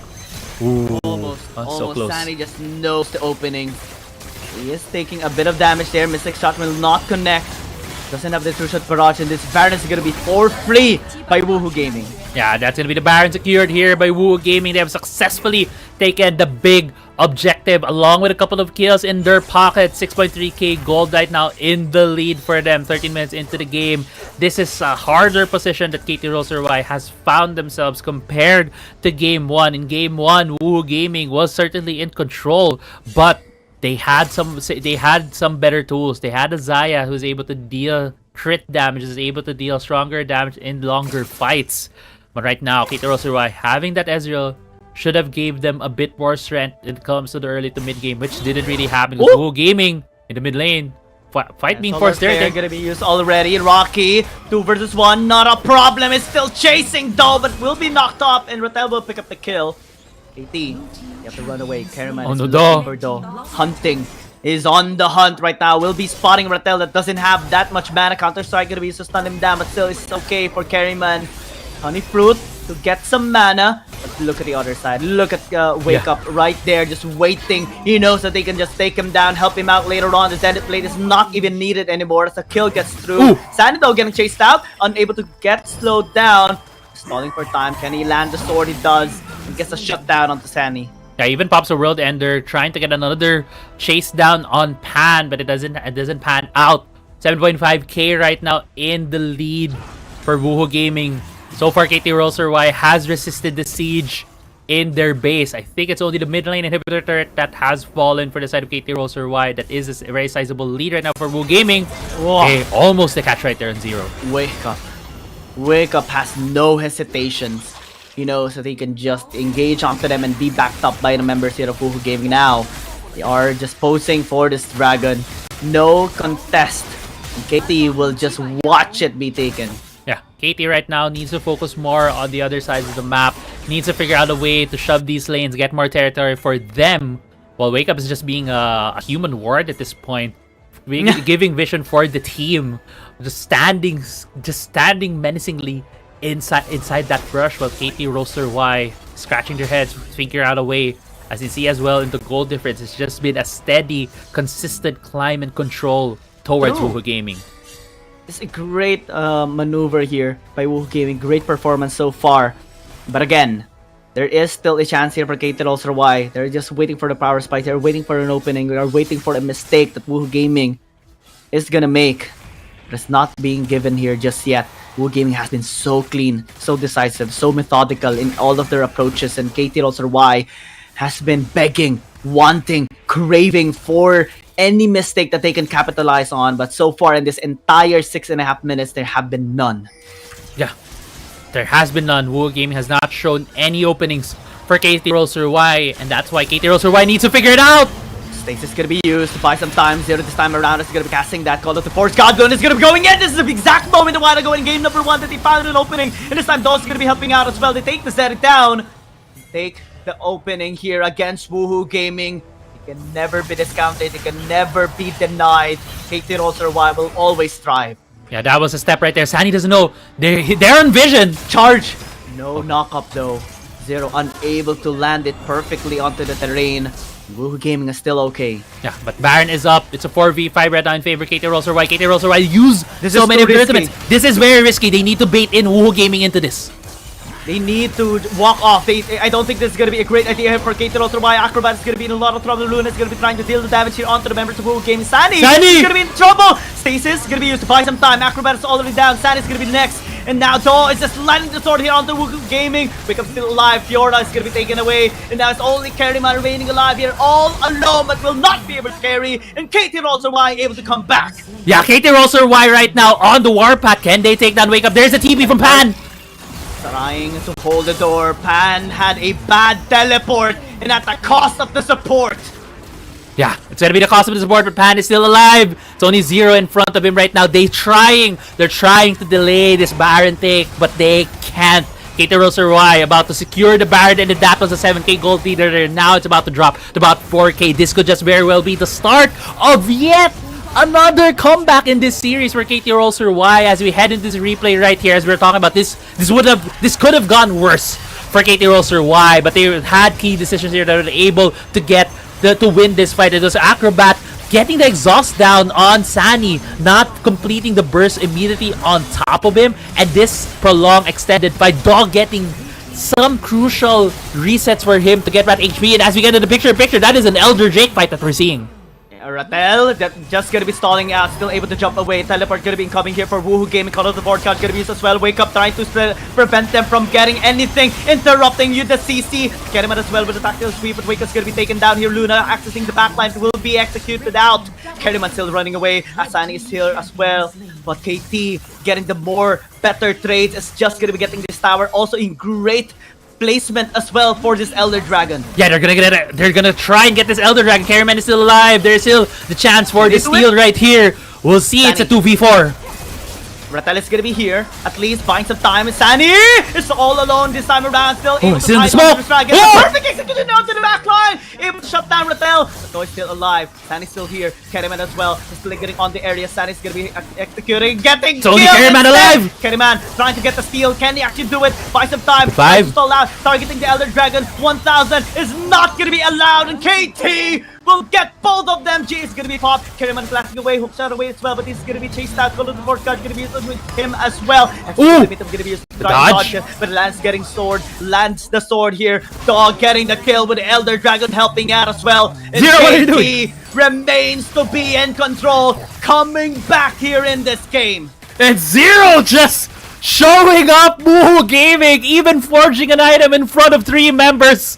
And the comeback is real here for KT.RY. The 7k gold lead is gone. Now they have a 1k gold lead. Taking the Baron, taking Elder Drakes, taking the fights, taking kills against Woohoo Gaming. They now have complete control over this map and they're looking to get the mid lane turrets. It's the league of comebacks. And KT.RY is loving every comeback that they are making here right now. 5,000 a while ago, 6,000 gold lead by Woohoo Gaming. God! And KT is the one leading the gold chart right now with a 2,000. Also with the Elder Dragon helping them be able to take control of the map, push in the towers, push in the lanes. Woohoo Gaming started to feel the pressure here. Yeah, they're definitely feeling the pressure. A lot of turrets, a lot of structures falling down for them. We are heading to the 21-minute mark here, Gia. We have so many late games so far today, but KT.RY with a very beautiful comeback. They're about to finish, but we'll see. They're able to complete it. It's still far from over. There's still a couple more turrets for Woohoo Gaming. They still have a lot of damage on Sunny. Keep talking about this Akali. You can jump the backline. Pan as well on this Zeri if they're able to push to get these fights and pull away and get the kiting from this Zeri. It can still very much be possible for the side of Woohoo Gaming. But as of now, how things stand, the momentum, the tempo, the energy of this game is definitely in favor of KT.RY. I mean, look at Do. He's the only one without deaths so far this entire game. 4-0-8. That considering both teams right now is able to carry, get into great position for the team fight, and land the Darkened Blade onto the members here of Woohoo Gaming. Now, Woohoo Gaming establishing vision here onto the top side river. Still, the Baron is going to be an important objective here for both of these teams. KT does have the leverage, does have the scale, does have the items already, does have the scaling of all the champions that they have picked up right now. Yeah, Baron Dance is starting here. Both teams trying to prioritize vision in the river as well as trying to get the shove in the mid lane. Alphabet using the triple shot but onto the top side, trying to stop the push right there from the Fiora. Fiora we see actually moving up here in the mid lane with KT.RY still moving as a group. Woohoo Gaming as well. We need to see who pulls the trigger first, and both of these teams are not willing yet. They need to figure out, they need to get more information before they start this fight. KT.RY has a bit of poke with this Ezreal, could tilt this favor into their hands, and the longer this fight does not start, the more things that's gonna be on the table here for both of these teams, as we do see the Elder slowly timing, but Rocky may be getting caught out! What is Rocky doing? He stalled out for quite a while, and now it's gonna be pinning down. At least Rocky's still able to escape, especially with the Grand Challenge. Wakeup's gonna be there as well. Pan going in! Immediately to Grand Oh no, Rocky's alive! Stays is gonna be used to buy some time, buy some space here for KT.RY. Still gonna be engaging here, re-engage. Sani looking for the timing, goes to the penetration. Sani? Still gets the damage, gets taken down! And KT.RY now running for the high heels. Woohoo Gaming, let's take it away. KT.RY can run towards the Baron. But look at the mid lane. Push here by Rocky, going with a push. Has the Hull Breaker, has the Inhibitor Tower right on his eyes. And now it's only Zero gonna be attempting to defend. Has Acrobat as well. KT.RY able to defend. But that was so close. The barrage shot could be connecting still. Rocky's gonna be having the damage to sustain. Zero should not be here. He's tracking him, buying some time for Luna to be here as well. Grand Challenge is going to be used, trying to get the heal, tries to get the outplay, tries to get the damage, but it's not going to be enough. Rocky goes with the repose, but it's not going to be able to survive. And KT getting the damage, getting the pick off, has the numbers advantage now for the Baron. Yeah, Rocky was caught sleeping right there. The Baron earlier at the river. KT.RY with 5 members, and when they saw the Fiora just standing there, looking around, catching up with the scenery, he was knocked up, and at the end he was still alive for so long. It was kind of unbelievable that he was still able to push out the mid lane. But now, Elder Dragon. 24-minute mark, yes, Elder Dragon has spawned, but Woohoo Gaming is starting out the Baron. Is this gonna be the trade? Looks like it's not. They want to contest. Luna's gonna be here. Hemoplay gonna be used. Call of the Force Guard as well onto the 2 members. Great knockoff by KT.RY, and Kenemon's gonna be taken down. down, forced to pin out, forced to use the save, so has to get GA as well. To try and buy some time, but it's not gonna be allowed to survive. Sandy's here! Shot away. It's gonna be able to walk away, has to ignite on his head, but it's still gonna be alive. The Baron's now gonna be taken. Teleport coming in for Woohoo Gaming. Can they actually get this? 58 HP! Steal coming in from Pan! It's just glorious for one game, but what will be the cost? Rock is still gonna be taking that Pan as well. Pan, the barrage, though is gonna be here, chasing out, trying to land the storm. It will be there, and KT can just run it down mid. KT did not secure the Baron, but they might just very well secure the game right here. 3 members are still up. It's only the one more turret in front of them and the Nexus. The Nexus will be alone. Woohoo Gaming will not be able to get this win. KT.RY denies the reverse sweep and wins the series 2-1. KT.RY gets another comeback win on the back of team fighting in the late game.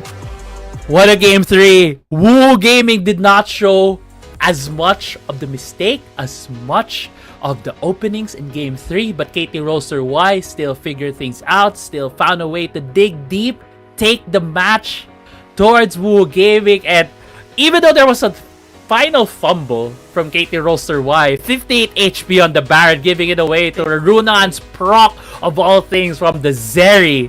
They were still able to finish it out. What a series from KT.RY. Yeah, that was so close. And what's so good as well, how KT was able to catch the members of Woo Gaming off guard, especially during that Baron fight. They engaged by Luno using the flash, the Hemoplague play. Stasis was used by Woo Gaming, but it was timed already this time by Zero with the Call of the Force God into the double knockup with his own charge as well.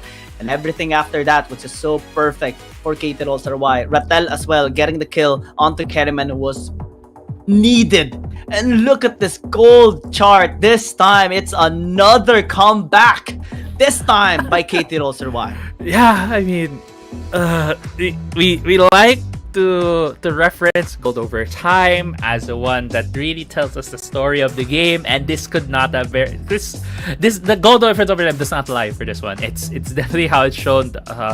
A lot of the game was Woo Gaming in the lead. It was them pushing around KT.RY, but just some key team fights, man. Just some key things that KT.RY was able to take advantage of against Woo Gaming, and they were able to win in the end. It's just this was not the cleanest of series that we have seen by a mile, but it was certainly entertaining. Absolutely, it's not the cleanest. There are many mistakes coming in from both of these teams. But it's up to the team that punishes the mistakes of the other that makes the difference. And we saw KT this time be the one to punish Woohoo Gaming in their struggle to close out this game, especially in that Baron fight. That's the opening for KT, and they took it without hesitation. Even if the Baron was stolen by Woo Gaming, didn't matter because they got the team fight win.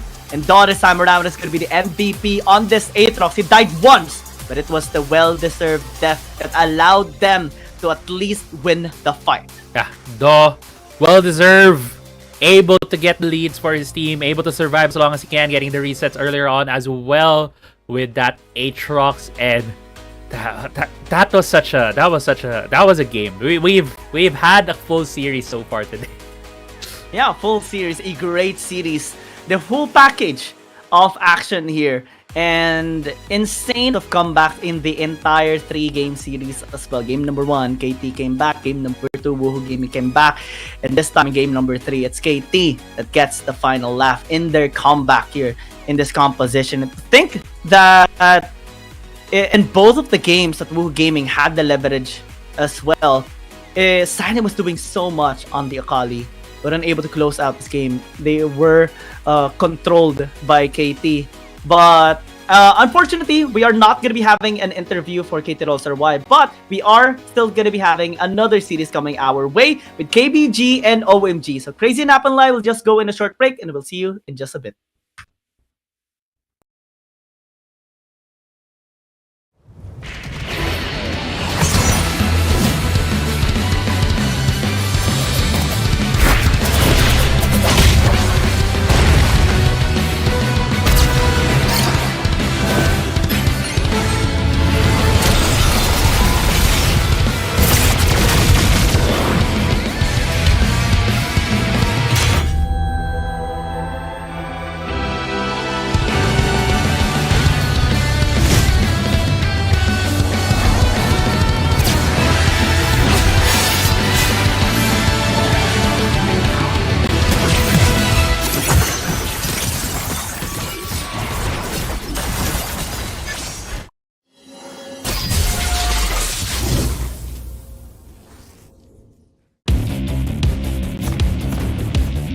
There's something about games.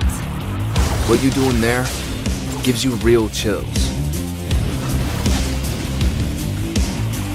There is one thing that can't be stopped. Feelings.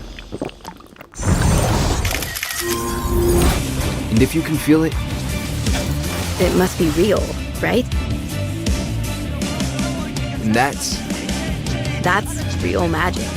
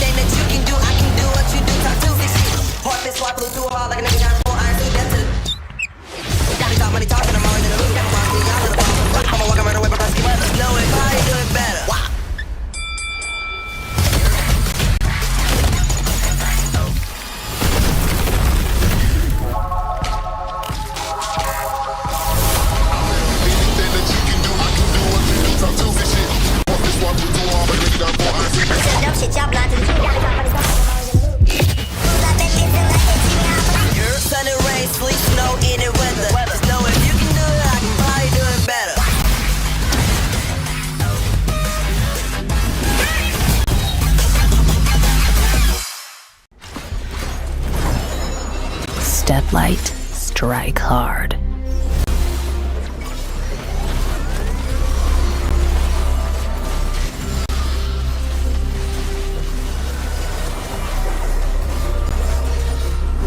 Crack 'em like a tomb.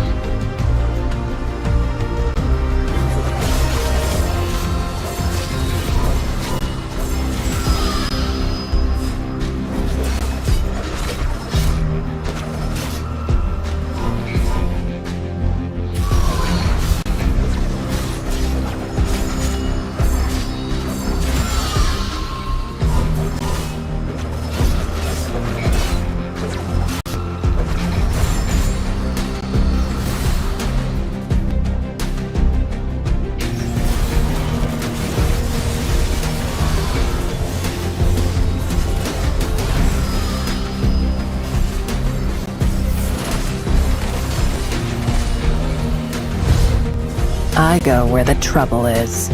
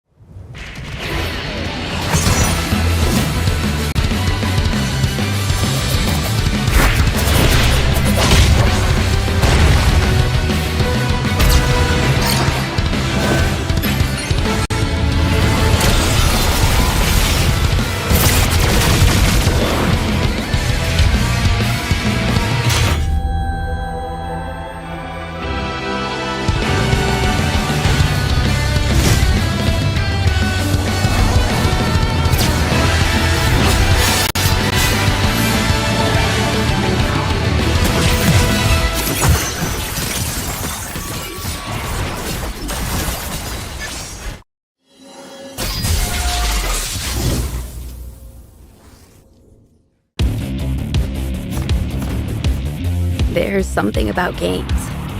What you doing there gives you... It's time for the most important match right now. KT.RY Gaming, in their attempt to have a greater standing here in the CN Conference, will be challenged by one of our underdogs right now, OMG. It's going to be a best of 3 series. Of course, both of these teams still have a great chance to have a better spot here in this tournament, but it has to be on point all the time.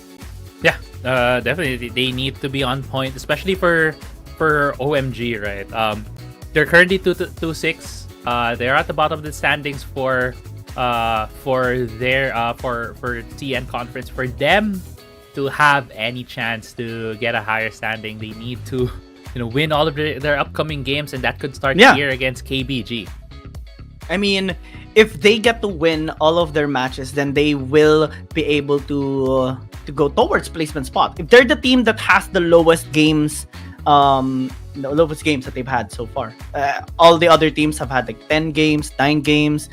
They've only had 8 games so far, can still push through this standings of the CN Conference. We have checked out the lineup of KT.RY Gaming, and now we look towards OMG as well. Whitecat has had the biggest pressure so far, especially because of the champions being banned away towards him being forced to play defensively. And for Inyan, I think he has a great potential in carrying out the team as well in the jungle, but so far it hasn't been made just yet. Most of the time he has been cancelled. Yeah. Most of the time he's had a hard time. He has been shut down by a lot of the teams that they have gone against. Looking as well on the head-to-head, a lot of the numbers here are gonna be slightly in favor of KBG, just because they do have a better record. They have won more games, and we all know KBG as well as one of the powerhouses here in the CN Conference. In the mid lane, Anra 9 versus SMK coming from OMG. Anra 9, we have seen him in a lot of the carry roles as well for the team. Recently, he did play the Vladimir as well as the Gwen in the mid lane. Against the recent game against Woohoo Gaming, which they did lose previously. But yeah, we're looking forward to see as well what SMK can do against Anra 9. I mean, SMK before, during our first week and second week, actually had a great performance. They even 2-0'd Edward Gaming and 2-0'd Cerberus Esports as well. But this time, it has to be a battle of redemption for OMG. They've had a massive lose streak so far. 5 lose streaks, if I'm not mistaken. 6, rather, games lost ever since the 2 wins they've had in the start of the tournament. And now we look at the jungle, the thing that we have mentioned a while ago. OMG, for Inyan, it has to be him really carrying out, especially enabling the squad here of OMG. But for the Ton, it has been the same thing.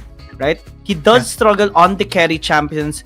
It did happen as well during their match against Woohoo Gaming, and I think he really has to patch it up.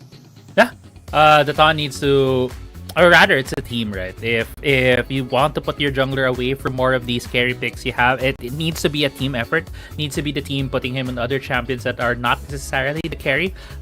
Just also calling back, as you mentioned, their previous years in Woohoo game, he was able to have his hands on the Hecarim and got an MVP performance on that. We have been seeing Hecarim as not necessarily this huge carry champion. Yes, it has been banned a lot, but it's more of a bruiser type, more of a sustain kind champion that can facilitate fights, create space for the team as well as initiate. And I think that's where Daton might be better on. Hopefully they'll be able to get something like that, or maybe even just the Hecarim, at least for game 1 here in the series. I mean, it's going to be very difficult to get the pick off onto the Hecarim because it's mostly banned. But even so, right, we've seen games wherein Hecarim, despite pick, didn't really allow the team to win. A while ago, we witnessed that during the match of KT.RY and Woohoo Gaming, the game 2. And this time we look at the Dragon Laners as well. 15 has been struggling lately, especially in landing the damage onto the enemy team. Oftentimes he gets picked off and gets targeted and isn't really able to escape, no matter how much investment the team is in protecting. And I think that is one of the weaknesses of 15 so far. But in terms of the times that they are actually ahead, he can strive. And even against Sham, I think he does have a good standing chance to go up against him if he plays it out safely. Yeah, we'll see. You were highlighting how it's hard for 15 to have these like opportunities to deal the damage, and it kind of shows as well, right, in the stats there. He has 52% kill participation, meaning that a lot of the fights does not start around him. He's not involved in a lot of the kills as well that have OMG in it. So he'll need to figure it out, need to find that angle, which is so important right now, especially for Dragon Laners who are usually playing the marksman position. Seeing also some of the champions that he has most recently played, like the Zyrek, the Sivir, are some of those champions that need those positioning. We'll be going into the player intro now. 欢迎各位收看英雄联盟手游职业联赛 WRL-A， 我是 Yoho。接下来将由 KT.RY Gaming 对阵 Oh My God。6连败的 OMG 面对昔日的王者 KBG， 今天的表现如何？我们一起到峡谷里见分晓。Ladies and gentlemen, welcome to the Wild Rift League Asia. This is Yoho. Next match is KT.RY Gaming versus Oh My God. OMG need a chance to shine again, but will KBG give them what they want? It's time to find out. Now please welcome KT.RY Gaming and Oh My God.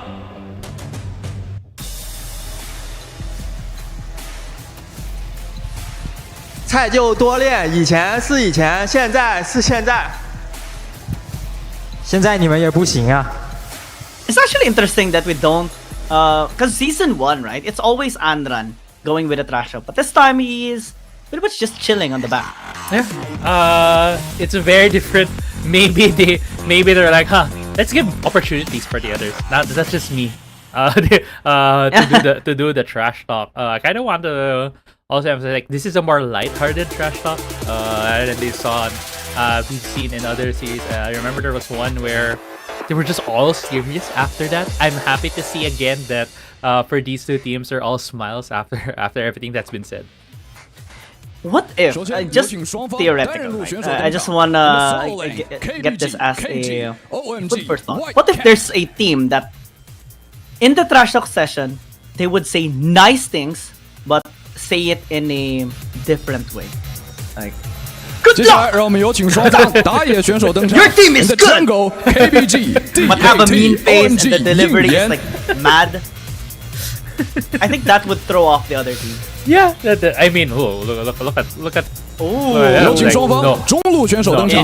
In the mid lane, KBG, Iron 9, OMG. I don't know if that's. I think that's only something they can do like here in this kind of setting in live. Can't do it like the APAC teams currently can't do it. 有请双方射手登场。In the two lane, KBG, 小马, OMG, 15. That's so confusing though. Imagine like you're like if they don't understand it, right? You're mad, but like you did great. And then you're did so great. but you're so mad. You're so antagonistic. 辅助选手登场 and a support KBG, UU, OMG. We're gonna try our best. That's like the epitome of being passive aggressive. It's like if you're mad but you have to be professional. but you 两 kind 支 of 队伍 can't. 现已 You 集 have 结 to 完毕， release 让我 the 们即刻 energy. 进入召唤师峡谷。 Work All the emails. players are getting ready. Let's Work- dive into the wild. I think many people can relate to that. Their work emails, their work chats. You're like, where's this thing I asked for? And you're trying to be as civil as possible. I'm going back to my Monday to Fridays here. It's Sunday. It's still tomorrow.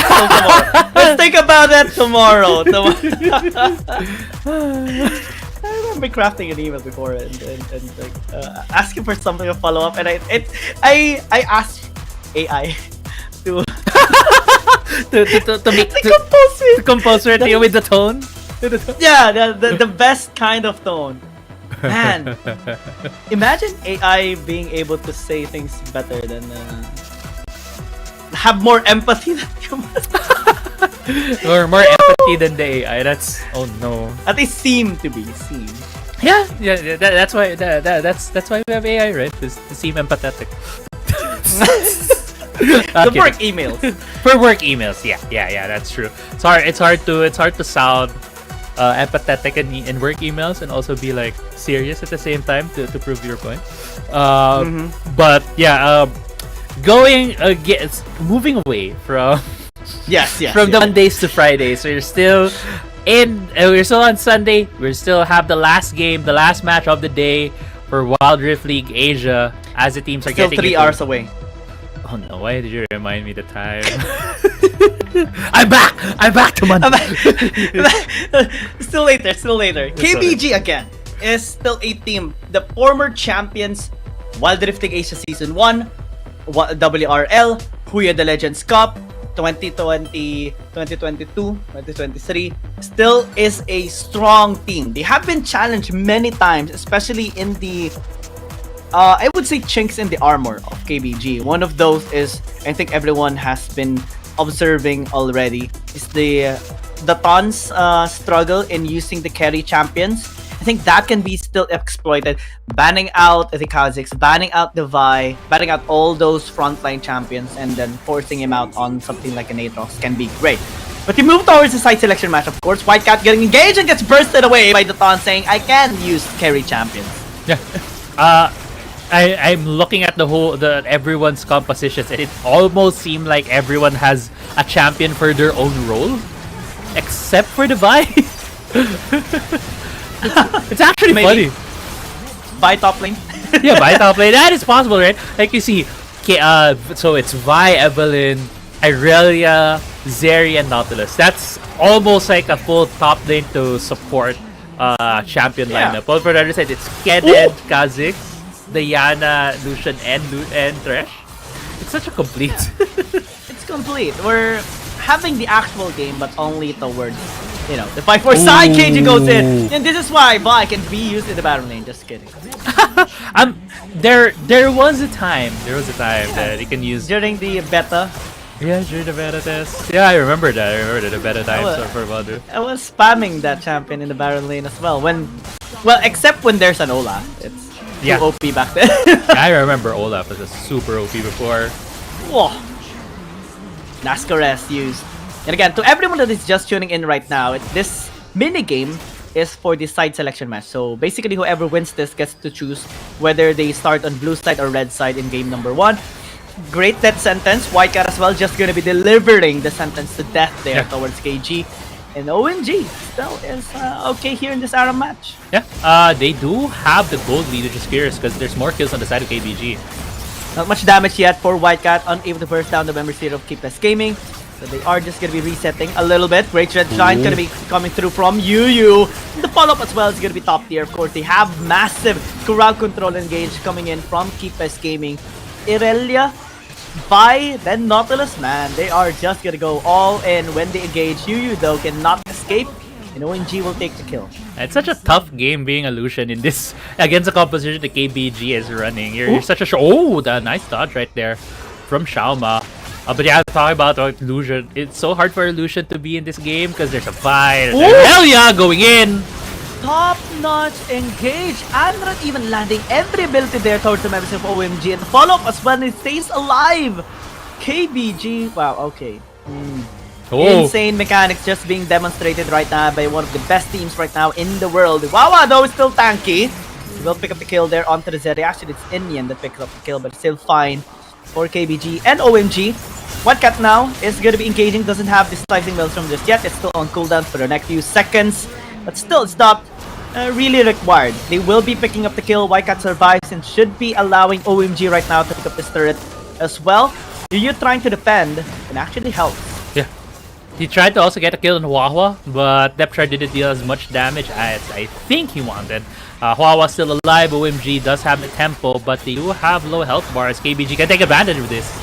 Andran going in, does have the stun, goes in with the Vanguard's Edge as well, and goes straight to the back line, able to pick up the kill, and SMK won't be getting the trade as well. There's the charm, there's the damage, there's the follow-up as well, and SMK will fall down. Yeah, KBG taking full advantage of the low health bars from OMG. They did have their resets, they're able to get their items right now. Andran9 also looking for a reset of his own, but there's going to be a lot of tower damage right now for KBG. They will take this tower down as well. Great reset coming from Andran, only an execute. OMG this time around are going to be pressured a little bit in defending this, but the game is close. I mean, gold is not really too far off for OMG. Can still fight back. They're just waiting for the slicing maelstrom here of Wildcat. Yeah, Golden ARAM is usually very close because they all get almost the same amount of gold, especially when it comes to the kills. It's almost even between two teams. Good hook. Oh, great damage. Wawa still able to flash away. That sentence did not connect though, and KBG will be fine with this. Just one person down. Thought as well does have the INV. Can just go in just like this. Unable to land the damage. Indian just got confused there, to be honest. Yeah. Because he went in. Wawa though is gonna get Volt Breaker assassinated as well with his cease and desist. And now 15 forced to flash away just to disengage. I would love to see what KG is building on the Vi, because we do see sometimes in ARAMs the lethality Vi. It doesn't seem like it with the damage he's throwing. It seems like it's just gonna be the usual bruiser Vi. Might be Triforce right there in the build, but Toton. Yeah, SMK is gonna be in a lot of trouble this time around. You're going in, slicing maelstrom after the spawns, but that dredge line is just gonna be pinging off. Andran committing onto the back line. 15 is still gonna be able to pick up the kill. Never mind. Andran is still alive. Finally, the Thresh picks up the kill.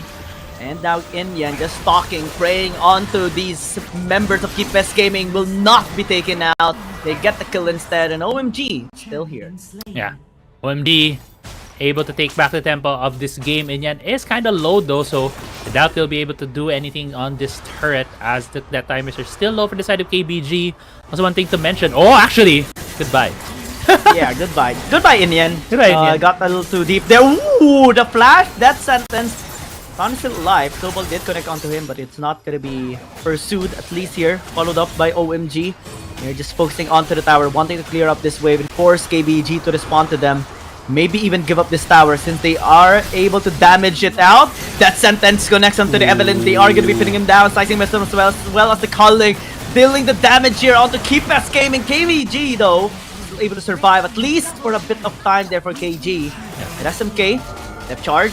Shield is there, Dredge line connecting onto Wawa, but 15 is going towards straight to the back line. Shamado still able to survive, Lantern in. Able to survive as well here for 15. Another hook comes through. Shama still able to free hit. 15 able to follow up. And OMG will take the kill! Void spikes. They just fake him out. And now the Dredge line actually, or never mind, that sentence did not connect. Snowball will be followed up, of course. Oh! That was close. Yeah, that was close. Almost an assassination for Inyan, but another kill does go in favor of KBG for Andran9. Right now, KBG trying to take back more control, trying to do more damage. Wildcat does about to fall down here.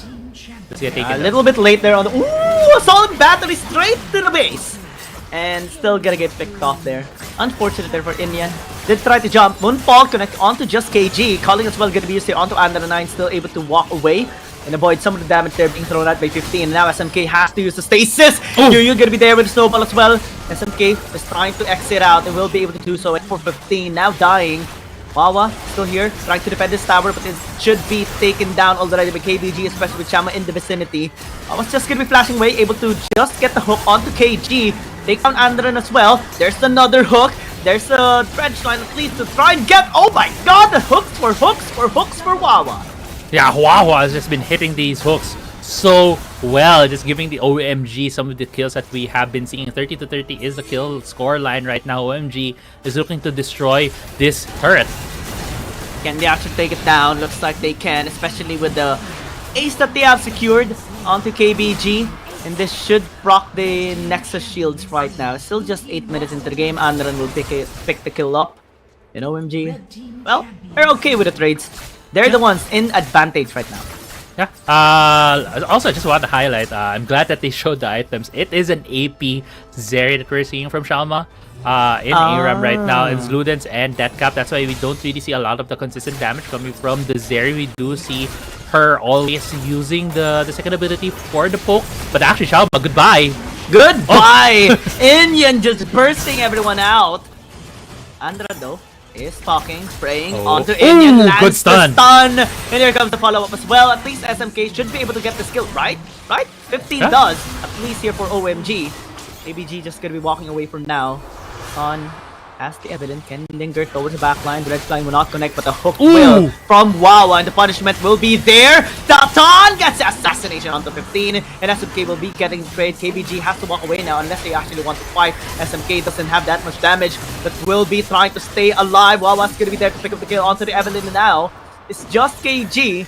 All alive. Whitecat's gonna be joining in as well. Does have the play, does have stun, does have death sentence as well to pin the Thon and KG on.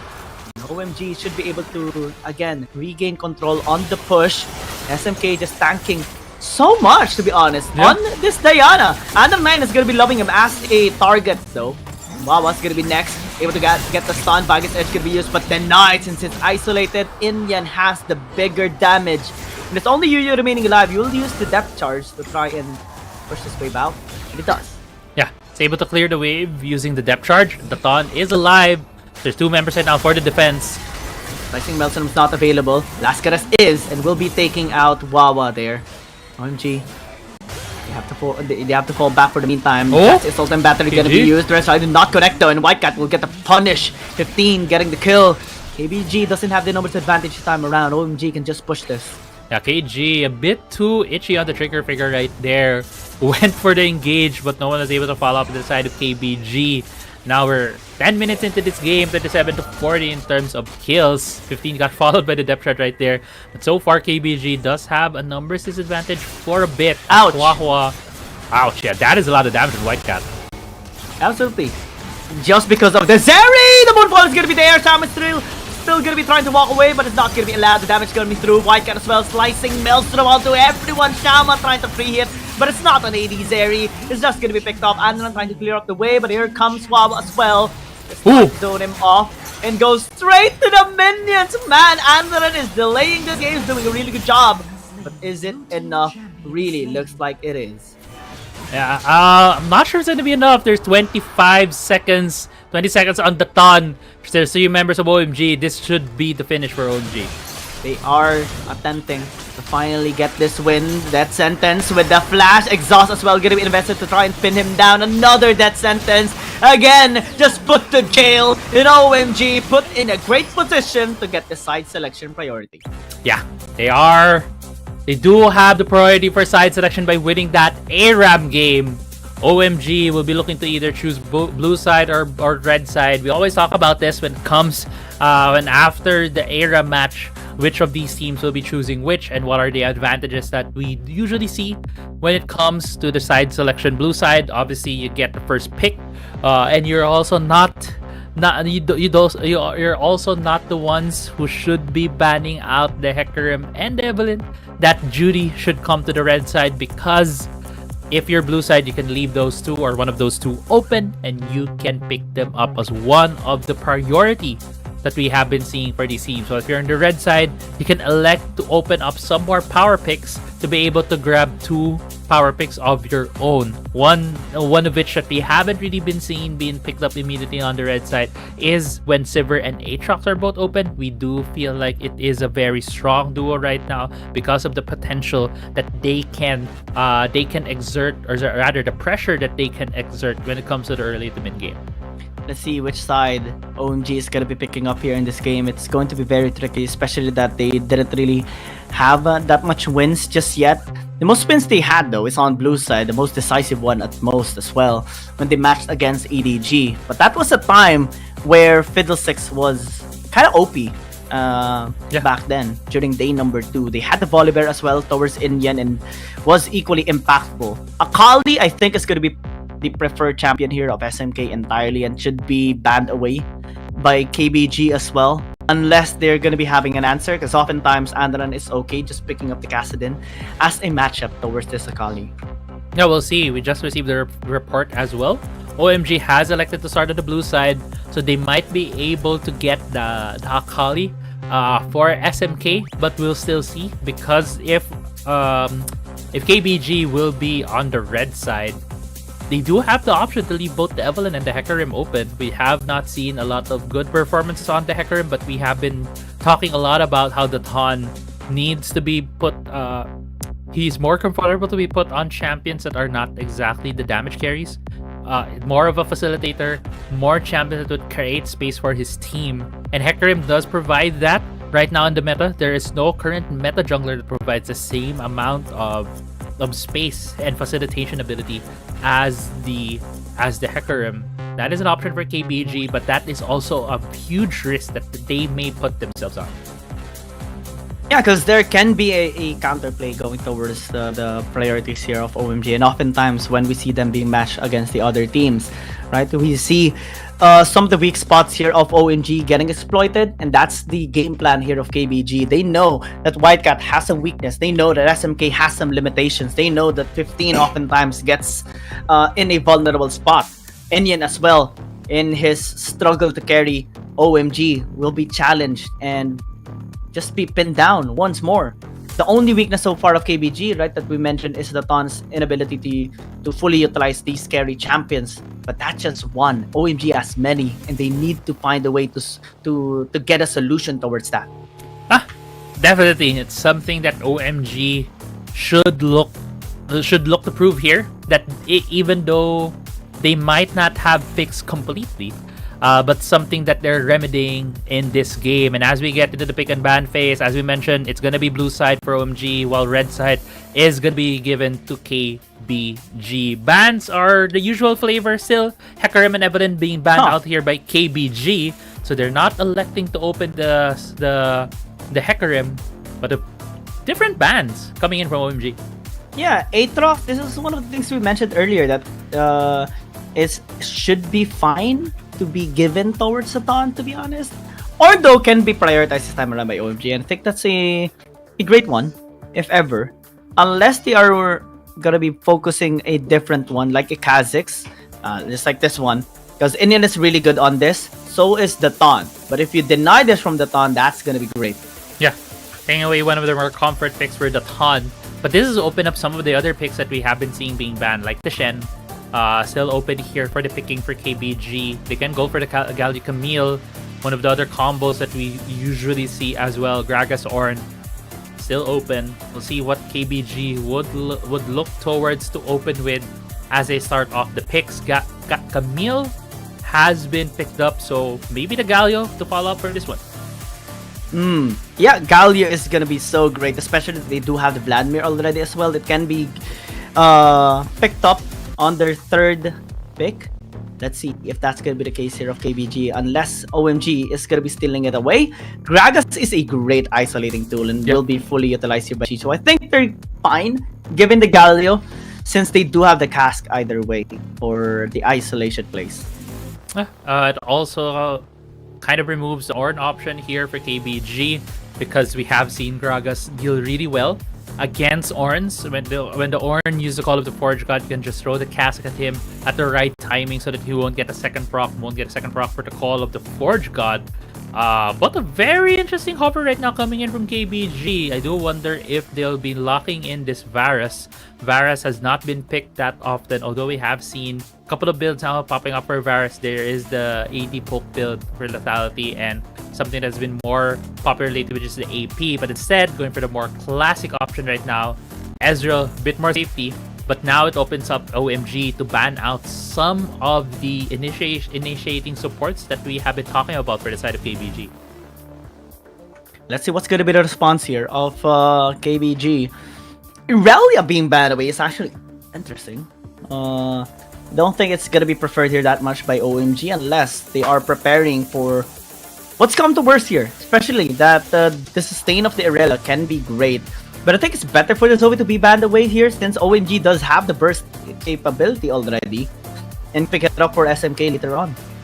Yeah, I do agree, but they did elect to ban the Cassidin. There is still an opportunity here for KBG to pick up. No, they don't have the opportunity to pick up the Zoe. They already have the Vladimir, so Zoe is very much open for the taking here for OMG. But what KBG can do is answer back with another poke tool. It could also be a Jace pick for them for the taunt.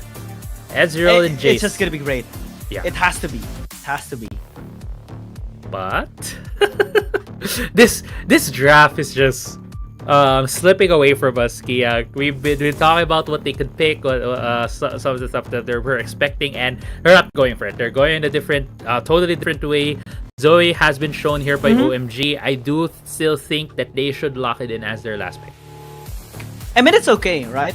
KBG can just not pick the chase right now and just pick it up later on since OMG already invested on the jungler. But whoa, Lee Sin for the taunt. This is a great adjustment if ever he will be able to fully utilize this. Again, oftentimes we see the taunt struggle on like damage champions or like particularly carry champions, but this can serve really well as an engager, as a setter here for KBG as well.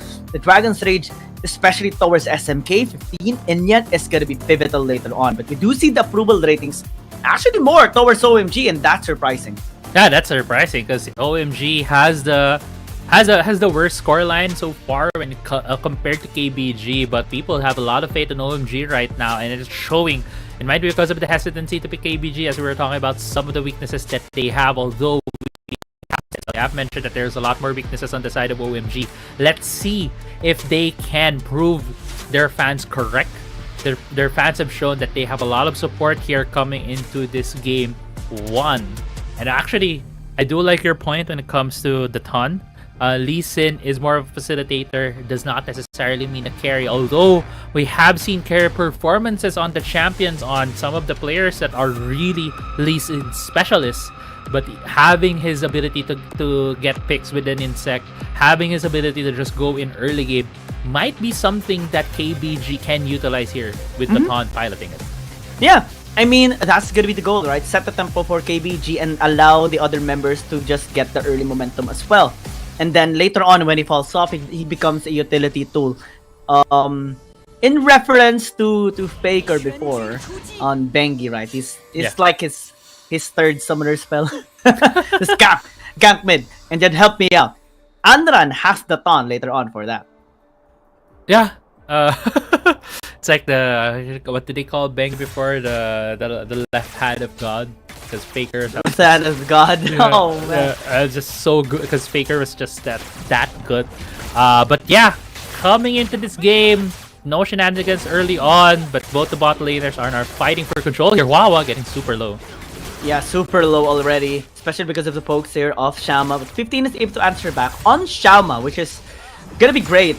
Since a little more might force Shama to just go back to the base. 15 is going to be tanking one of those mystic shots to allow Wawa to go back to the base as well. It's a great adaptation here by OMG, but so far, it is a little bit of a bad sign here towards OMG. Early exchanges much better for KBG. SMK going to be flashing away just for that. Early 1 minute. It's just a 1 minute of the game. We see massive pressure already for Andran, and he doesn't have flash, so Andran can flash in. Yeah, look at the members of KBG already swarming towards his mid lane. Essig, he's seen by the Ton! Oh, the gank and the first blood by the Ton! Potting out this mid laner, SMK, without flash in any utility. Yeah, the Ton already showing his early game here on the Lee Sin, is able to affect the map. Immediately getting the first blood in the mid lane as we head into this replay right here. Great play actually from KBG. Yu popping this Christ room to confirm SMK's location. It's just a simple point and click at this point by the Ton. Even the safeguard away just provides him safety. When he got hit by the tower, immediately pops the bubble on him. And that's so unfortunate for SMK, to be honest, because he should have had information that someone is going to be there, especially that it's a Lee Sin. Most of the time we do see the dive happening, but he didn't really respond to it correctly. Maybe because I mean, many things could have been a factor there. One, he was looking into the base. One, or second, it was shopping already. But at the end of the day, it was just picked off. WoW as well, getting chipped off so much just because of this rotation. Now, Inyan gonna be engaged here by the Lee Sin, and Yu will help out secure the kill. At least an answer back there by Wawa, and Samus gonna be the last remaining member here being chased out here by Wawa. Oh no! And SMK just gonna be picking up the kill. A great adaptation. Actually, Wawa someone to pick up both of them, which is not good. Finally, a kill injected towards SMK is a nice touch. 2 kills for the Gragas. Yeah, going to this replay right here, this is all started with aggression from the Ton. Felt like he could take this fight, and he almost finished the kill on Inyan, but Hua is able to come in from the side, and there's going to be unfortunate series of events right there. Yu pushing Wawa on Shalma. Shalma could have maybe kited away even more, maybe throw a bit more Mystic Shot damage, maybe get the kill on Hua, but unfortunately, the Alistar pushing the Gragas on him. So unfortunate. But at least it's Wawa that picked up a kill instead of SMK, right? It could have been worse for KBG, but not really too disastrous right now. Top side, it's fine for KG. He can handle White Cat. Yeah, it's just going to be the usual top lane fights that we see. Camille and the Renekton can go very much even between the two of them. White Cat on the Renekton can have some good trades on the Camille. Having the Ruthless Predator can take away some of the shields coming out from the Camille as well. But now, as things stand, gold is pretty much even. With the kill, I believe, is slightly in favor of OMG at 3-2. But Yu almost catching someone there with a Hex Flash. Yeah, this just slapping the Gragas a little bit there. It's a funny animation here of the auto attack of Alistar. Right? Just a mild slap. Yeah, just from, from under. it's just a mild slap. Pack. Yeah, just a mild slap, and even has the Mukau skin. Let's go with the bell. Yeah. Yeah, it's one of the best skins, I would say, for Alistar. True, because it's the most tilting one as well. Imagine like you're winning and you just spam your opponent. The trauma. I remember. I don't want to go back, but yeah. Right now, I'm running away from it and talking about other stuff as we talk about this part of the game wherein Inyan still a bit behind when it comes to gold, but we do see the Ton trying to force a lot of fights, trying to force the issue against OMG, and it hasn't always panned out because OMG has just been answering very well so far. Also see the rotations. Bot lane is at the top side, meaning that both teams would want to prioritize this Herald. We might see a fight brewing here when the Herald gets started.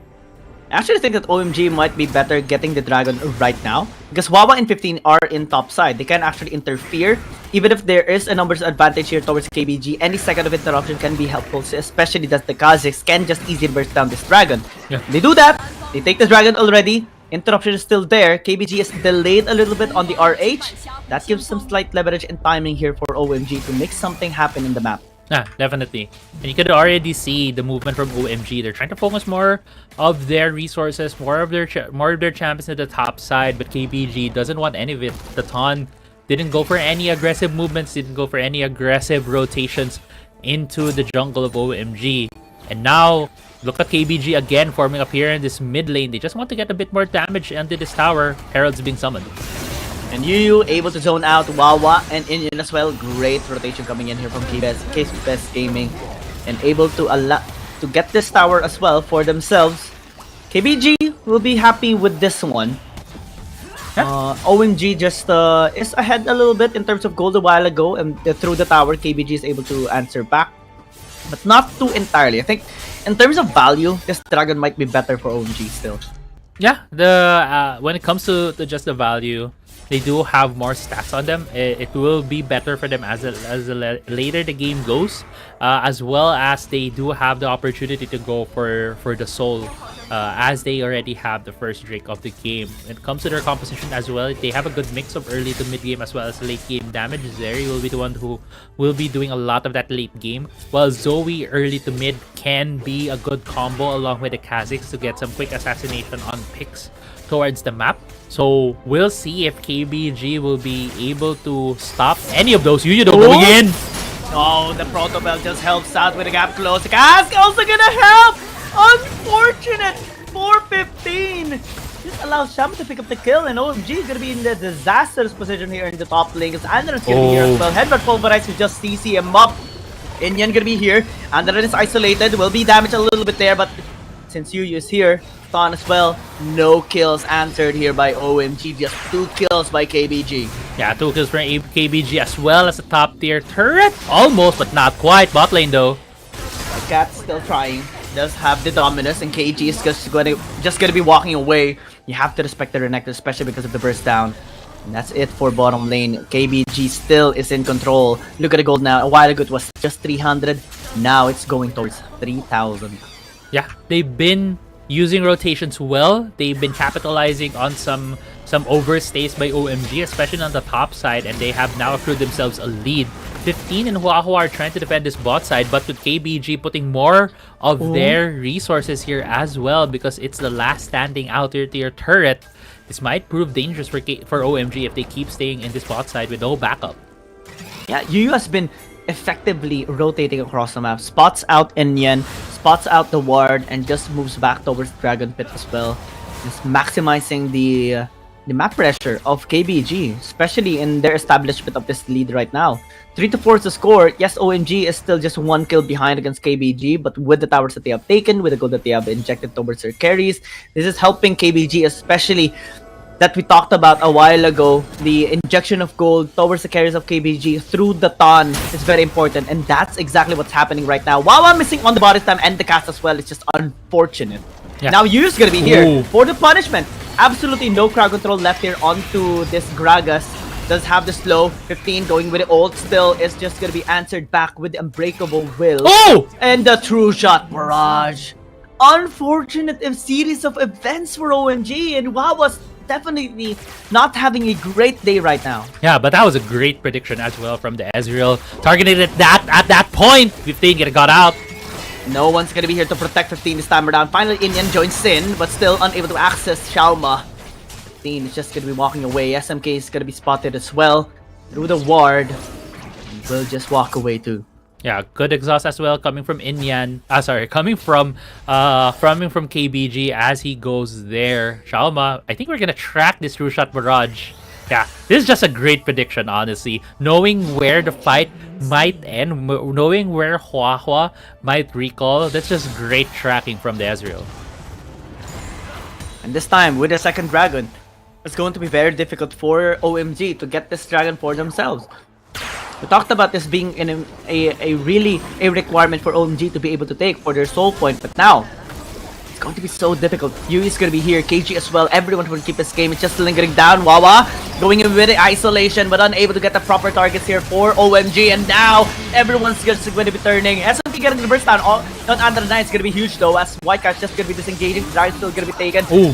Tactical sweep, unable to find kill onto Whitecap, but still fine. The burst is gonna be there. Done. Ticking, still able to survive, but Indian will not. The Mystic Shot will connect. KBG wins the trade, wins the dragon, wins the tower as well. Yeah, KBG getting everything. I thought the Ton would get a bit of that Lee syndrome and go in against 15 because there was another low health member right there from OMG, but chose not to. As we head into this replay right here, as we mentioned, it was the dragon being taken here by KBG. And they took their time here taking it, and Huahua really tried to force the issue against KBG, but unfortunately they didn't have the damage. The thing is, KBG's composition needs to have isolated targets, and with how clumped up KBG was, they weren't able to really get the kills off, and it was KBG with a counter punch pushing away OMG and getting a couple of more kills for themselves. Only 1 kill that OMG got there in that fight, and that's towards Anran. Everything else was just taken here by KBG. Now, gold lead from 3,000 goes up towards almost 5,000 right now here in this game. And the OMG definitely are the ones struggling, still trying. It's getting so difficult now, so challenging. The game is becoming blurry for them as they attempt to just get back here in this game. OMG needs to dig deep, needs to figure out how to utilize their composition to be able to get these picks. SMK needs to find some damage, some poke damage on the Zoe. We haven't seen SMK do any of these yet. He hasn't stepped up to try to get the bubble on Shalma, try to get the bubble on the Ton, and just deal massive amounts of damage on these champions. Instead, has been on the back foot, has always been just on the back of the team. And I don't think that's how you should be playing Zoe, especially in these kinds of situations wherein you need to get your team in a good spot. That is a good start though. Dealing the damage on Yu, taking the Alistar to below half HP means there's less effective HP when the Alistar does go in.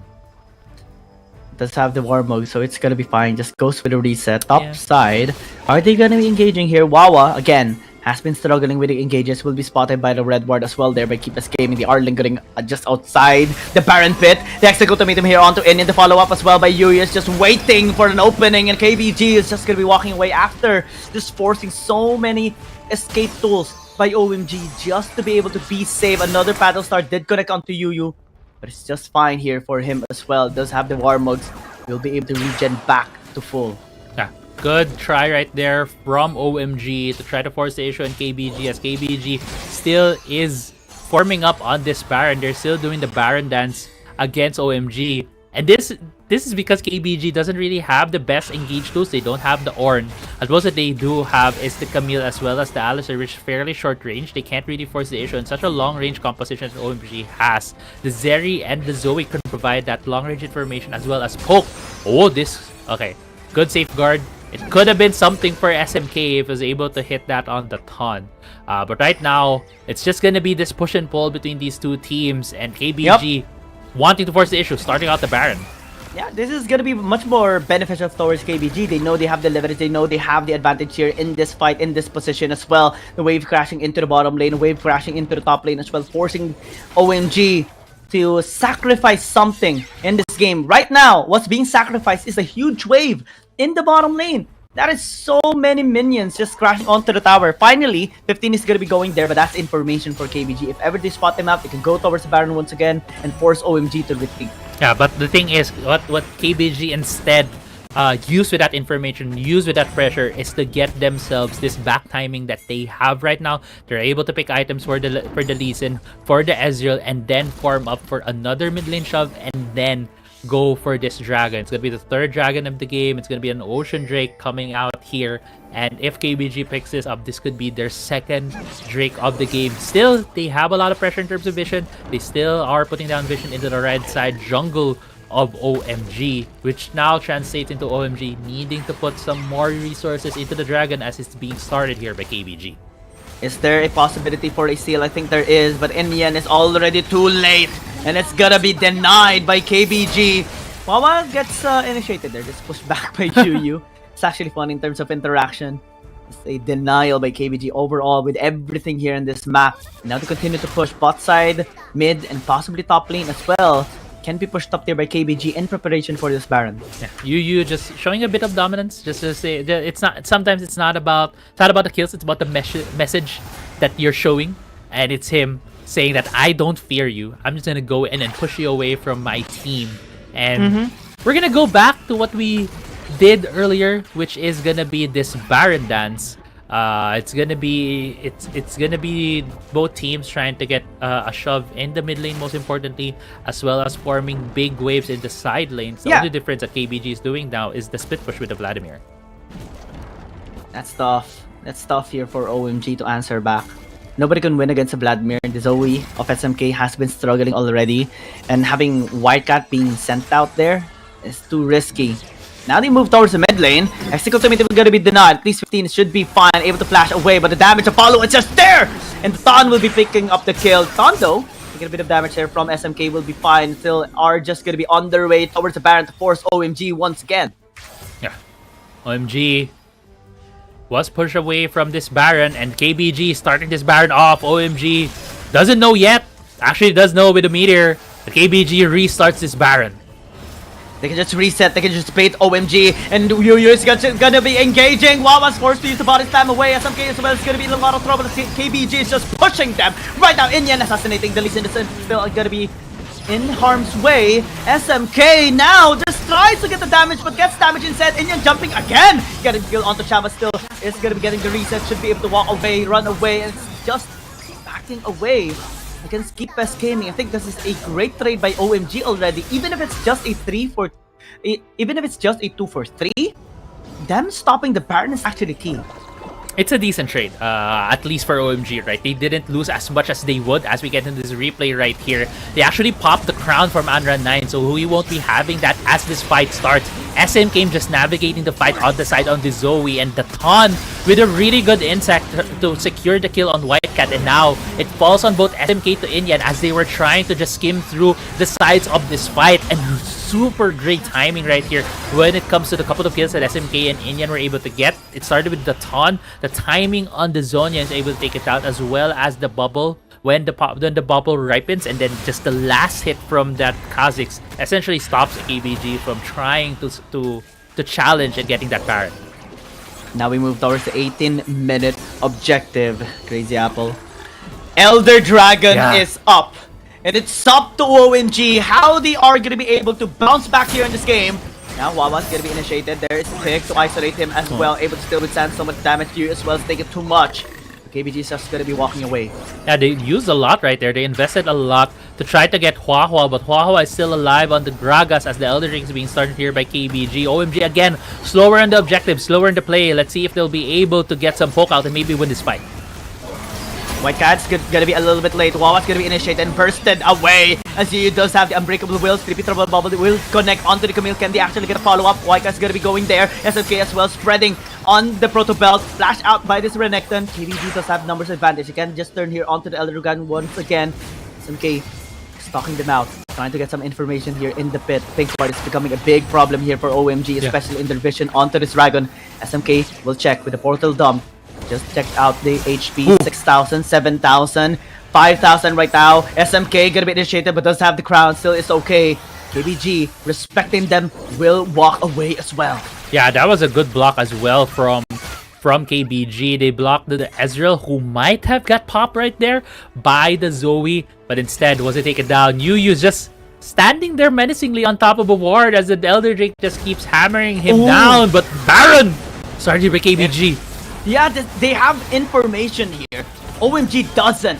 And OMG doesn't know this is happening already. And Kipes Gaming, they know that they have been having a bit of a problem in taking this Elder Dragon and isolating the members of OMG. And this is one way to do it. Because they can start to split push and force OMG to retreat.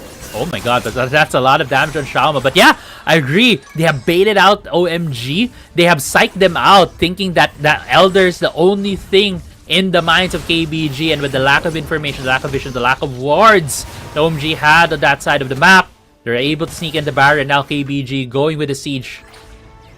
Now this time KG gonna be going in, tactical sweep into the flash as well just to be able to escape. KBG going with a push, pressuring down. They have the Baron powered minions to have the better leverage here into this game. Shaman though! Gonna get assassinated, has to take quite some time here. KBG can still follow up. The Dawn is gonna be lingering, trying to stalk him out. Ignite gonna be used here onto the Lee Sin. Into Enchant as well towards the UU. KG is continuing on the push onto the top lane. SMK, can he find the Sleepy Trouble Bubble? He does, but no follow-up coming through. Now, KBG just focusing, just baiting them out, just forcing them to use their utilities and chip them on the damage as well. Whitecat is getting low already and has to fall back towards the base. Anran going with the damage, popping that crown of SMK. The Battle Star is not going to be connecting. SMK needs to be so careful. That's just one auto attack coming in from Shaoma. Yeah, but I think smart right here what the Ton is doing, starting up this Elder. It's almost down. OMG and can't even look the challenge. And now it's a proper timing for Kipes Gaming to just close out this game. They have a double buff. Baron and Elder. Top lane gonna be initiated as well. SMK gonna be trying to help. State's gonna be used to buy some time. Indian's gonna be helped as well. And Whitecat is safe, is fine. But the base is not. KBG is knocking onto it already. Able to take the inhibitor tower in the bottom lane and the mid lane as well. Top lane is the only one left. Yuya's there to charge. Wawa missing the body slam. Sleepy Trouble Bubble onto the Lee Sin as well, but no follow-up coming in from OMG. It's now they used to cast just for the disengage. KBG is happy with exchange as well. OMG is now in a bad position, close to being taken down by KBG. Yeah, this is such a hard position right now for OMG. 2 inhibitors are down, only 200 HP left. on their Baron lane. Inhibitor turret, Elder Drake was secured by KBG. Baron's about to be back on the map in a few. KBG can just bide their time and wait for another objective to come up and go for the siege again. But what can OMG do? They don't really have the strongest teamfight composition to take the fight to KBG. They have Poke, yeah, with a bit on the Zeri as well as the Zoe, but at this point in time, Zoe's damage is not gonna matter as much just because KBG has gotten their items, has gotten ways to be able to tank through the damage of the Zeri. So a lot of things here is gonna be in favor of KBG. It's OMG who needs to figure out a way to force a mistake on KBG. Yeah, this might be it. The taunt going in. Wawa's still gonna be able to stay alive. You as well, popping the ult just for the durability. But this tower should be falling down. And then going in with a Hemo Plague. Tides of Blood as well. Dealing damage here onto SMK. And will be panel start. Down! Stays into quite some time. There's a knock-up as well with the Pulverizers. KBG just wanted to answer back. Just wanted to end this game right now. Hexacle to meet him on to Wawa. Not the best target here for KBG. And Yu still stacking so much. The damage is going to be there from OMG. The battle starts hurting. It's hurting. It's hurting! But the base will just crumble. KBG has gotten it in the game number 1 for them as well. Yeah, KBG secures game 1 of their last match of the series here against OMG. It was a calculated, methodical game for them. They never really pushed the issue. They never really went over aggressive at it. OMG. They played it by the book. They played it by scaling, and they were able to get the win. It's just an amazing performance by KBG in general. It was great that OMG was able to withstand, able to stall this game out. But KBG having a better advantage, especially in their timing, especially on their macro as well.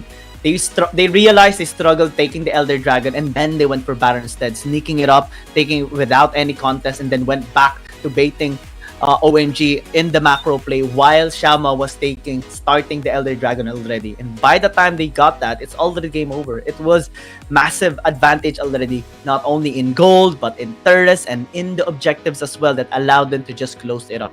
Yeah. Yeah, it's just mentioned all the steps that they had that they took. It was basically by the book. Very methodical play for KBG. I do like that look from them, right? Also, the taunt on the Lee Sin is not the most explosive performances that we would see, but it's a very solid performance for him. He took good advantage of the early game, was able to get the pick off early on the Kazakhs, which essentially bolstered him up to a better position come the mid to late game. But also looking at the damage, a lot of damage was thrown by SMK, and that is simply because he was the only one who was able to reach any of the members of KBG. Yeah, I mean, this is one of the struggles of picking yeah, you have the poke initially, but it's better if you have double pokes, right? And that's something that could have been a great adjustment here for OMG. Wawa's well struggled in the engages.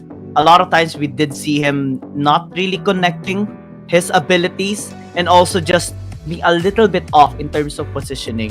And that's what KBG capitalized on. That's where they found the openings here onto OMG and win the fights whenever Wawa was making a mistake. It was fine for Whitecat actually. Inyan as well was carrying. SMK too. 15 was sometimes picked off, but is a little bit playing more safe. And that's great. I think they can still have a standing chance towards game number 2. But Chama here definitely had the most stability. And with Elder Dragon secured by him as well, allowing the team to just get this game number 1, he does deserve the MVP.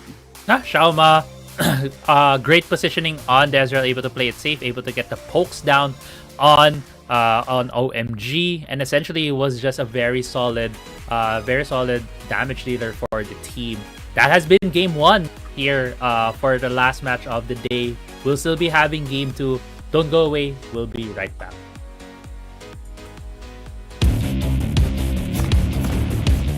There's something about games. What you doing there gives you real chills. There is one thing that can't be stopped. Feelings. And if you can feel it, it must be real, right? And that's real magic.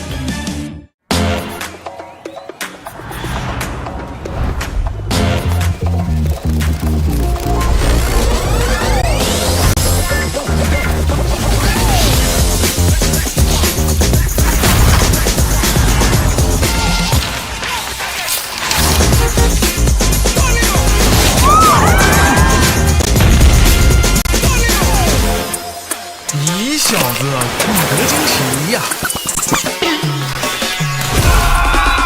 Let's go. Sicker than the wizard with a top hat. So heavy when I drop it like a backpack. Chit chat, best stick it in a WhatsApp. Looking at the glitter in your Snapchat. What's that? You break like a plate in an earthquake on the first day, like a clown at birthday. Too late, got away with the first.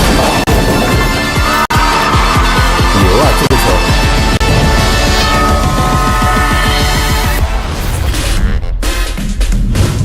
菜呢？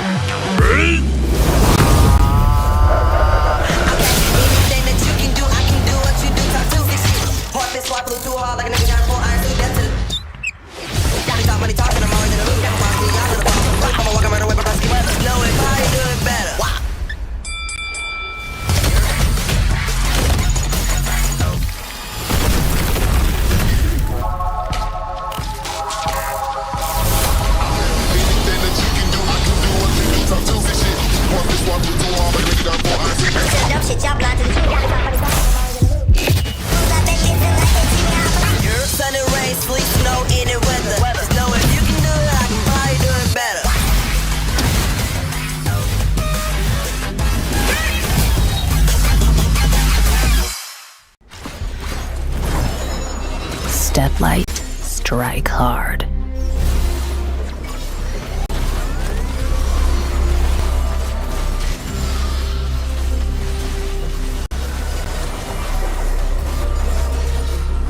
Crack 'em like a tomb.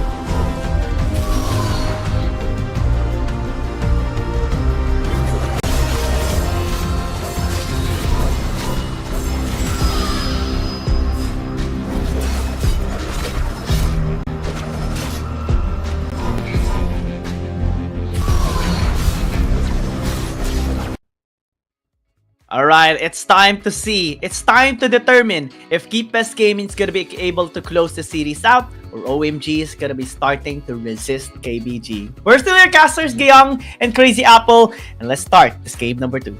Yeah, game number 2. KBG was the one who was able to take game 1 earlier on with slow, methodical, by-the-book plays for them.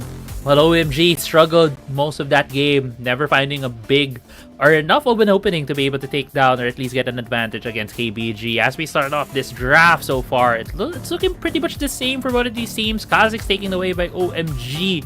That was used by Indian earlier on in game 1.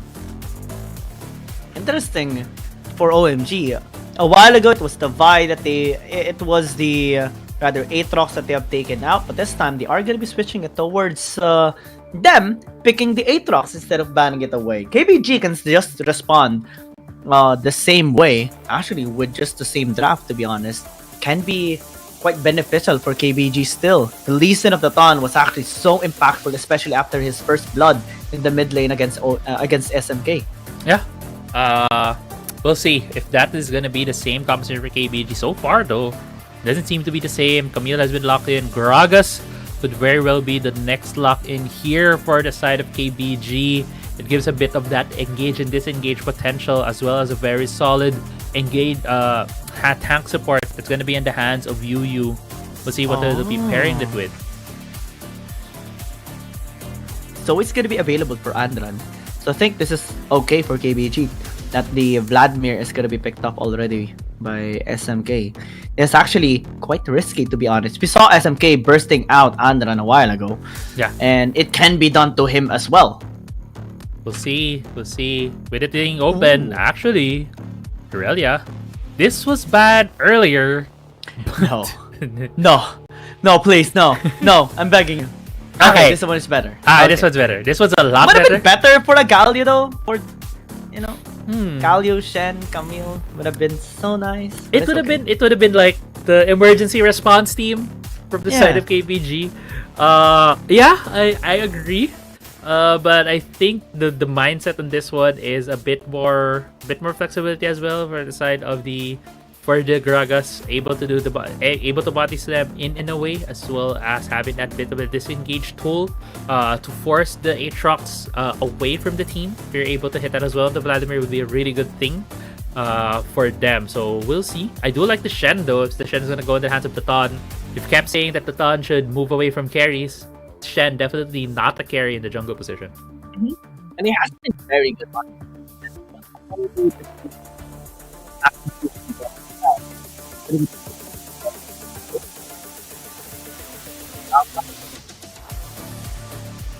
Yeah.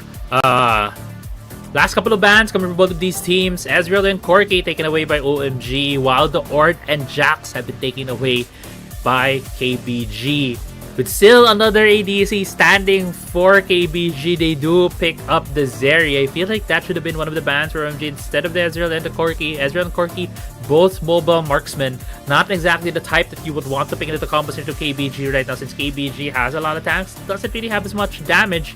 Zeri fits that build so well to have that damage that is being lacking from the side of KBG. OMG though, locking in their last two picks. It's going to be both the Nautilus and the Renekton. Renekton giving a bit of that strength at the top side, as well as the Nautilus.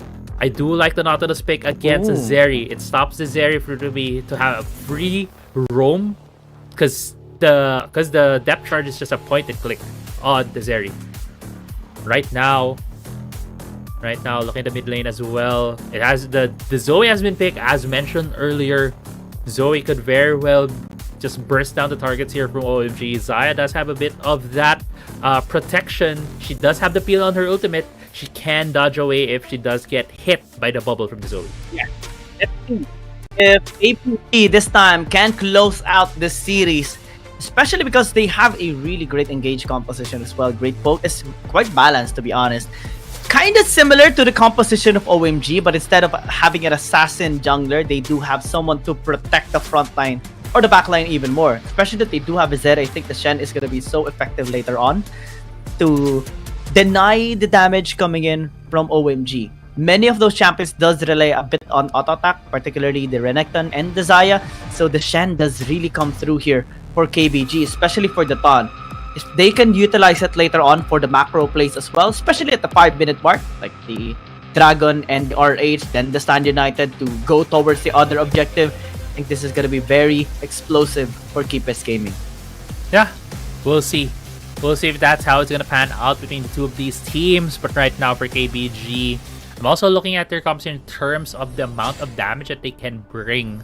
Feels like they don't have as much damage, and the longer these fights goes, if this Renekton and Nautilus is able to build up a bit more of the tankiness, it's going to be hard for both the Zeri and the Zoe to just go get through that tank line that OMG has, and OMG will just have so much damage from the Aatrox, from the Vladimir, and from the Xayah when we get towards that late game.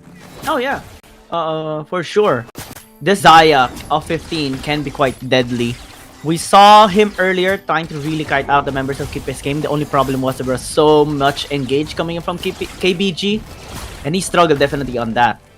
SMK Zoe actually dealt quite a lot a while ago, right? It was 45% damage, 20,000+ damage if I'm not mistaken in the entire game. Even if they were behind at that time, it was still consistent in poking out KBG. But this time, Andran can be the one to do that as well. The burst is going to be there, and SMK needs to be very careful. Yeah, definitely. They need to be very careful of the damage coming from that Zoe. Because even though we saw, in the late game, it's hard for her to put down the damage, but when you do give the Zoe an opening to hit her long-range paddle stars, it's gonna stick. It's gonna hurt. And it's essentially becomes, instead of just a poke mage in the mid lane, instead of just an artillery mage in the mid lane, it becomes a form of an assassin at that point. Sleepy Trouble Bubble just to delay the wave clear there of SMK. Top side, Whitecat definitely winning against KG, especially that this is interconnected against Camille. Can this way deny the adaptive defense, especially with the shield.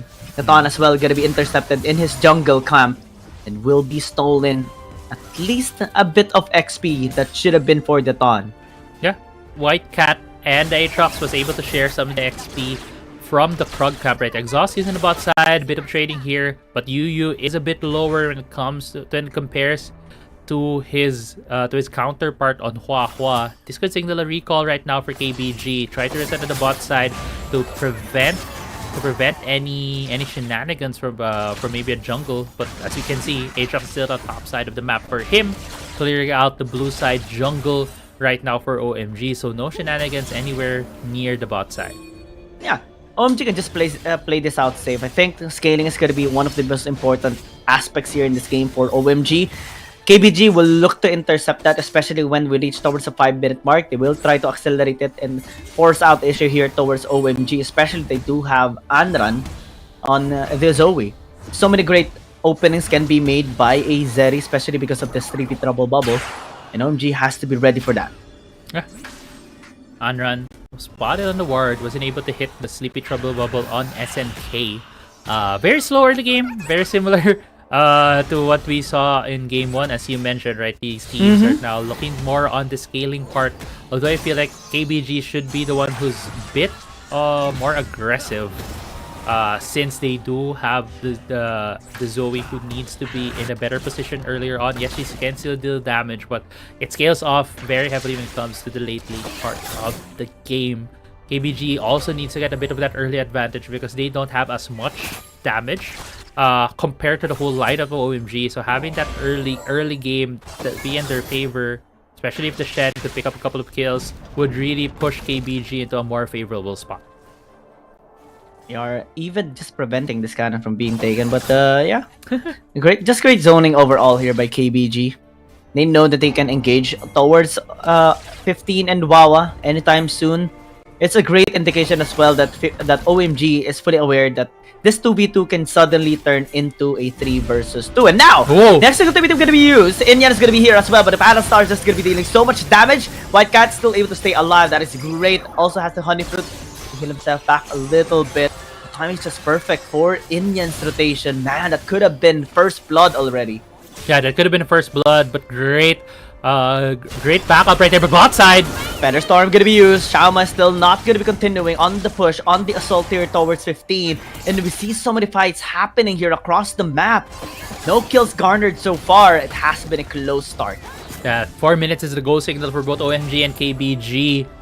Trying to get some advantage, trying to get a death timer going on so that they might have a better position when these objectives comes up. But the big cooldown right now for the side of KBG is going to be the Stan United on the Ton.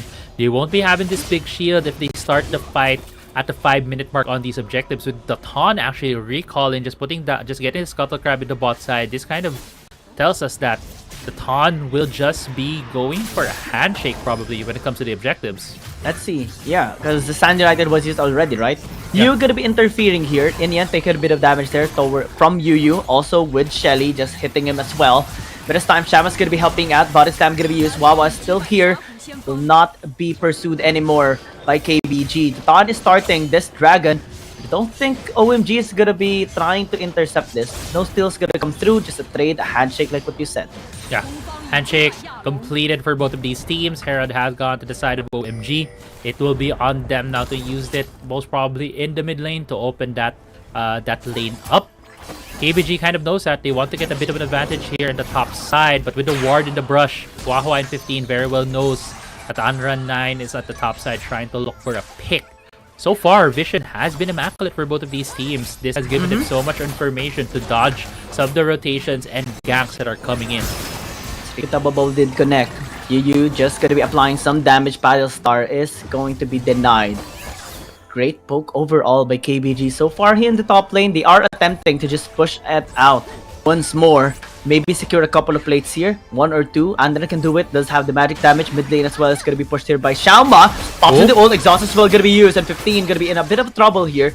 Still fine. Able to answer back. Especially does have the honey fruit. SMK this time around. After the engage, Andran. Stand United going to be used. Can he actually escape? The answer is no. Yuryu's going to be next as well. Don a little bit late there on the Stand United. It has been denied the help. Keepless Gaming might get pushed here into the top lane, especially with Shelly helping out here. Can charge under the turret. Kenyan going to be chasing them out still. Not pursue anymore. They're happy with just securing this first tower in the top lane. Yeah, it's gonna be the first turret here for OMG. Also a kill on the Zoe. Bit of an unfortunate timing right there. Maybe Anran 9 was recalling and Hua just caught him there with the hook. A bit of disrespect from Anran 9 as well. Even the Stand United wasn't able to push through.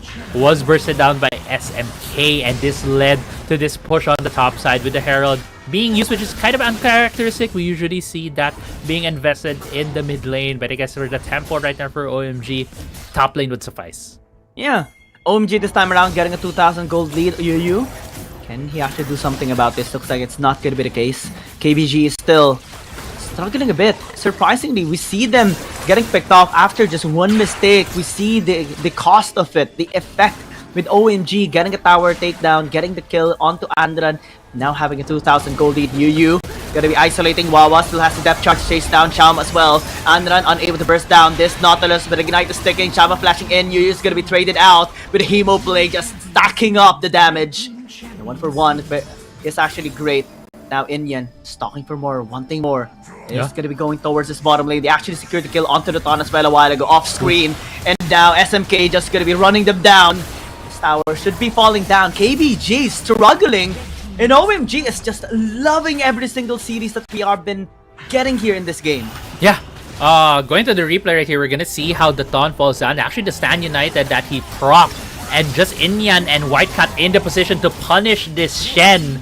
It's quite an unfortunate timing from the Ton, as you mentioned. If he was not in full vision of OMG, he might have been able to push through with the Stand United. Instead, gets picked off, and now OMG with a decent advantage here in the early game, almost 3,000 gold ahead for them. SMK and Inyan very much at the top of the gold leaderboards for this game, and SMK has been using that advantage so well. I saw him earlier flashing in, getting the kills, getting the pickups, and this will allow him on the Vladimir to scale even faster. And we all know how strong Vladimir is when it gets the late game. Yeah, we saw that even in the previous series, right, between Woohoo Gaming and KT.RY. The damage can be just so pure onto multiple members. It's not just single target. That's one of the cons here of the champion that Andran 9 has picked up. It has to be a single target burst down. They can lock someone down, but it's just so difficult to do that as well.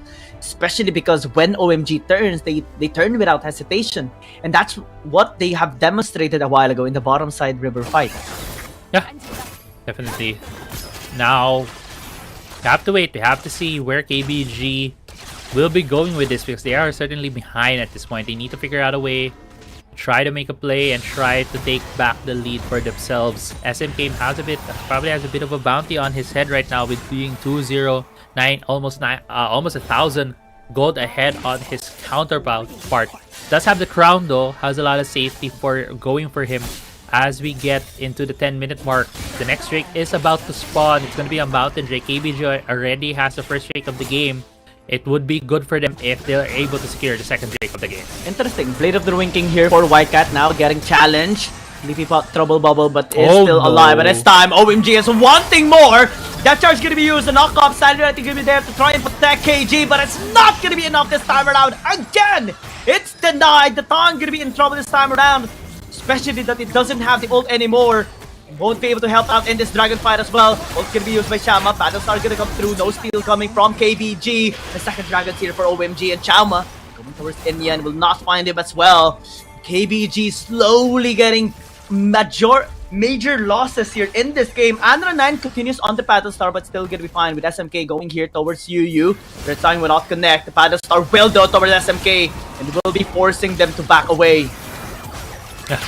KBG slowly getting choked out of this game. As you mentioned, They're having some major issues. They're having some small mistakes that are being capitalized on by OMG. I feel the plan for KBG earlier was to try to look for a fight. Depth chart being used. Yeah, a little too early to be honest, because no one's actually there to just follow up. So that's weird. Yeah, that's definitely weird. But yeah, going back to my point earlier, I think the plan for KBG was try to force a fight and have the Ton use the Stand United to get into the fight and maybe go for a steal on the Dragon. But instead, it was them getting shoved in, Camille getting killed, and the Ton wasn't able to complete the channel on the Stand United to join the fight. And now KBG still in the same gold differential. They're still about 2.7, 2.5k gold in favor of OMG, but with the Dragon being equalized here by OMG, they have definitely gotten a bit more stats. They have denied the soul as well for KBG. This was OMG in a better position here in this game. Absolutely. If they get the second or the third Dragon, rather, the Ocean Dragon, it's going to help them so much in resisting the damage here of KBG, because Mountain Dragon plus Ocean Dragon is immense durability and sustainability as well here, especially towards the late game. KBG doesn't want that. The Taunt's gonna be taunting here on Wawa. Not really the best start, because this is a Nautilus that is very tanky. The Battle Star though connects onto 15, forcing the Feather Storm is gonna be walking away. The Taunt is just gonna be there with the Taunt going in, and SMK just trying to get in towards the fight as well. Going in with a Ties of Blood, just landing onto the Everton of Keep the Game, but being ignored, being denied. And KBG is loving every single second here in this fight, and OMG doesn't like this anymore. They'll be walking away. Yeah, that was a fight that KBG, well, at least to pick off the KBG wanted to get. They're able to get 15. That Zaya, we talked about how it has the ultimate to be able to dodge some damage, but if no one was going on front of her, she won't be able to live through it. Yuyu though, getting a bit caught out here. Yes, still gonna be fine. Inyan is a little bit mad, especially on what happened a while ago. 15 tried to fall back, but is denied even with that. Especially because of the sleepy trouble bubble. Had to use the Feather Storm, but still isn't enough to be safe in the backline. That's how big of a turnaround can be made with just one champion. The Zoe 100-0 is so possible with this champion, and the taunt as well on this follow-up with taunt flash. It's just so pure. That allowed them to get the leverage at least in that fight. Yeah, actually I think if only Yuyu used the cast, would have been good as well. They didn't need to use two abilities to try to secure the kill, because the bubble already has that increased damage, right, when you're able to hit another skill.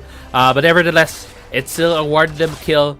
Now KBG able to at least even out the tempo, because it felt like earlier on KBG just kept playing on the back foot while OMG dictated where everything was gonna go. With KBG able to get at least a kill, they're able to strike fear into the hearts of OMG at this point. They're able to say that, hey, we're not out of this game yet. We're not just going to go quietly into the night, as KBG is looking for another fight. Another cast, another isolation. This time it's going to be White Cat initiated here. They have to be very careful. White Cat's going to be disengaging with the Size and Dice series. It's going to be the next target here of OMG. The Dredge line connects with the flash. Stasis is going to be used to buy some time here for Andra. He can still flash away. And Thon, waiting for the Thon, does go in with the Nautilus and picks him down as well. KBG having the numbers advantage this time around is going to be looking to push down the mid lane. 15 is taking too much damage! Had to use the Feather Storm. Now OMG is going to be walking away. They have to give this tower away, unless KBG, Yuya in the vicinity, is going to be spotted out. They are timing it right now for the Baron. They're starting it. Yeah, they're starting the Baron. What a bluff as well from Andra. 9 didn't have the Battle Star, but it forced ultimate from 15. Now the Battle Ultimate down! The burst down, the Renekton is out. KG gonna be initiated here by SMK though, but has the movement speed, has Battle Star, almost connecting to SMK. KBG gonna be happy with the trade, able to push this mid lane right now. Just with a Baron bait. If the Trouble Bubble will connect, Battle Star is gonna be there! Almost buying that time for KBG to get the Dragon, at least with him zoned out. This can be the Dragon already. Thon is already starting it up. The steal coming in from Sham as well on the red buff.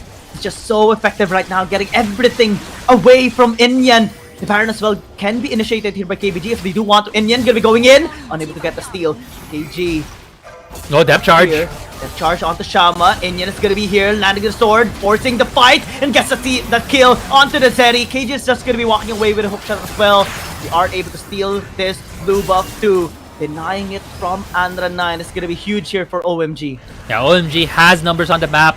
with the Zerigon, they might be able to force this Baron or at least bait in KBG. There's a 4v5 situation, but looking at also the members of OMG, the Renekton and the Aatrox are on the bot side. The Aatrox is currently getting the minions in his jungle, going for the farm. I think they should be on the Baron right now to force the issue, as we see on the replay right here how Shauma was taken down by OMG with the depth charge. The Ton also, I feel like a bit of a misposition on the sword, but nevertheless it was the response right there from OMG, and now Baron is still up on the table for both of these teams. I mean, I think it's okay for OMG to not really pursue the Baron because it's so risky to try and attempt it when Anaran is still up. Because one paddle star can just delete you and allow KBG to fully take control, taking the Baron, taking everything. Especially that in just a minute time, Elder Dragon's gonna be available as well. So now it puts so much risk for OMG to do anything. They have to be so clean, they have to be so precise in everything that they do. And KG this time around is gonna be pressure stage. It's gonna be used to buy some time. Meteor Enchant not connecting onto KG is still gonna be used to buy some time for OMG to run towards his bottom lane. Hook shot gonna be used. Red Shine did not connect onto Yu. Everyone is just gonna be walking off. SMK wants to commit but will not be able to do so. Yeah, as you mentioned, right, Elder Dragon's about to spawn. KBG, they want to get a pick up in the bot side to maybe open up that space for them. Get the dragon, get the wave shoving. Ooh, that was a close hook on Yu. But now, KBG is recollecting themselves. As I was talking about earlier, they could have gotten a good advantage in the bot side by taking down the Camille, but instead, it still remains equal for both of these teams. A bit of a gold advantage still on the side of OMG, but as we get to the later parts of this game, KBG, even with their items, are very much strong. Could be in parity to OMG when it comes to these fights. Yeah, absolutely. 2,500 gold lead at 18 minutes is practically nothing at this point. KBG has her power spikes already. KG is lingering in the area on the brush, trying to get a good angle here towards Inyan. But it's still gonna be fine here for OMG. Elder Dragon's gonna be available. KBG can basically do what they did a while ago towards Baron lane. Vision is not established by OMG in the top side river. KBG knows it as well. Yeah, they could do what they did earlier on. Bait in OMG into this Elder Drake, and when they go for a fight, they peel off of the dragon and go for a Baron play. That could very well be what KBG is also looking at here. But looking at Inyan and Whitecat taking control over this bot side wave, shoving in pretty deeply. It's gonna be a good flank if OMG can set this up, but KBG so far not allowing it. Now Dragon's being started. 5 members of OMG are here. Take note, they have 15! gonna be here in the bottom lane. 15 is dead! But the battle star is gonna be there. KG is starting to run away. White is trying to chase. They are gonna be able to burst down SMK as well. It is everything on the line here for Inyan. He has to land the sword. He has to land the damage. Being intercepted here. Getting in with a flash as well. Getting killed onto the Zeri. As well as this Renekton is now starting to pop off. The Sun's gonna be going in as well, trying to delay the damage coming from Inyan. Andran is very low. Has to battle star still. Gets a knock up there. Gets a taunt towards Inyan, but still alive. Has to sustain. Yu gonna be helping out as well. Wawa trying to intercept, trying to block the battle star, but still not gonna be enough. Renekton is gonna be taken now. 3 versus 2 here in this Elder Dragon. 5,000 HP. The bot is still gonna be looking towards the entry. Still, Yu intercepting, trying to get a good poke. Andran as well, trying to get a good angle. Wawa's gonna be taken out. Has to sneak a trouble bubble denied. Still, Yu and Andran and the Ton are here. Inyan just desperately trying to get this for the team, but will now back off. KBG successful installing. Stand United gonna be used after going back into base. The Ton can actually intercept, but 15 finally goes back here from the base. And then it's gonna be here with the Battlestar once again here towards Wawa. The Ton gonna be taunting in towards 15, but SMK is gonna be here. He might just get bursted away, and that's the answer here by OMG. Now they have an opportunity to actually get this Elder Dragon. KBG can no longer contest. They have to give it away. I don't understand! KBG, why did you have to go back? You could have just let the dragon reset. The OMG 15 and SMK died first. Obviously, they're gonna respawn back on the map faster than you. But now KBG is on the back foot with the taunt gone. There's no chance for them to smite steal this Baron. There could be a miracle from a Battlestar. It has to be Andran, but SMK is doing a really good job zoning them Elway. The Meteor Enchant's gonna be used to cast! Almost getting the Baron. Still, great smite coming in from Inyan, especially the timing. Now they have double objective here. Elder Dragon and Baron. Elder Dragon, Baron, the 2 endgame buffs on the side of OMG. This is kind of telling us that we may see another game 3 here, folks, as we see OMG being in a commanding spot, and again just going back. That was such a weird decision coming in from KBG because it already showed that they don't have the sustained damage to take down the Aatrox. They had 3 members. They had the 2v3 for the longest time, and they couldn't even take down Hua or the Aatrox in that fight. They should have just let the dragon reset. You should have just walked away. But instead, Stan United was used. And that was such a questionable decision from KBG. That was a massive mistake. Yeah, a big mistake.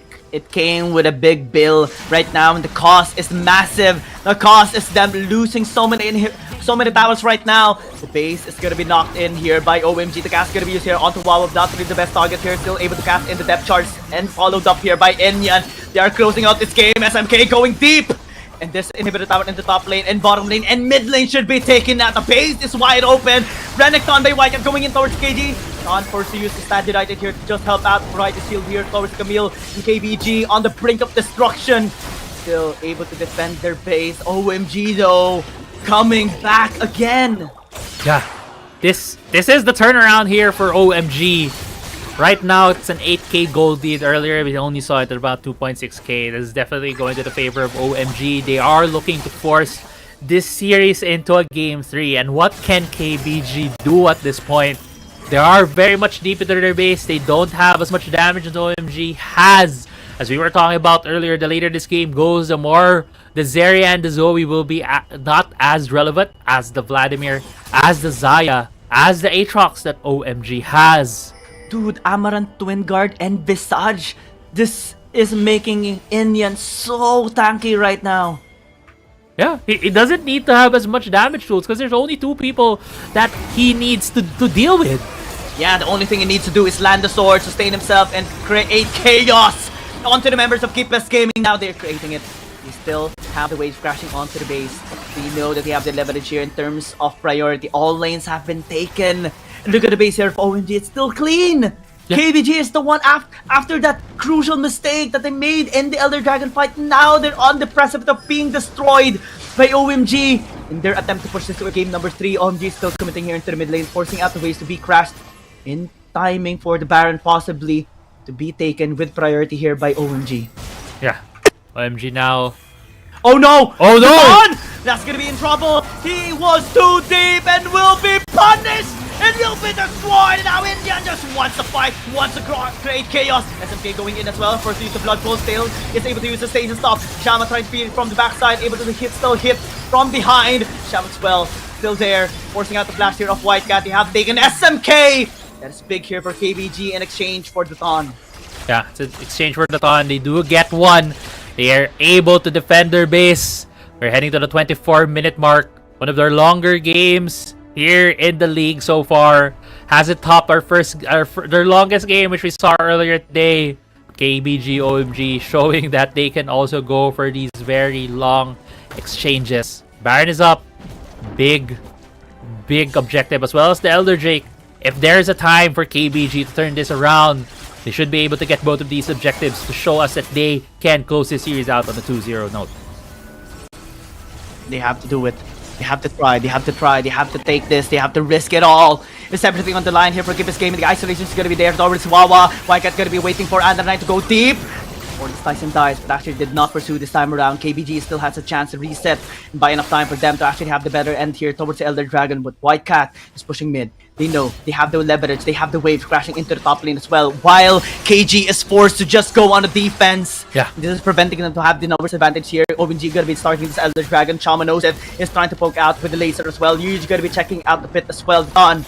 Just waiting. Wildcat is very low. They know that they can actually go here towards them as well. They are just gonna be disengaging for now. It's too risky. It's too risky. It's too risky. OMG also peeling away from the Dragon right now. They can feel the pressure. They don't want to challenge KBG. Oh no! Inside! Wildcat! Still fine. Still fine. It's fine. Still okay. KBG can just continue on the push. KG is actually doing a really good job holding the door here in the bottom lane and in the top lane as well. And KBG actually starting this Elder Dragon right now. Wawa knows it. Thon is going to be going here as well. Indian has a great position for this flank. Oh. Will spot out Yuyu, slowing it down. SMK as well, going to be dealing with damage. Sleepy Trouble Bubble will not connect onto anybody. SMK not really going with the Tides of Blood as well. But Andran will landing The paddle star will hurt SMK. Gets a pull, gets a stun, gets a dredge line as well towards Hiryu. There's gonna be the ult here by Shama. White going in as well. Trying to get the backline access, still unable to do it as well. KBG is just gonna be walking away. OMG as well. Handshake for now. But the Elder Dragon is just so important here. Yeah, and all this time, KBG is fighting this as a 4-man unit. They can't rely on KG. As you mentioned, KG right now is trying to defend their base. That's why you always see under 9 and Daton just trying to stop this mid lane to pushing into their turret. Because if it does, that is a huge point of pressure that they can't get away from. The 30 minutes might just be able to end the game as we have a reset here. Reset. You're still gonna be fine. Still pulled back, but it's okay still. Andran trying to land this paddle star, but is unable to do it. KG has been pushing the top lane, trying to get some leverage, trying to push out the wave so that he can actually help here in this fight. But OMG knows it. They know that they have the constant waves crashing into the tower. They know that they can have just the patience here, wait for an opening, wait for a mistake here towards KBG. They have taken at least a tower right now. Wildcat gonna be in a lot of trouble this time around, able to still survive for so long. The gas gonna be used. They are forcing now on the Elder Giant. Can they actually face this? They are trying to burst it out. KGG is gonna be here to steal this gas. And Daton just making the miraculous plays. And now KBG is just gonna be running towards the memory team of KBG of OMG, and gonna be in a lot of trouble. Cham as well, just gonna be flashing and taking SMK along the way. And 15 is the last remaining member here on the side of OMG. Is not gonna be surviving. KG is there to get the finish. But the base is wide open. They still have to go back to the base. Can they actually push this wave? Long death timers already, 60 seconds exactly. But is it enough for KBG to end it? We'll see if it's going to be enough. They have a pushing wave in the mid lane. Shaoma and KG right now are running to the base. It's only 750 HP right now on the search. This could well be it. This could very well be it. 12 seconds. Renekton, Whitecat is about to be online. The wave is going to be crashing here into the mid lane. He has a big responsibility to be able to stall out this game. Whitecat popping up the dominance. He is ready. He is waiting. He is wanting this. But KBG is focusing onto the Nexus already. His goal is to be able to clear out this wave into the mid lane. He's able to buy some time here for OMG. This game is insane right now, Giyang. Dude. We've written off KBG earlier. It felt like it was already OMG who was gonna run into the base, getting the win, but that prolonged Elder Drake face-off went into the favor of KBG. They were able to successfully defend their base, able to successfully defend their claim on the Elder Drake, and now it's only the Baron on the map. SMK! Okay, still fine. Still has the Hemo Plague. Still gonna be using the transfusion to be able to get his HP back to full 100. But OMG, man, this game is so close. KBG, they are gonna be spotted trying to take this Baron. Wawa is already there. The rest of the OMG is going on their way. They realize there's a vision. They planted the vision ward as well, trying to take it that way. Wawa is gonna be able to clear his ward as well. KBG is gonna be trying to go on to him. The Thon is gonna be there. Sleepy through a bubble as well. Stand United. There's no Stand United here, but the burst is gonna be there with the Elder Dragon. The Thon does have the damage, especially with the buff that he has acquired. Now the numbers advantage here by KBG can be fully utilized. There's no more frontline for OMG. They have to wait 60 seconds, 50 seconds here before this Nautilus comes back to life. Yeah, and now KBG just doing their due diligence, pushing out the mid lane so that they would have a shoving lane in the mid lane. But OMG is not deterred. They're still putting down pressure right here as KBG has not started the Baron because OMG is just putting down the pressure. They can't even go for the start. This is coming to be the second 200k gold game we have seen today.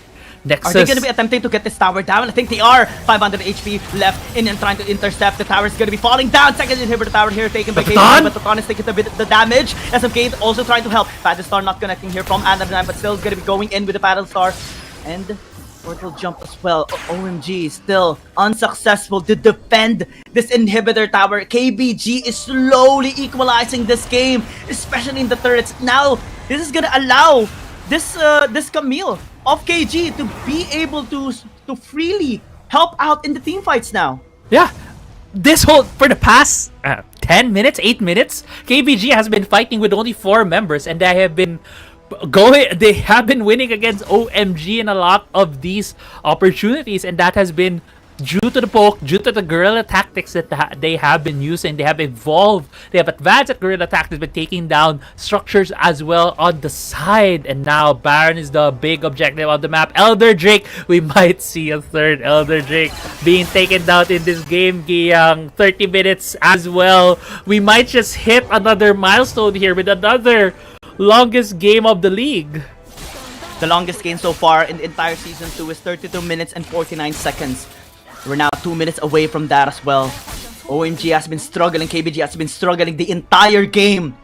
But now, every single crutches has been removed, every single obstacle, every single weight has been removed right now. Only the bottom lane has to be pushed here by KBG. And OMG is starting to feel the pressure right now. Yeah, they're definitely feeling the pressure. At this point in time, everyone has full builds. It doesn't matter who has the better composition, because so far what we have seen is that execution is what matters most between these two teams. KBG has been out-executing OMG for the past 8 to 10 minutes, while OMG has been struggling to figure out a way how to break through the wall that is KBG. On run 9, the Ton having their sights on this third Elder Drake of the game. It's gonna be risky. It's gonna be 100% risky on either side. The waves are gonna be even this time around. We're back to square one. Yu gonna be initiated here. They're still gonna be fine. Has a body slam, has a GA, has everything here to sustain, to be able to provide a platform here for KBG. But OMG is gonna be starting this Elder Dragon. Yu has to check. Yu has to get the information. It's being chipped down, especially by 15. Forced to stasis. Shama's gonna be here. And as well, trying to zone them out. The their side is gonna be connecting onto him as well. Wolf by Shama trying to pre-hit, but it's being intercepted here by the depth charge. That line is gonna be very crucial here for OMG. Wildcat gonna be initiated and it's gonna be taken away. SMK tries to go in, but tries to flood, has to flash away as well. As a Hemo player gets taunted and will be taken away. Trying to go golden as well to try and buy some time. 15's gone! Towards the Zerny! And now it can actually pop up this time around. The Thon is trying to sustain, but it's not gonna be allowed to do so. Battlestar is gonna be there, only hitting Wawa right here. KG running away with a hook shot. This is gonna be fine still. OMG, numbers advantage still for KBG, but we're starting to feel the pressure here for KBG, especially with OMG having the best advantage here, especially in the interception here, especially that they don't have the Zeri anymore. It's so hard to kill this Aatrox. Yeah, both the Aatrox and the Vladimir, we just saw earlier, SMK at like the brink of HP is like 20%, but got almost all of it back with just one ultimate proc. 4v3 right now in this Elder Drake. That's another fight here, Giyang. Take a look at the top lane. It's being pushed right now, slowly pushing towards the base here of OMG. They have a huge wave of KBG going there, so Wildcat has a big responsibility to take that wave later on. Man, we're already beating records. 33 minutes in. What's happening? It's no longer just a game. It is an extended game, one of the most important games here between OMG and KBG, beating records, beating everything, defying odds here. 16,000 HP on this Elder Dragon. Baron as well is just gonna be hyped up even more, gonna be more difficult to actually be taken down. KBG, they can still have the leverage here. Wildcat's in the top lane, bottom lane is gonna be pushed here by SMK to gain leverage here since they have taken the inhibitor tower a while ago. Man. No words right now, just because of how long this game has been. It has just really been execution between these two teams. Yes, we have seen the sides being pushed, but they're always being pushed back. But OMG! Wahwa? Yeah, a lot of damage. Getting very low. Top lane gonna be pushed here by KG to try and shove it away towards OMG this time around. Wildcat has to answer as well. It has been a loop in the top lane this time around, and our Baron laners are having a big responsibility to be able to set the leverage here in terms of the wave. It is well gonna be pushed here by Thon and Shama. We saw a while ago that Wildcat has been taken out here and pave a way for KBG to get the Elder Dragon.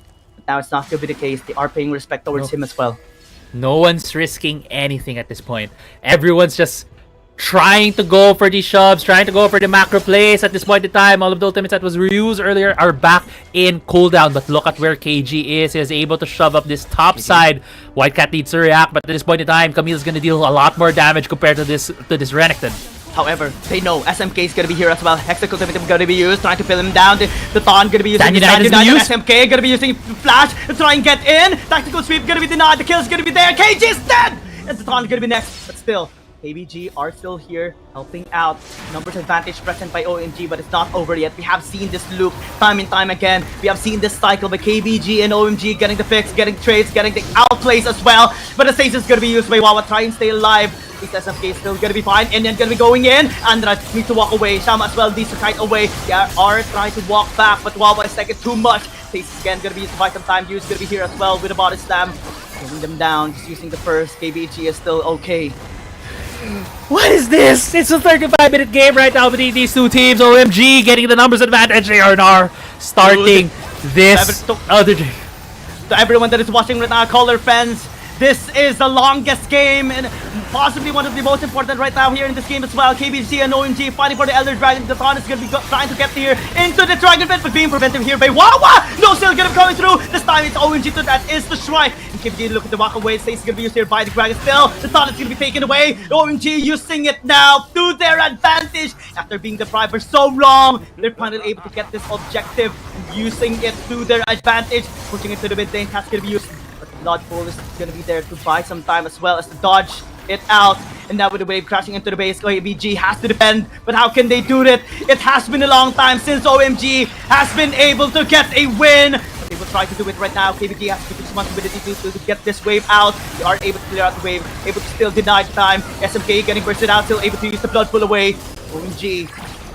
Are they going to be closing out this game? They engage. Hexagon going to be used here onto Wawa. Not really the best targets right now. G is going to be popping onto the Gragas. Still KBG trying to fight back, trying to still clear out this wave. Stam as well, trying to clear out the wave, getting the ult attacks down, but the ults are just there. The World Ender. Indians focusing onto the Nexus right now. OMG will push this to a game number 3.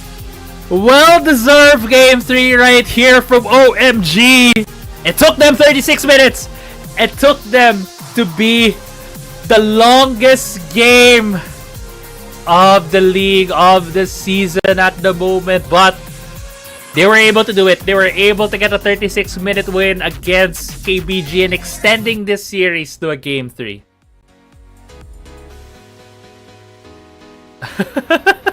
yeah, just breathe. Let's breathe for a bit. Let's breathe for a couple of seconds.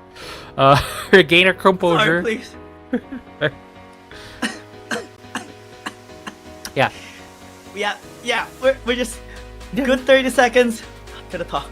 Just breathe. I'll talk for you for a bit. Yeah, I just went through some of the longest play-by-plays I have ever heard coming from you, as well as some of the longest play-by-plays probably. The longest one was 2 minutes. I think one of the fights reached 2 minutes. Just crazy. That was at some point, right? There's already no room for analysis. There was just no way, because these two teams were just doing the same thing, doing the same loop of shoving side lane, shoving mid lane. KBG was given the opportunity to be able to end the game, but it's just OMG fighting back. You're gonna see later on, I believe, when we get the summary, the gold lead is gonna be so much in favor of OMG, and that is due to the fact of how many minions were just streaming into their base. How long the minions were streaming into their base. Like 36. Look at the gold advantage of KBG. If you show this to anyone, you wouldn't believe that they're the ones who lost this game. Yeah, I think this was 20,000 gold lead. Just because of the wave, just because of the big, robot minions that were crashing onto the base there of the bigger minions that were crashing onto the base of KBG that KG was taking down. Man, this game is just going to a game number 3, everybody, and this is the win that OMG definitely needed.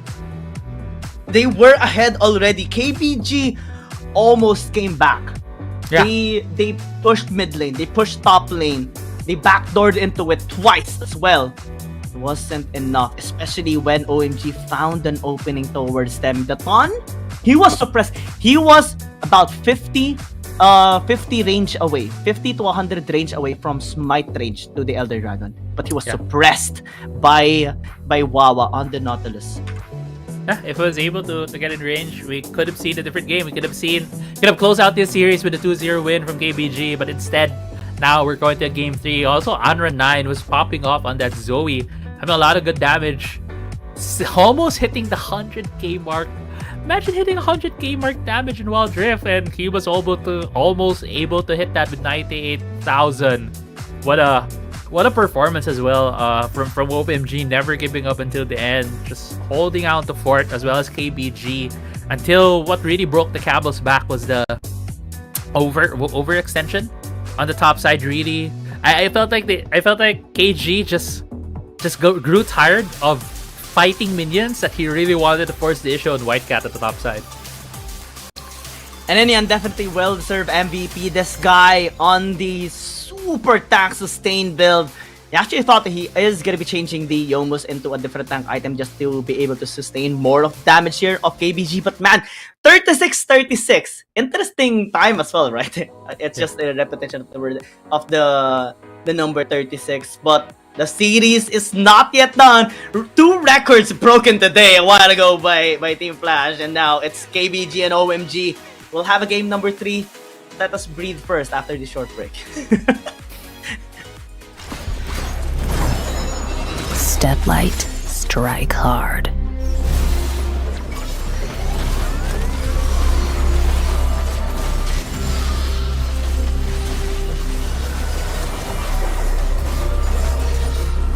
Crack 'em like a tomb.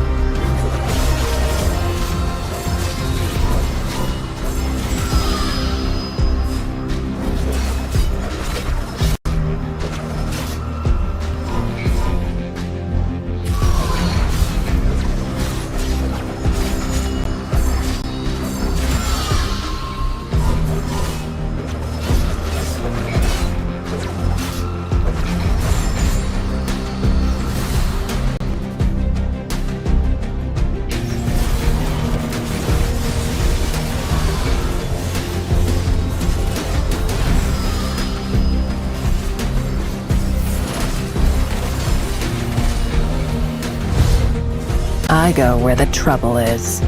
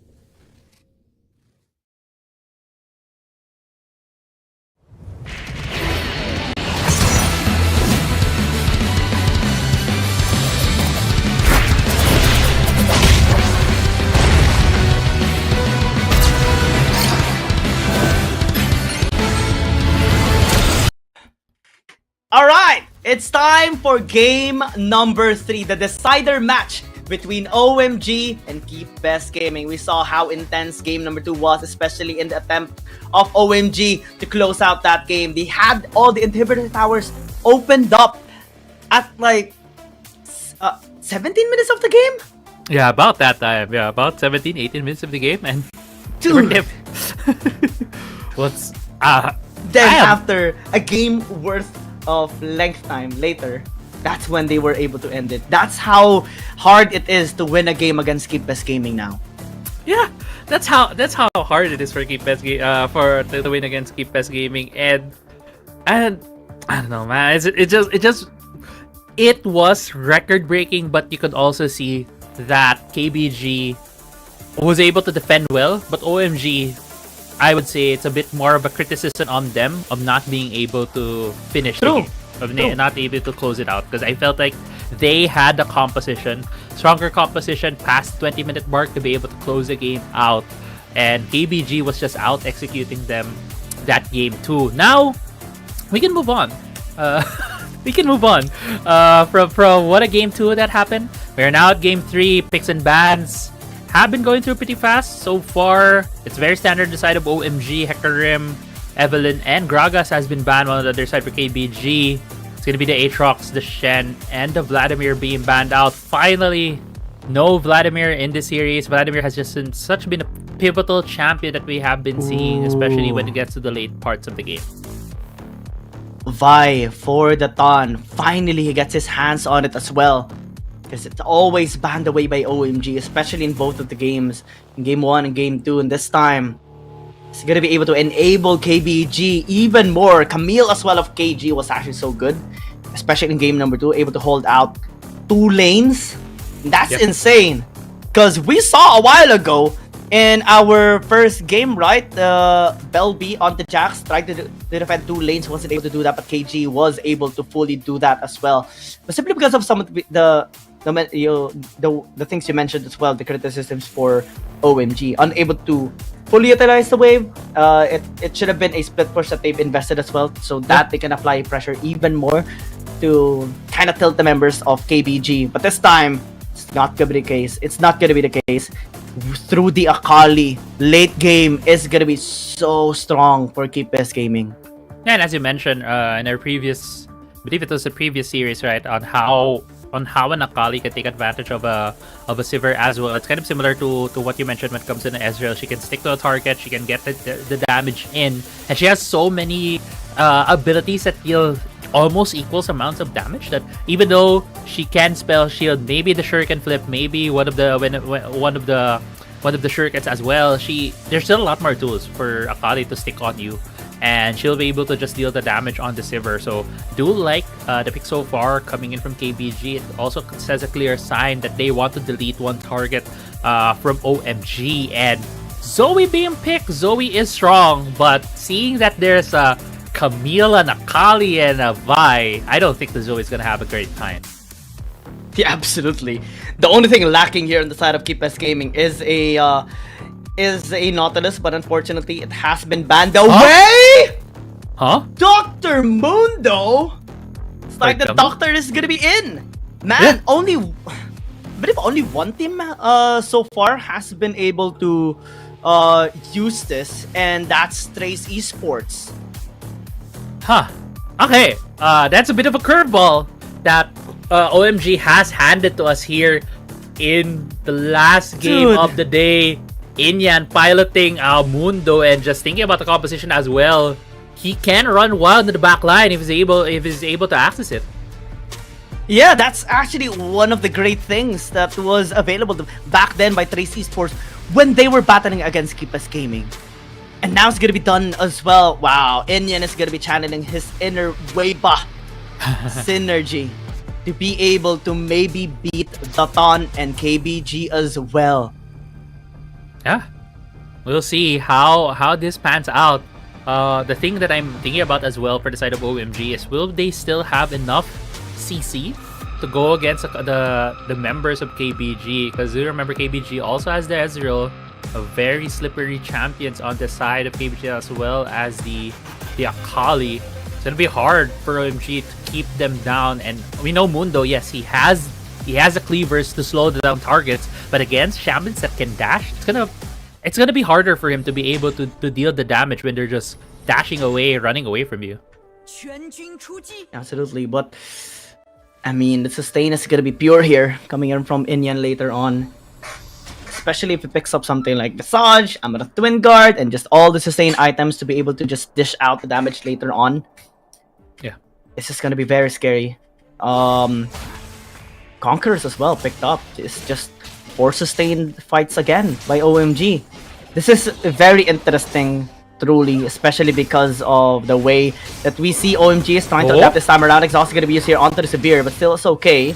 6 shot did not connect. Shama missing that skill shot is going to be taken into consideration here by 15, especially in his attempt to just sustain here in the bottom lane. 151 seconds! 2.5 minutes. I mean, 2.5 minutes. I mean, for a 36-minute game, I think, yeah. I love the headline. The headline is just stop, an exclamation point, and that that very well says about just he stops people, and that's what he did. It's a numbers. Yeah. It has a lot of CC. But going back as well, I do love the early game charade in the bot lane, taking full advantage, leveraging the strength of Ezreal. Ezreal basically has 2 auto attacks, which is the first of the Mystic Shot as well as his auto. Makes him stronger in those kinds of trades in the 1v1s, and they made full advantage of that against the Sivir to at least shove out the Sivir earlier on. This is now allowing them to access the river, getting more information, might be getting a bit more, maybe just a bit more vision into the jungle, but no, it seems like they might just be taking the scuttle in the river. Let's see, tactical sweep is gonna be used here by KG to Ton. Not really gonna be interfering here just yet. It wants to just clear out his camps first. And OMG gonna be happy with that as well. Just goes in the reset. I mean, this Dr. Mundo can just focus on the farming for now and just wait till the level 5 fights or the 5-minute mark fights. Yeah. And yan, as you mentioned, this Mundo is actually trying to put a bit more pressure into the red side jungle of KBG. They want to get a bit more info, trying to know where the Ton is at the moment. But with the Ton actually clearing his red side first and then going for the blue side, has been able to clear his jungle. Don't think that Ward spots out the Ton here. Yeah, thank you, Observer, for showing us that vision. Wow, getting caught out. Yeah, it's gonna be CC chain. Assault and battery gonna be used as well. The charge not enough to help him escape. And first blood by Sham of Best Gaming. Now Inyan in the bottom lane. But Anran's behind. Anran's gonna be here as well. Can they actually successfully defend? I don't think so. In 15, deleted. You're gonna be traded up, but it's okay because Best Gaming had a 3-1 start. Yeah, that's a 3-1 start. Double kill goes in favor of Shalma on the Ezreal. Definitely getting accelerated with the build. Going for the Triforce Muramana, I would guess right now, and he would really want to get that accelerated build, knowing that he's going to be going against a Mundo later on, which is going to be super tanky, as we see the dive coming in here against 15. Just a simple, clean dive from Yu. Great trade as well from Inyan, getting the kill. KBG was just able to clean it up after that tower dive. And it's a great leverage already at the 3-minute start. Yep. Shama getting all the kills as well. Man, this is a disastrous start for OMG. They will be struggling in trying to reach this Ezreal later on, especially just because of the damage that he's going to be dealing towards them while he kites away. Yeah, exactly. Other than that, if he's able to pick up his first 2 items quickly and then maybe go for a Blade of the Ruined King to able to be dealing with the Mundo. Oh no, Wahwa though. Again! And it's 4-0 now for Shauma. Yeah, Shauma's just getting followed, getting fed. All of the kills right now from KBG. They don't want to have an extended game as we had in game 2. None of that 36-minute shenanigans. KBG wants to scale fast, wants to scale hard right now on this Ezreal. Even having a red buff right now. 3 turret plates as well. The bot lane for KBG is now just stacked with gold. Yeah. This is a massive lead now by Best Gaming. Almost a 3,000 gold lead. And we're not even at 5 minutes yet. Oof. It's gonna be very difficult to recover, especially by OMG. Whitecat, though, trying to get in engage here towards KG will be fine, though. At least has the Honey Fruit to heal himself back to full, at least closer than that. Whitecat needs to be a lot careful, especially that the Ton is gonna be going towards top side later on. Yeah, most probably gonna be going top side with the lead that KBG has. They should be looking at getting the Herald so that they could keep on snowballing the lead that they have. Shalma's already in the mid lane, shoving this lane would prove useful for them, especially if they're able to put some damage on the tower. I don't think they have already done that since it was an Akali and Zoe matchup in the mid lane. Oh, actually, SMK getting called out. No. They actually turn. Shama still able to free hit. Andran is gonna be there as well. Yu helping out the Ton. Get the punch going towards SMK. That's another kill picked up here by KBG. 6 in fact in total in exchange for just 1 a while ago. Now the Dawn's gonna be starting this RH Cat and Indian gonna be trying to get the steal going, but it's gonna be very difficult for them to actually do that. So has the smite as well, but the Hexic Ultimate will just prevent him and taking him down as well along the way. Cat has to run away. Yeah, KBG right now just snowballing this game into their favor. 7-1, already 4k gold lead, almost hitting the 6 minute mark. They have the Herald as well. They'll be able to summon this in the mid lane, hopefully getting that turret as well for them, as the Infernal Drake is also on the map. They might be looking to take it as we get into this replay right here. This is just 3 members of OMG that have no business being in the area. Because already KBG had so much control over the map. Shaoma also very strong on this Ezreal, can just use his Mystic Shots to poke down the health bars of OMG. Yeah, easily as ever. Because he is just so fed right now. Damage are just gonna land onto the members here of OMG. The stun is gonna be there. SMK is still fine. Mystic Shot wasn't casted towards him. You're just gonna be walking away in, chasing him out though. Not gonna be enough to actually dissuade the members here of KBG. Look at the damage of that Mystic Shot. It's just too much. And KBG gonna be starting this Dragon as well. Going for a 2-for-2 objective special, and KBG, uncontested, will be happy with this turnaround of events. Yeah, KBG getting all the objectives, getting already the mid lane tower, and they're preparing a dive here at the bot side. 15. If they don't get away, that's gonna be another kill for KBG. Instead, they go away. But top side though, getting dove. Yeah, they have the tankiness. Cat gonna be delayed. The executive is gonna be used. Still, it's gonna be enough for him to actually walk away. Unfortunate, and KG getting the outplay. Yeah, KG with a great use of the ultimate, of the Hexic Ultimate, and the dodge shots, buy time for himself, and while the turret is just dealing damage on the Renekton needed to peel off, and then going for the hook shot and landing it as soon as the Mundo flash to the side. That's just amazing series of plays coming in from KG, outplaying the topside dive. And now the gold lead has extended for KBG. 7k, the gold lead for them in 7.5 minutes. Whoa. It is starting to be out of hand here for OMG. Definitely is a big struggle. Natan gonna be going here towards the top lane as well. What will be the plan here of OMG? You don't really have that much pokes. Even if the Dr. Mundo tries, it's not enough to shove them away. Especially that they do have the bigger burst this time around. The charge is gonna be here by Wawa.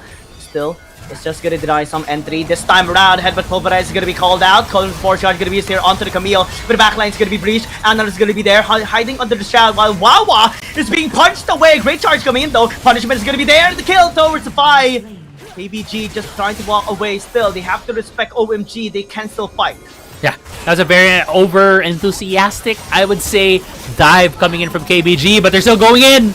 Wanting to get the kills. Inyan poking them out.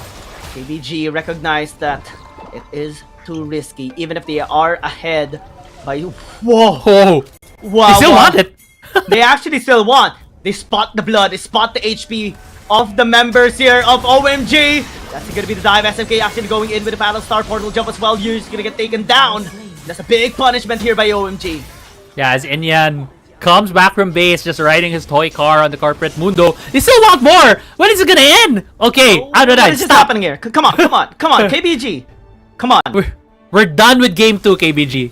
We're done with game 2. We don't want another 30-minute, nay, 40-minute game. No more record breaking, please. Yeah. Save it for the PC one. Yes, save it for PC. KBG, you don't have to go for these prolonged fights. We also saw that earlier. You can't just stop. You have a lead.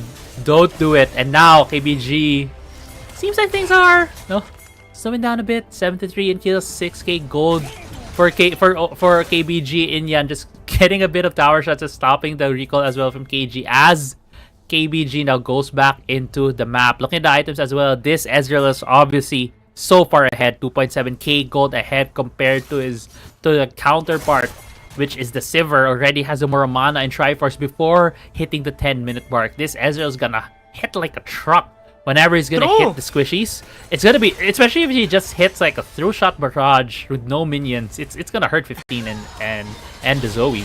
I mean, we saw it a while ago, right? That's why it signaled KBG to actually extend or go in once again. A little bit of an overextension though that cost them to give one more kill towards OMG and chip down the gold lead from 7,000 to a little bit over 6,000. Still fine, but OMG you can never disrespect them. We have seen them be able to close out the game a while ago in game number 2. KG gonna be flashing away though, especially with the threat there of White Cat and SMK. So just a bit of a respect being dished out there by KBG as they go and wait for the next objective. Yeah. Probably just gonna wait for the Ocean Drake to come up. It's gonna come up in a bit. SMK on this Zoe hasn't really shown a lot of the pick potential yet, but it's so hard for the Zoe to able to try and go for these picks. It's so dangerous because there is a Alistar as well as Camille as well as a Vi that could very well punish her. Even Akali scaling into the game has enough damage to assassinate some of the more squishier targets. And now these two teams are facing up in the mid lane. They know that the Drake is about to come up. They need some mid lane control to be able to get some more vision before the fight starts. SMK though! Ooh, that is too much damage. Dude. Dude. That just opens up the dragon. It's done. Yeah, for free. At least they were able to get the tower down into the top lane, but KG is answering back here in the bottom lane. OMG can still prevent this. The Thon is gonna be here though, just to help out. Yeah, they're fighting over the Gromp. I think Thon was one that's able to secure that by the end of it. But right now, OMG has no control over their jungle. You can see right here, KBG just going through it, getting the gold. But actually, White Cat! Oh no, call of support god gonna be Sandran! Gets hit by the truck! And Wawa's gonna be happy with that. OMG as well now. Baron is gonna be available. This is not the best timing for KBG. They can now actually start it. They have the damage, they have the scaling, they have the damage, and the wave clear as well. Yu's gonna be going in with head of pulverize. The Thon as well, just trying to get an entry here towards Baron's pit, but Yu's already taken too much damage.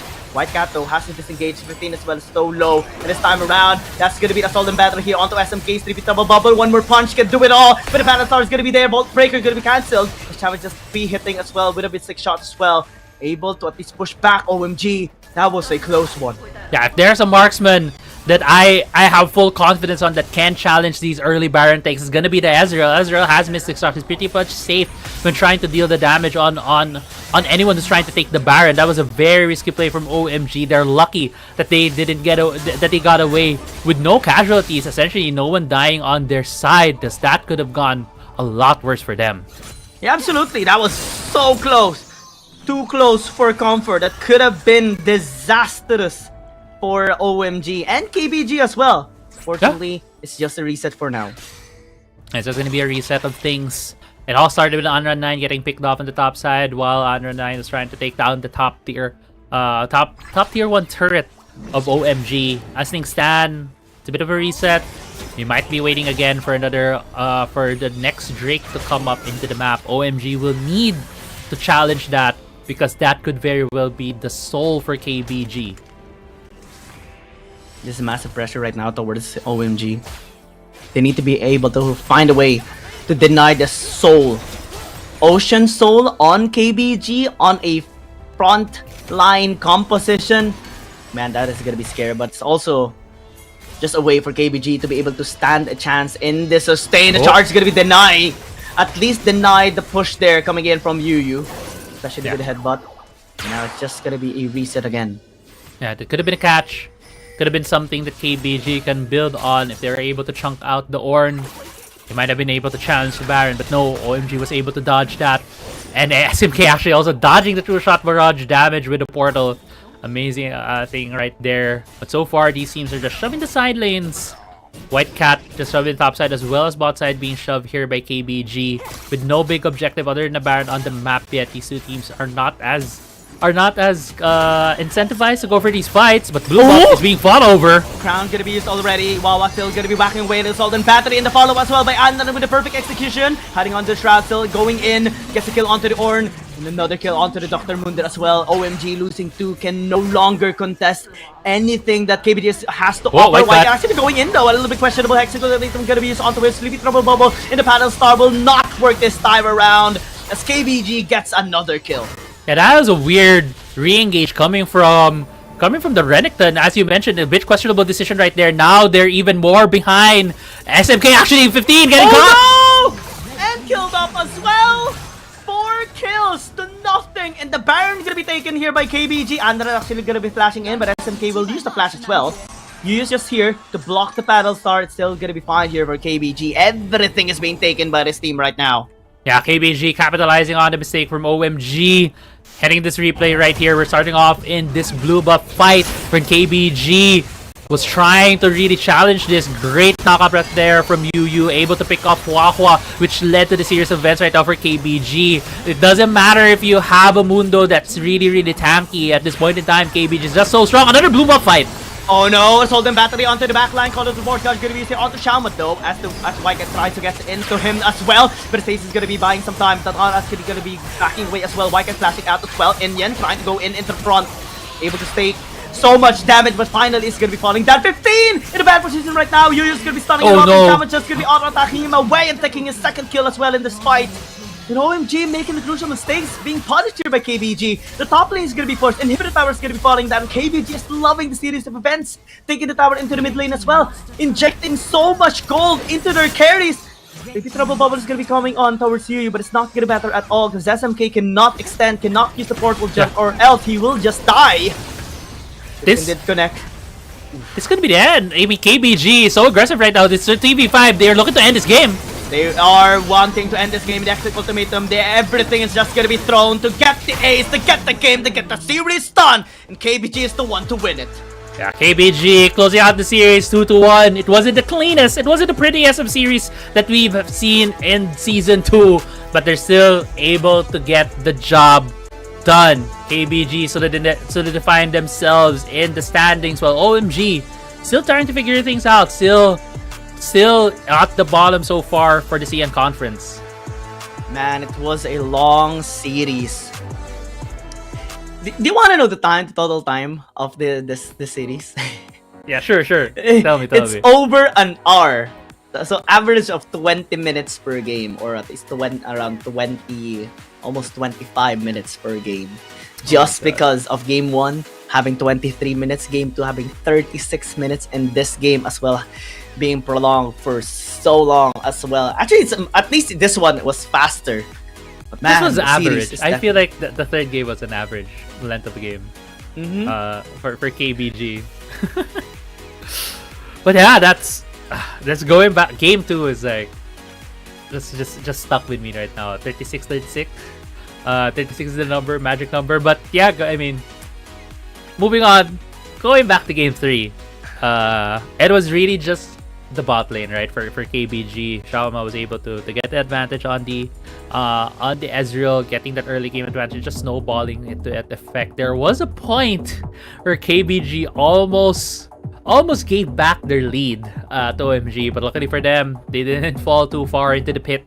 Were able to climb themselves back from the abyss, and they were able to end the game very convincingly by the end. Absolutely.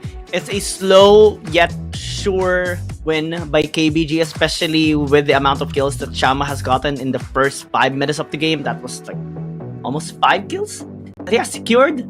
Yeah. And that's just absolutely insane amount of gold dished out to him. That's why he's able to deal 36,000 damage in this entire game, which is out of the charts, to be honest. And OMG, they did have a great game number 2, but in this game, especially the Dr. Mundo pick, it didn't really pan out as well as they intended it to be. Maybe if they've had a different composition designed around the Dr. Mundo, maybe it would have worked. But we saw him really struggle, especially after so many kills gifted towards Shama. He couldn't really sustain it anymore. Yeah, I think what really hampered the Mundo was not the composition of OMG, but rather the composition of KBG. They were so mobile that they can just get away from the Mundo, essentially. Shama getting the MVP, definitely well-deserved, as he is the main damage dealer here of KBG. Everyone relied on him, and he delivered as well. Yeah. Shama, he got the four quick kills earlier on, right? He was so strong. But in the end, was just able to snowball the game for KBG. And it's a long day. What a day, Crazy Apple. What a day. Game number series 1, we've had 2-0, but the second game reached 32 minutes. Then almost every game, every series averaged almost an hour, to be honest. Yeah. Definitely an extended series on all of the series that we've had so far. But interesting turnaround of events, right?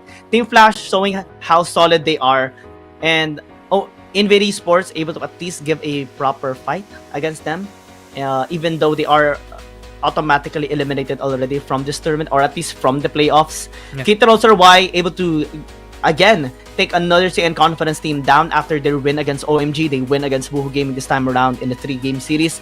And KBG experiencing a bit of a challenge in their game 2, but still able to close out this game decisively in game 3. Not a lot much to say with the teams that we've seen earlier. Yes, definitely it was well, personally, the longest day I've been here, part of WRL, and definitely some interesting games that we've seen earlier. Look at the standings as well. OMG at the 2-7 record, doesn't seem like they have any chance right now to get into the playoffs, while we did see earlier KBG was able to win their own series, propelling them right now into this 5th spot. Well, Woohoo Gaming though, 5-5 so far. They can still get into the playoffs, but it'll need some losses from some of the teams like JT Nova and Weibo Gaming, and some wins from them to be able to claw their way into the top 8 spot. I mean, they have a match against Naos Esports next Friday. They have a match against FPX on December 20, Trace Esports, and OMG. So I think there's still a chance if they win those 4 matches. Definitely, they are still going to be part of this tournament on the playoffs. J-Team, though, has a lot of matches still as well. Still has 4 matches, in fact, and will be attempting to remain in the playoffs position. Yeah. But moving on towards our APAC standings, still G2 Blacklist and now at the top, with G2 Blacklist still being a bit at the top right here, but the plus points is for now, since they have more games. G2 Blacklist still has a couple of games left for them. KT.RY solidifying themselves in the top 4, getting the win earlier, as well as Cerberus Esports. Buriram though, I don't think I feel like all of the teams, Buriram, Team Flash, Fennel, and Invade already are not in the running for playoffs. Do correct me if I'm wrong, but so far, yeah, that is the place where they've been. And it's going to be an interesting match, interesting day on Wednesday. Another civil war is about to commence as Naos Esports battle against Fennel in our first series on Wednesday. Trace Esports as well is going to be challenged by Buriram United Esports as they look to have a better spot in this tournament. Both teams, I mean. And OMG will face off against a big titan here in this tournament, Thunder Talk. Yeah, it's going to be a tough match for a lot of these teams. But yeah, we'll see how they're going to go. It's definitely some interesting matches that I'll be looking forward to, especially on that day. I would love to see Naos versus Fennel. Absolutely. Any final words, Crazy Apple, before we finally hop off? Just some crazy games today. For everyone who's going to be watching the VODs of this, just keep in mind, these teams has just played their hearts out, played some of the longest games they have played in the tournament. Absolutely, and it's always a pleasure shoutcasting alongside with you, Crazy Apple. It has been a great day for our competitive scene in Wild Rift, and there are going to be more starting Wednesday, so we'll see you again next week.